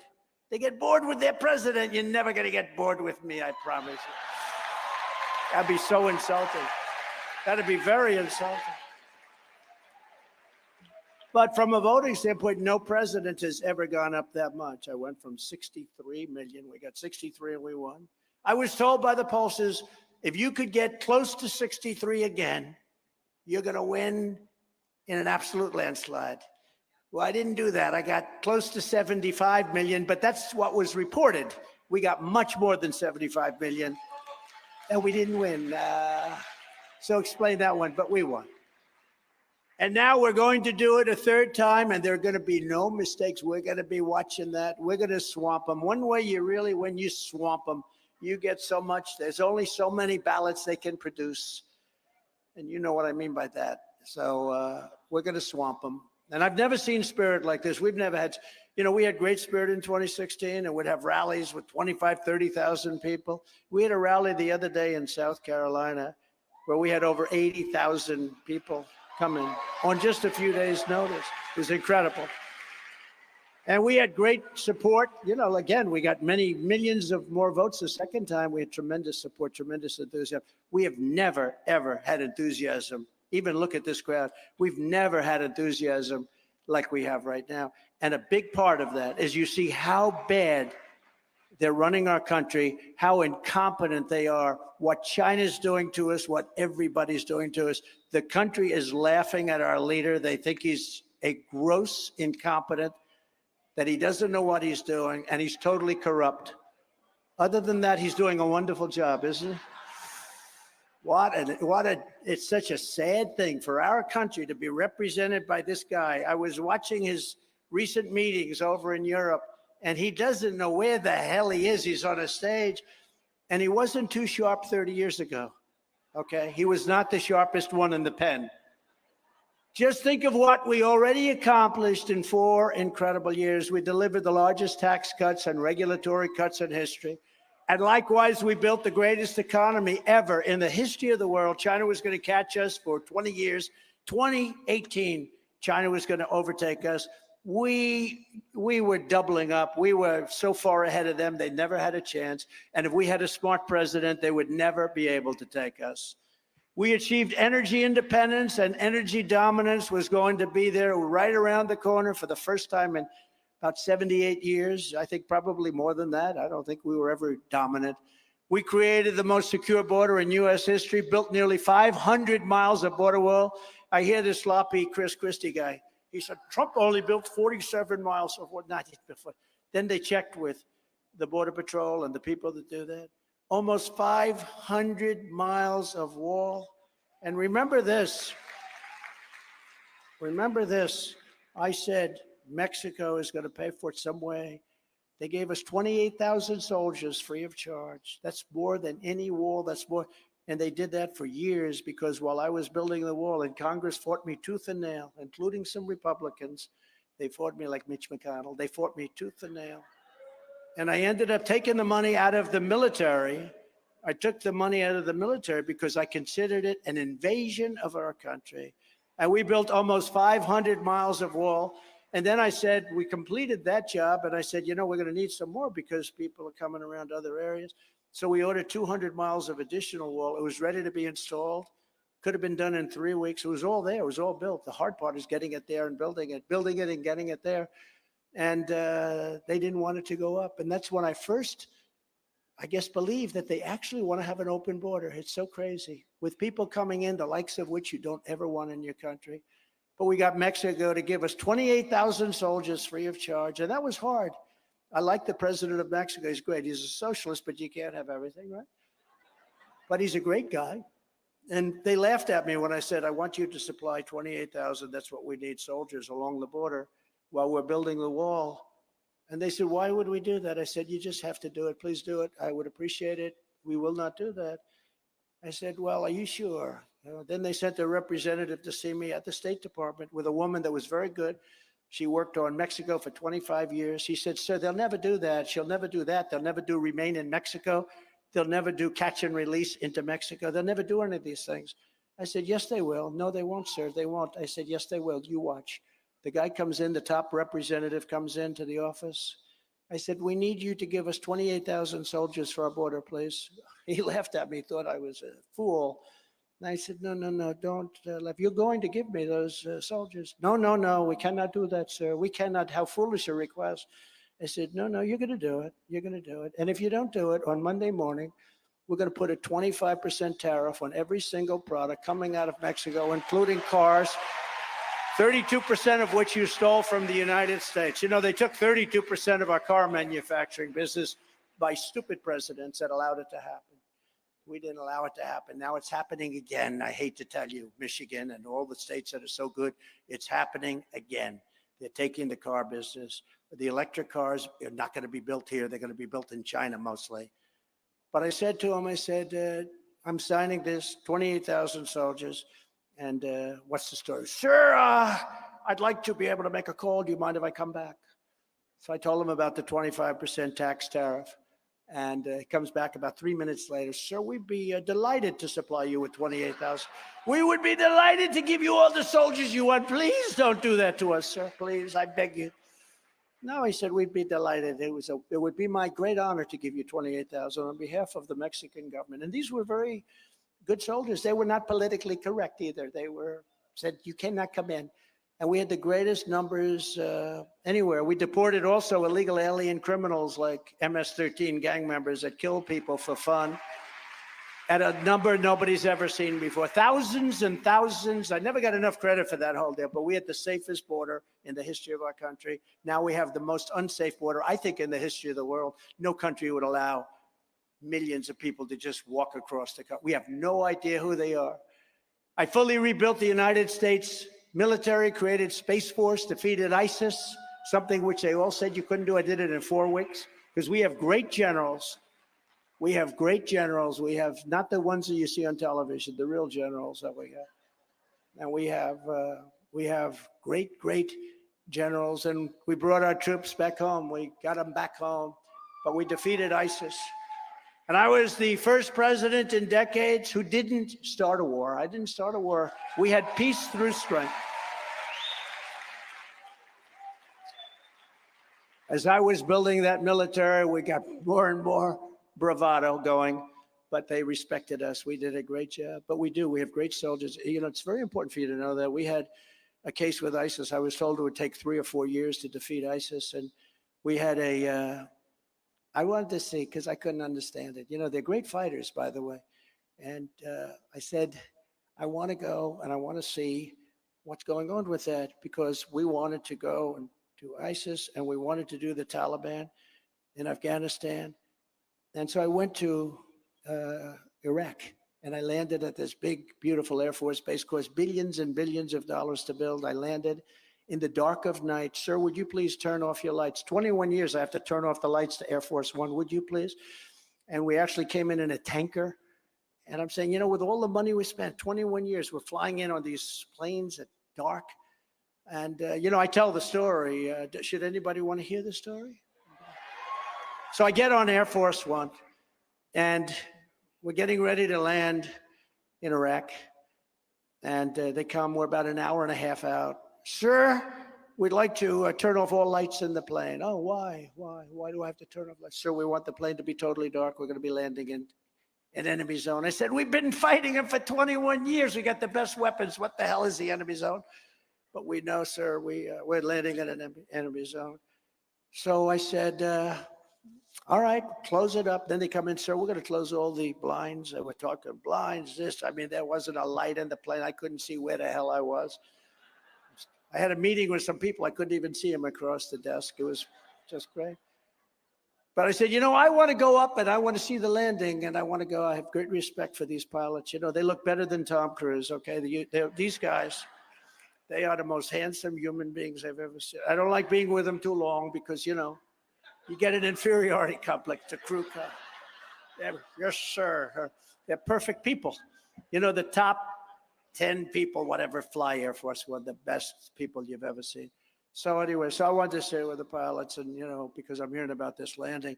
And we're an hour and a half and then half hour. I said, I'll go up with the pilots. So they're leading me along the hallways.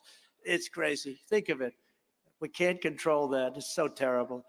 And I go and I'm sitting right behind the captain, the plane, and him and the co-pilot and the others. There were a lot of people up there, all like central casting. You could make a movie with every one of them, could be a star. I'd make bigger stars than they have right now. Today, who the hell do we have? We don't have stars. Today, we have Rosie. Today, we have Rosie. Wasn't that a lucky answer when I gave that to Megan? She just said to me, what a great answer that was, because it cut off that question. That was a horrible question. But so I'm sitting with the pilots, and sir, we're getting ready to land. And they have, I don't know if anybody sat in one of these big commercial planes, but it's incredible. They have a computer voice, and it goes out, sounds like a person, but it's not, very official. 1,000, 900, 800, 700, and it goes down. That's feet. Now, 700 feet when you're in a 747 is not high. That's real low. 600, 500. I said, Captain, Captain, are we okay? Because, I'm used to landing and you see lights ahead, right? It's called a runway. Yes, sir, we're fine, sir. He's like, I'm saying, Captain, I don't see any lights. He said, sir, we don't need them. We have the finest equipment in the world. I said, oh, that's great. 400, 300, 200. They're 200 feet off the ground. We're in this massive plane, and the wheels are down now. Everything's down, and I see the ground. I see, but everything's like black, just dark, not a light. And I say, Captain, we're okay. He goes, yes. And then bing, boom, boom, boom, boom. We land perfect, beautiful landing. These guys, I don't know how the hell they do it. In fact, I put myself up. I asked my people, I felt so brave in doing this. I said, am I entitled as president to give myself the Congressional Medal of Honor? True. I would have done it too. I would have done it. I would have done it. I wanted the Congressional. I thought I was so brave. I got out of that room. I'm like soaking wet. I'm saying. So I walk out and then the stairs come down. I said, great job, Captain. Stairs go down. And there's a general standing there with another general and a couple of drill sergeants and a master sergeant. And every one of them was like, perfect, perfect. I said, that's the way you're supposed to look. Not that looks mean anything. Of course they don't. We know that, right? But that's the way. So I'm walking down the stairs. I said, what's your name, General? He says, Kane, sir. My name is Kane. What's your first name? Raisin. I said, Raisin? Your name is Raisin. So your name is Raisin Kane? Yes, sir. General, you're the guy I'm looking for. I said, you're the guy. Then he introduced me to the other general, handsome guy. Then the couple of sergeants, they were great. One of them, drill sergeants. He would have been great in the movies, playing a drill sergeant. And we went to him, sir, would you like to rest for a while or we could meet you tomorrow? I said, rest? I've been on the plane for 20 hours. He was thinking about Biden. See, he was thinking, Biden would say, first of all, he wouldn't go there. But he would say, yeah, let's rest for a few days. No, I don't want to rest. I want to go and find out what's going on. So we met with General Raisin Kane and a whole staff. I said, so General, let me ask you this question. We've been fighting ISIS with the best weapons in the world. We've been fighting them for many, many years, decades, and we don't seem to win. And I asked a couple of our Washington generals, who a couple of them I fired. You know that I fired them because I thought they were incompetent. But I asked a couple of our, they were incompetent, by the way. I asked a couple of our generals, why is it that we can't defeat ISIS? We have the best equipment in the world. We have the best weapons in the world. Nobody even close. We have things that nobody, that I won't talk to you about, but we, unlike Biden, where he tells everybody we have no ammunition. How about that one? We have no ammunition, but we're going to give more. Oh, boy. By the way, that's classified information. You know that, right? I wonder if they're going to prosecute him for that. What a stupid thing to say, though, if you're running, you know, what a stupid thing to say you have no ammunition. So I said, so General, they're telling me it would take years to defeat ISIS, and they're not sure they can do it. What do you think? Sir, we can have it done in 3 weeks. This is Raisin Kane. I said, General, explain that, please. Well, sir, when we were here, we only attacked from this base, and this base is very far away. By the time we got there, we had to come back. But we have many satellite bases, and we have other bases in the area. And, sir, we'll hit them from the front, and we'll hit them from the back, we'll hit them from the left or right, we'll hit them from above, and we'll even go underground if necessary. We'll hit them from so many locations, sir, that they won't know what the shit is happening.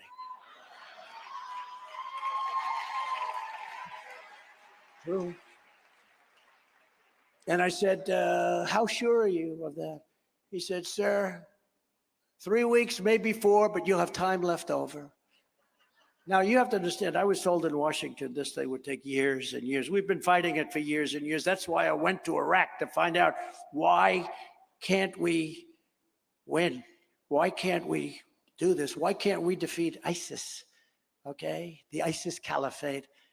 And so I said, General, I'll speak to you during the week, and I appreciate what you told me. And we stayed there for a little while. We had lunch and dinner with the troops, and then I got back on the plane, and we left, and I came back. And then on Monday or so, I called. I said, you sure you can do it, General? I'm sure, sir. We can do it, sir. I said, good, General, let's go do it. And he just went wild.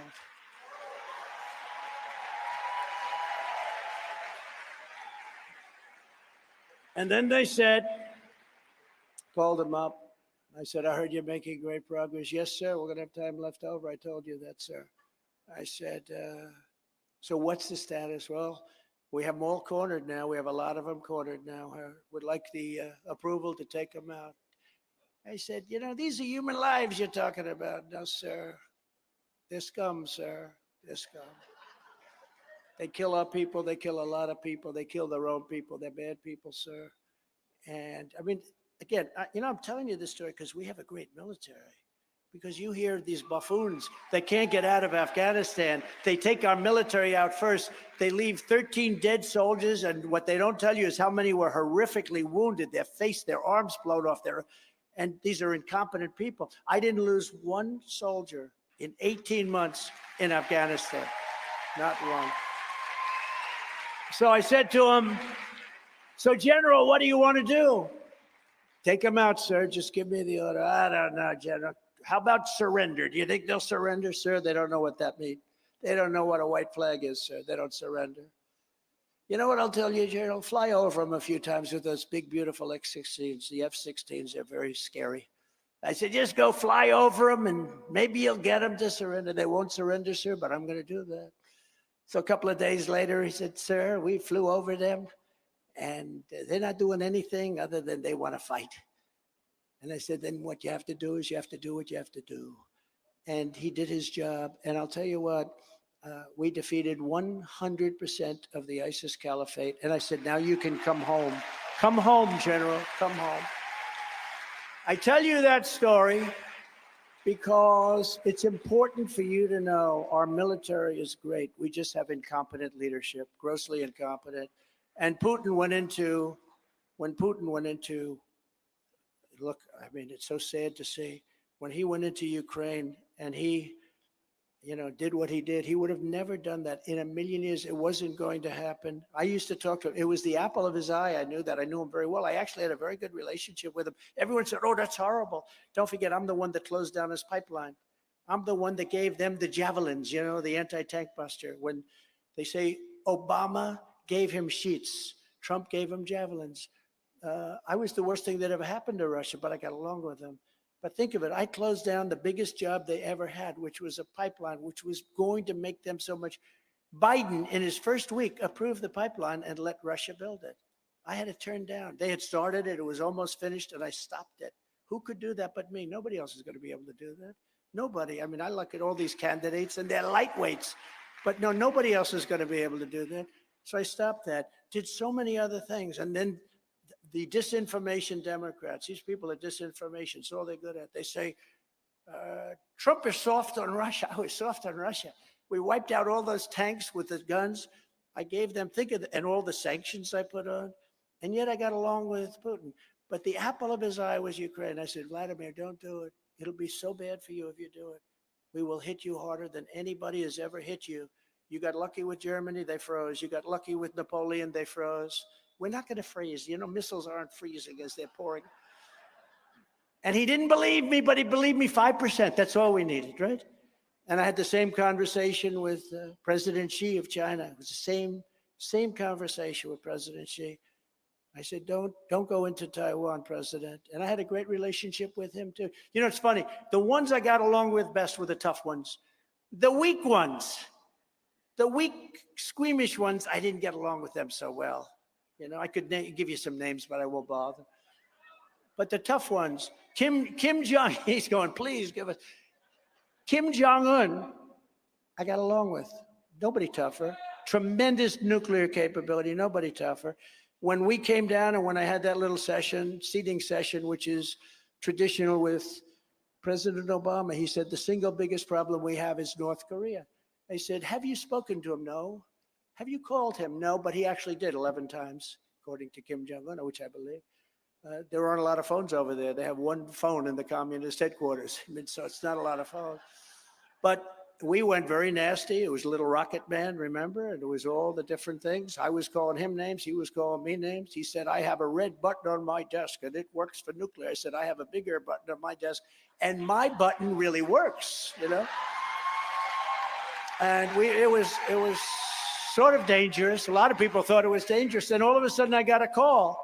I'd love to get together. And we got together. We saved the Olympics in South Korea. Nobody was going. Nobody was buying tickets. They didn't want to be bombed out of the stadium. And as soon as that happened, we even put North Korea into the Olympics. It was a whole thing. We did a great job. We get no credit for it, but we did a phenomenal job. And there was no threat of nuclear. Remember, I went there and I walked across. Secret Service and all of the people said, please don't walk into North Korea, but I did. I walked into it, and boy, there were a lot of guns pointed at me, I'll tell you. But we did, and we got along with them great. And we would have had to deal with them had the election not changed. We would have had to deal with Iran. Iran was dying to make a deal because we had them cut off. I told China, if you buy any oil from Iran, you're not going to do any business with us. And they stopped buying oil. Everybody stopped. They were ready to make a deal. We would have made a deal that was great for everybody. No nuclear weapons. You can't give them nuclear weapons. Now they're going to have a nuclear weapon. Now you have, think of this. China is building in Cuba. Okay, does anyone know that? They don't even talk about it. The fake news, they don't want to mention it because it's so bad. But China's building in Cuba. This is 90 miles off our coast, and nobody does. When I get in, they'll be gone within 48 hours. They will be. They will be. Can you imagine? When the Marxists toppled statues of our great heroes, I immediately signed an executive order stating that anybody who even lightly defaced a federal monument in Washington, remember they were going crazy, or statue would get 10 years in prison, no probation, no anything. And 3 years ago, in September of 2020, I proudly signed the world's very first ban on critical race theory, vanquishing those racist trainings from the federal government long before anyone else had ever heard of them. But all of that was only the beginning. With your support in 2024, we are going to put America first like never before, and we are going to finish the job that we so successfully started. You know, many people, it was 4 years, but many people say it was one of the most successful presidencies ever. Some people say it was the most successful presidency. When I get back into the Oval Office, I will totally obliterate the deep state. They will be obliterated. And we know all the good ones now. You know, when I went there, I'd only been to Washington 17 times in my life, according to the fake news, and 17 times, and never stayed there. So I wasn't a Washington establishment person, but I didn't know the people. I had to rely on people to give me names. And largely, we got great names. You know, we got the tax cut. We did so much. We rebuilt our military. But there are people that I wouldn't have put there. And I will fire all of these corrupt bureaucrats, because now, better than maybe anybody else, I know the great ones, I know the smart ones, I know the dumb ones, I know the weak ones, I know the stupid ones, but I know the ones because I know everybody in Washington. I got a PhD in learning about the people of Washington, and those people that I introduced a little while are at the top of the list too, I will tell you that. And we will create a Truth and Reconciliation Commission to declassify and publish all documents on deep state spying, censorship, and all of the corruption that's gone on in our country. And before I even arrive at the Oval Office, just all I need is the victory. I don't have to be there yet, but the victory. Shortly after we win the presidency, I will have the horrible war between Russia and Ukraine totally settled. We'll get that settled very quickly. As I said 2 days ago, Biden gave up a lot of secrets about the condition of our country and our military with the ammunition, which is very, very classified, and the cluster bombs going to Ukraine. And just the other day, he announced he's sending thousands and thousands of troops, despite the fact that the U.S. military has been so badly depleted already. We're sending thousands of troops. And the problem is we're in there for almost 200 billion, and Europe is in there for 20 billion.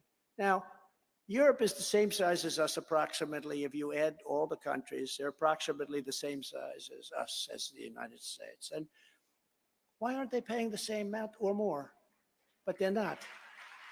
Not a single American mother or father should have to worry that their child will be sent to die in Eastern Europe. And I'll make a deal that's fair for Ukraine and fair for Russia. I mean, we gotta make a deal. When I was on this crazy show on CNN, I don't know if anybody got to watch it, the town hall. You know, they supposedly got the highest ratings in 11 years, and they ended up firing the president over it. So we must have done well. They fired the president. It's supposed to be the opposite. You get your highest ratings, and they should give him a raise, right? But this conflict has to end. And when I'm president, it will be done very quickly. I believe in 24 hours. Now, somebody like Ron DeSantis cannot do it because he's owned and controlled by the globalist establishment who always puts America last. We all saw how quickly DeSantis reversed himself on Ukraine. You know, it's funny, the other day they were doing a straight news show, and they said, and ladies and gentlemen, we have Ron DeSantis here, and they screamed, no, it's DeSantis, you know. So that's called good branding. They can't even get his name right. The guy's introducing him as DeSantis. I love that. By the way I feel about him, just so you know, because it's a very personal meeting, it's a Saturday. We have nothing to do, right? We have nothing to do. But the way I feel, I got him elected. They'll tell you that. He was dead. He was losing to Adam Putnam by a margin like 30 points, some massive margin. It was over. Putnam had 30 million. He had no money. He came to see me. He said, he's looking for a job as a lawyer or something, pizza parlor, lawyer, and he'll take anything. He begged me to endorse him. I said, listen, if I'm Abraham Lincoln, if I'm Lincoln and Washington together, we gave you a joint endorsement, you can't win, you two for. No, sir, if you endorse me in the state of Florida, they love you in Florida. If you endorse me, I'll win. And he helped me on impeachment hoax number 1 and 2 a little bit. Not nearly like a great Jim Jordan or any of those guys, but you know, he was one of 175 congressmen, because about 175 would go on television, and I'd see him on television a little bit. So he was fighting, and I didn't know Putnam. So I said, you know what, Ron, let's give it a shot. So I said, give me something you'd like. He gave it to me. I thought it was terrible. I rewrote it, and he went up like a rocket ship. He went up so fast, and he ended up winning the primary very shortly thereafter. in a landslide. Then he had to get the guy who, as you know, was a crackhead. But at the time, they thought he was the next great president. He was going to be a president of the United States, a handsome guy. He was going to be the president of the United States. And by the way, I will take Byron over this guy. This was not a good representative. This was not a good representative, Byron. But he was a handsome guy, looked good, spoke well, everything was good, and pretty much unbeatable. Him and Stacey Abrams, she was the hottest woman, he was the hottest man. They were going to have a great future. Didn't work out that way. But they took him, and Ron said, I don't think I can beat him. I said, you'll beat him. I did 3 rallies, thousands and thousands. You know the rallies, they're the greatest. We're starting the rallies again now. But the rallies are the greatest. And we had 3 of them, and he ends up winning.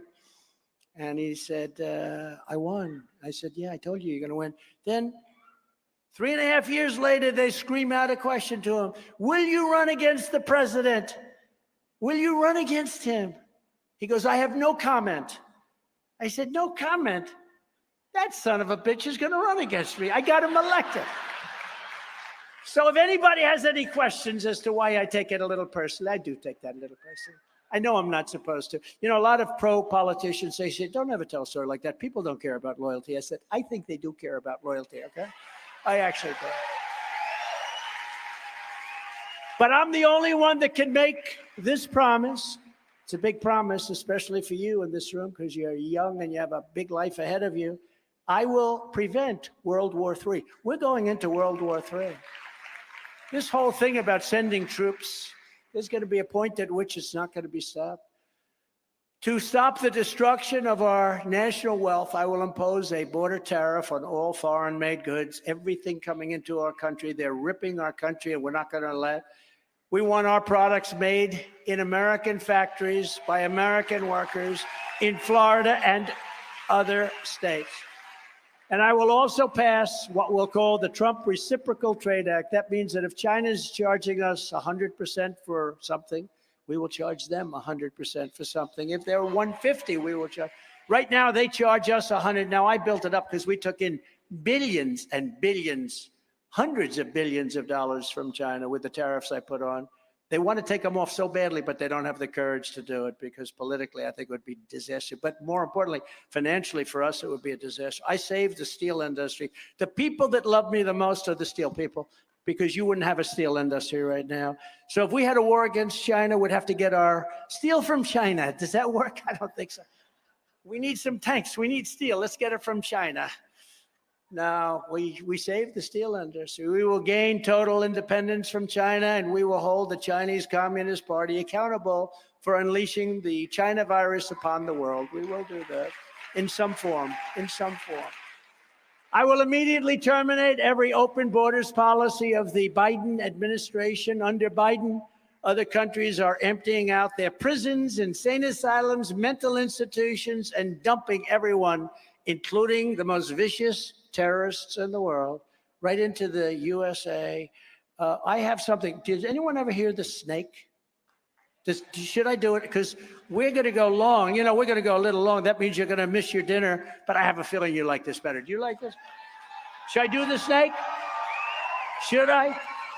The snake, you know, it's about 100 degrees out. So if we're outside, you'd say, no, please don't do the snake. But it's great. This was a great song written a long time ago, and we sort of recast it, but it's true. And it has to do with terrorism. We're allowing people to come in. They're going to destroy our country. We have to get them out. We have to take them out.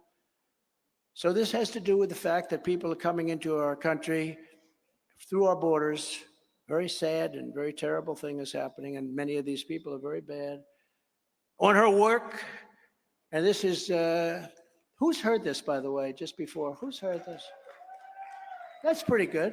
It's amazing how few, because they do it, but I think it's pretty terrific. On her way to work one morning, down the path along the lake, a tender-hearted woman saw a poor, half-frozen snake. Her pretty colored skin had been all frosted with the dew. Poor thing, she cried, I'll take you in, and I'll take care of you. Take me in, oh tender woman, take me in for heaven's sake. Take me in, O tender woman, sighed the vicious snake. She wrapped him up all cozy in a comforter of silk and laid him by her fireside with some honey and some milk. She hurried home from work that night, and as soon as she arrived, she found the pretty snake she'd taken in had been revived. Take me in, O tender woman, take me in for heaven's sake. Take me in, O tender woman, sighed the vicious snake.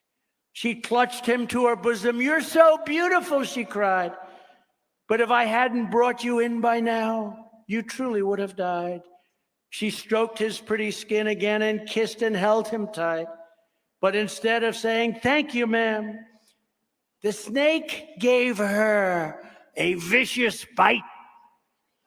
Take me in, O tender woman, take me in for heaven's sake. Take me in, O tender woman, sighed the vicious snake. I saved you, cried the woman, and you've bitten me, but why? You know your bite is poisonous, and now I'm going to die. Shut up, silly woman, said the reptile with a grin. You knew damn well I was a snake before you took me in. That's the end. That's the end. The snake. And that's what we're doing. We're taking in people that are very, very dangerous people. We're allowing them to come in, and they're being sent in here by the millions and millions and millions. Following the Eisenhower model, we will use all necessary state, local, federal, and military resources to carry out the largest domestic deportation operation in American history. I will use Title 42, which they ended, to end the child trafficking crisis by returning all trafficked children to their families in their home countries immediately. And to further deter illegal immigration, I will sign a day one executive order ending automatic citizenship for the children of illegal aliens, which brings all of those family members in with them. As the horrific riots in France have proven, we must also redouble our efforts to ensure that anyone who comes to America shares our values and assimilates into our culture. We want people who can love our country and cherish our country. Under the Trump administration, we imposed extreme vetting and put on a powerful travel ban to keep radical Islamic terrorists and jihadists out of our country, and with great success. You know that. You didn't see anything about that for 4 years, did you? And you would have seen a lot of it. When I return to office, the travel ban is coming back even bigger and much stronger than before. The United States will not be condemned for the same fate as countries like France, which are truly going through hell right now. I will also order our government to deny entry to all communists and Marxists as required by law.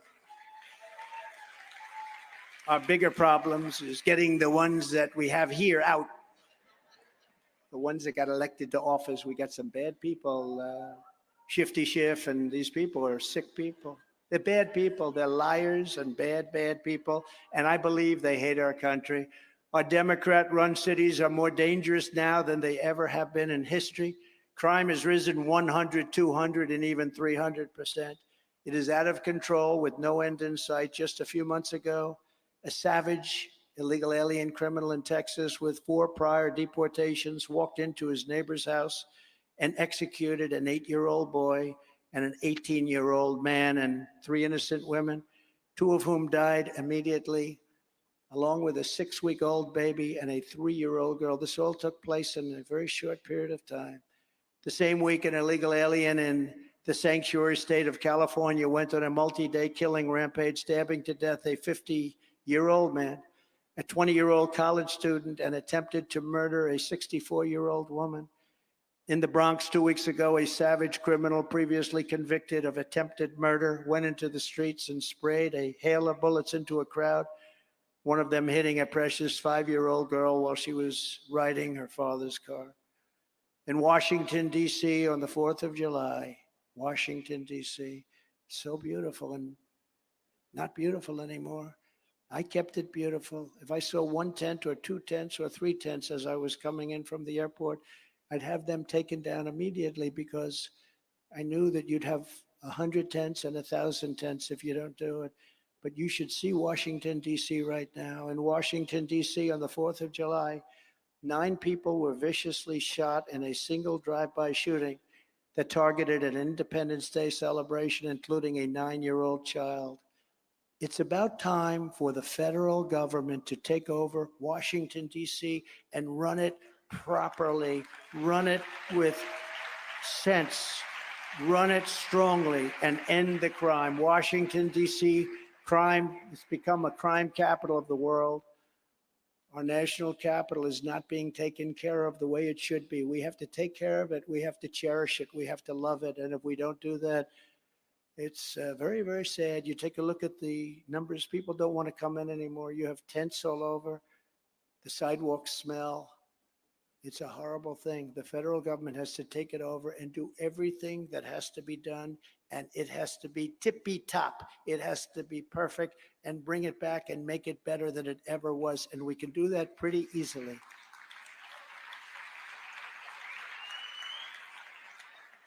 Because the people that are running it don't have a clue, or they do have a clue and they don't want to see it good, but it is really bad. To stop the Marxist prosecutors who release rapists and murderers while prosecuting and persecuting conservatives, Republicans, and others, I will direct a completely overhauled DOJ to investigate every radical district attorney and attorney general in America for their illegal, racist, and reverse enforcement of the law. To combat the scourge of homelessness that is plaguing Democrat-run cities, I will use every possible authority to get the homeless, drug-addicted, and dangerously deranged people off the streets, and will get them medical care. But we can't have what's happening in San Francisco and Los Angeles and New York and Chicago and every other Democrat-run city. In all cases, they're Democrat-run. The liberal policies that indulge these social maladies are not compassionate at all. They're an insult to law-abiding, hardworking citizens who are living in danger. They're living in danger. People that love their country and they can't believe what's happening. They can't walk down the street. Atlanta, you can't walk down the street for a loaf of bread. You'll end up being shot. But then they come after me for a perfect phone call. You believe it? I make a perfect call. I have lawyers on the other end of the phone. On the other side, nobody said, oh, it's inappropriate. I only talk appropriate. I know how to talk. And I have a perfect phone call. They said, well, was he pushing the election? No, I was complaining about a rigged election. Very simple. And the other lawyers on the phone representing the state and the Secretary of State, if I said anything wrong, they would have said, we don't like what you said. How dare you say? No, they didn't say that. In fact, we set up another call for the next day. But now I understand that they're looking at that call. Think of it. You got murderers all over Atlanta. Nobody can walk out, and they come after me. Remember the perfect call I made with Ukraine, the president of Ukraine, Zelensky. That's why I respect him, because he could have grandstanded and said, oh, I felt threatened. He didn't feel threatened because it was a perfect call. Fortunately, we had it taped. This is even more perfect. But they want to do anything because they're sick, deranged people. And I don't think the people of the country will stand for it. On day one, I will sign a new executive order to cut federal funding for any school pushing critical race theory, transgender insanity, and other inappropriate racial, sexual, or political content on our children. We want great schools to lead to great jobs and to great lives and great success. I will keep men out of women's sports. How ridiculous. How ridiculous. How ridiculous. And I will sign a law prohibiting child sexual mutilation in all 50 states. Could you imagine 15 years ago having somebody stand up here and saying, we will stop child mutilation? Who would ever think of this? Our country is sick. The world is sick, frankly. And I will restore the Trump ban on transgender in the military. I had it stopped, totally stopped, and they approved it. I will not give 1 penny to any school that has to. If you have a vaccine mandate from kindergarten through college, you don't get anything. You don't get anything.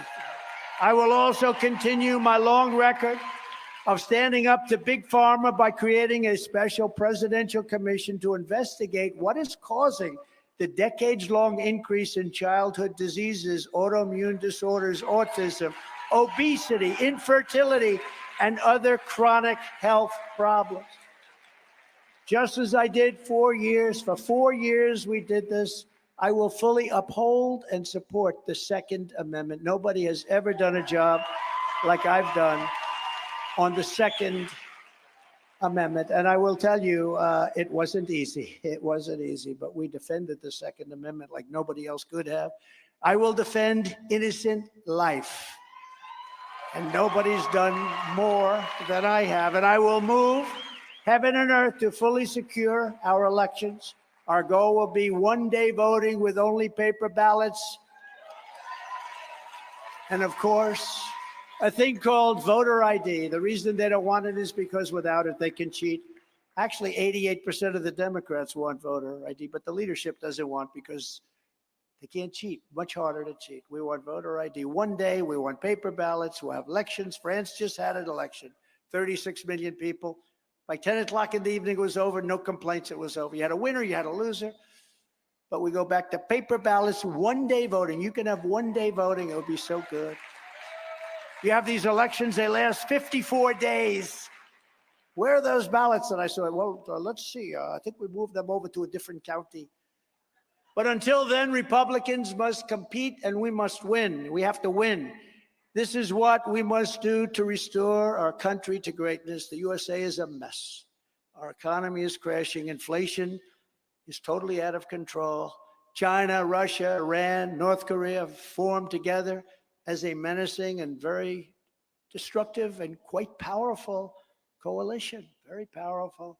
Our currency is crashing and we will soon no longer be the world standard, which will be our greatest defeat in 200 years if we lose the world standard in currency. That would be unthinkable. Couldn't have happened 3 years ago. Couldn't have even happened. But it won't happen with me, not even a chance, just like Russia would never have invaded Ukraine. Never, never, ever. And by the way, they didn't. You know, a lot of Democrats even say, I got to say, Trump kept them. They didn't. They didn't even come close. They would have never done it. And China would not have even thought about raiding Taiwan. If you took the 5 worst presidents in the history of the United States and added them up, they would not have done near the destruction to our country as Joe Biden and the Biden administration have done. We are a failing nation. We are a nation in decline. And now these radical left lunatics want to interfere with our elections by using law enforcement. It's totally corrupt, and we won't let it happen. 2024 is our final battle. With you at my side, we will demolish the deep state. We will expel the warmongers from our government. We will drive out the globalists. We will cast out the communists, Marxists, fascists. We will throw off the sick political class that hates our country. And we will rout the fake news media. We will defeat crooked Joe Biden, and we will drain the swamp once and for all. We made a lot of progress, but it's pretty deep.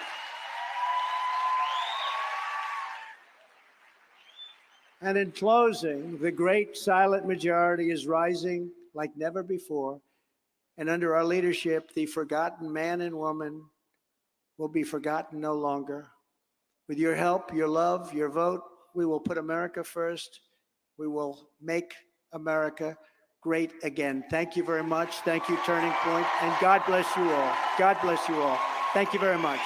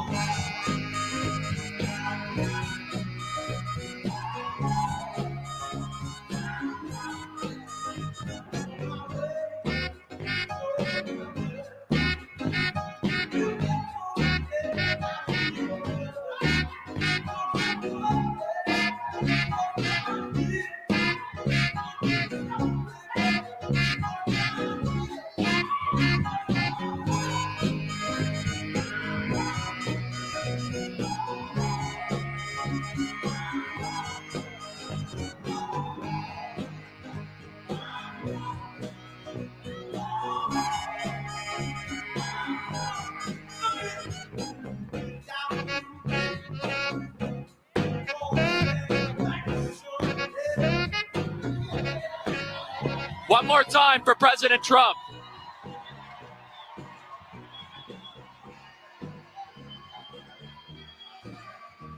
All right, everybody.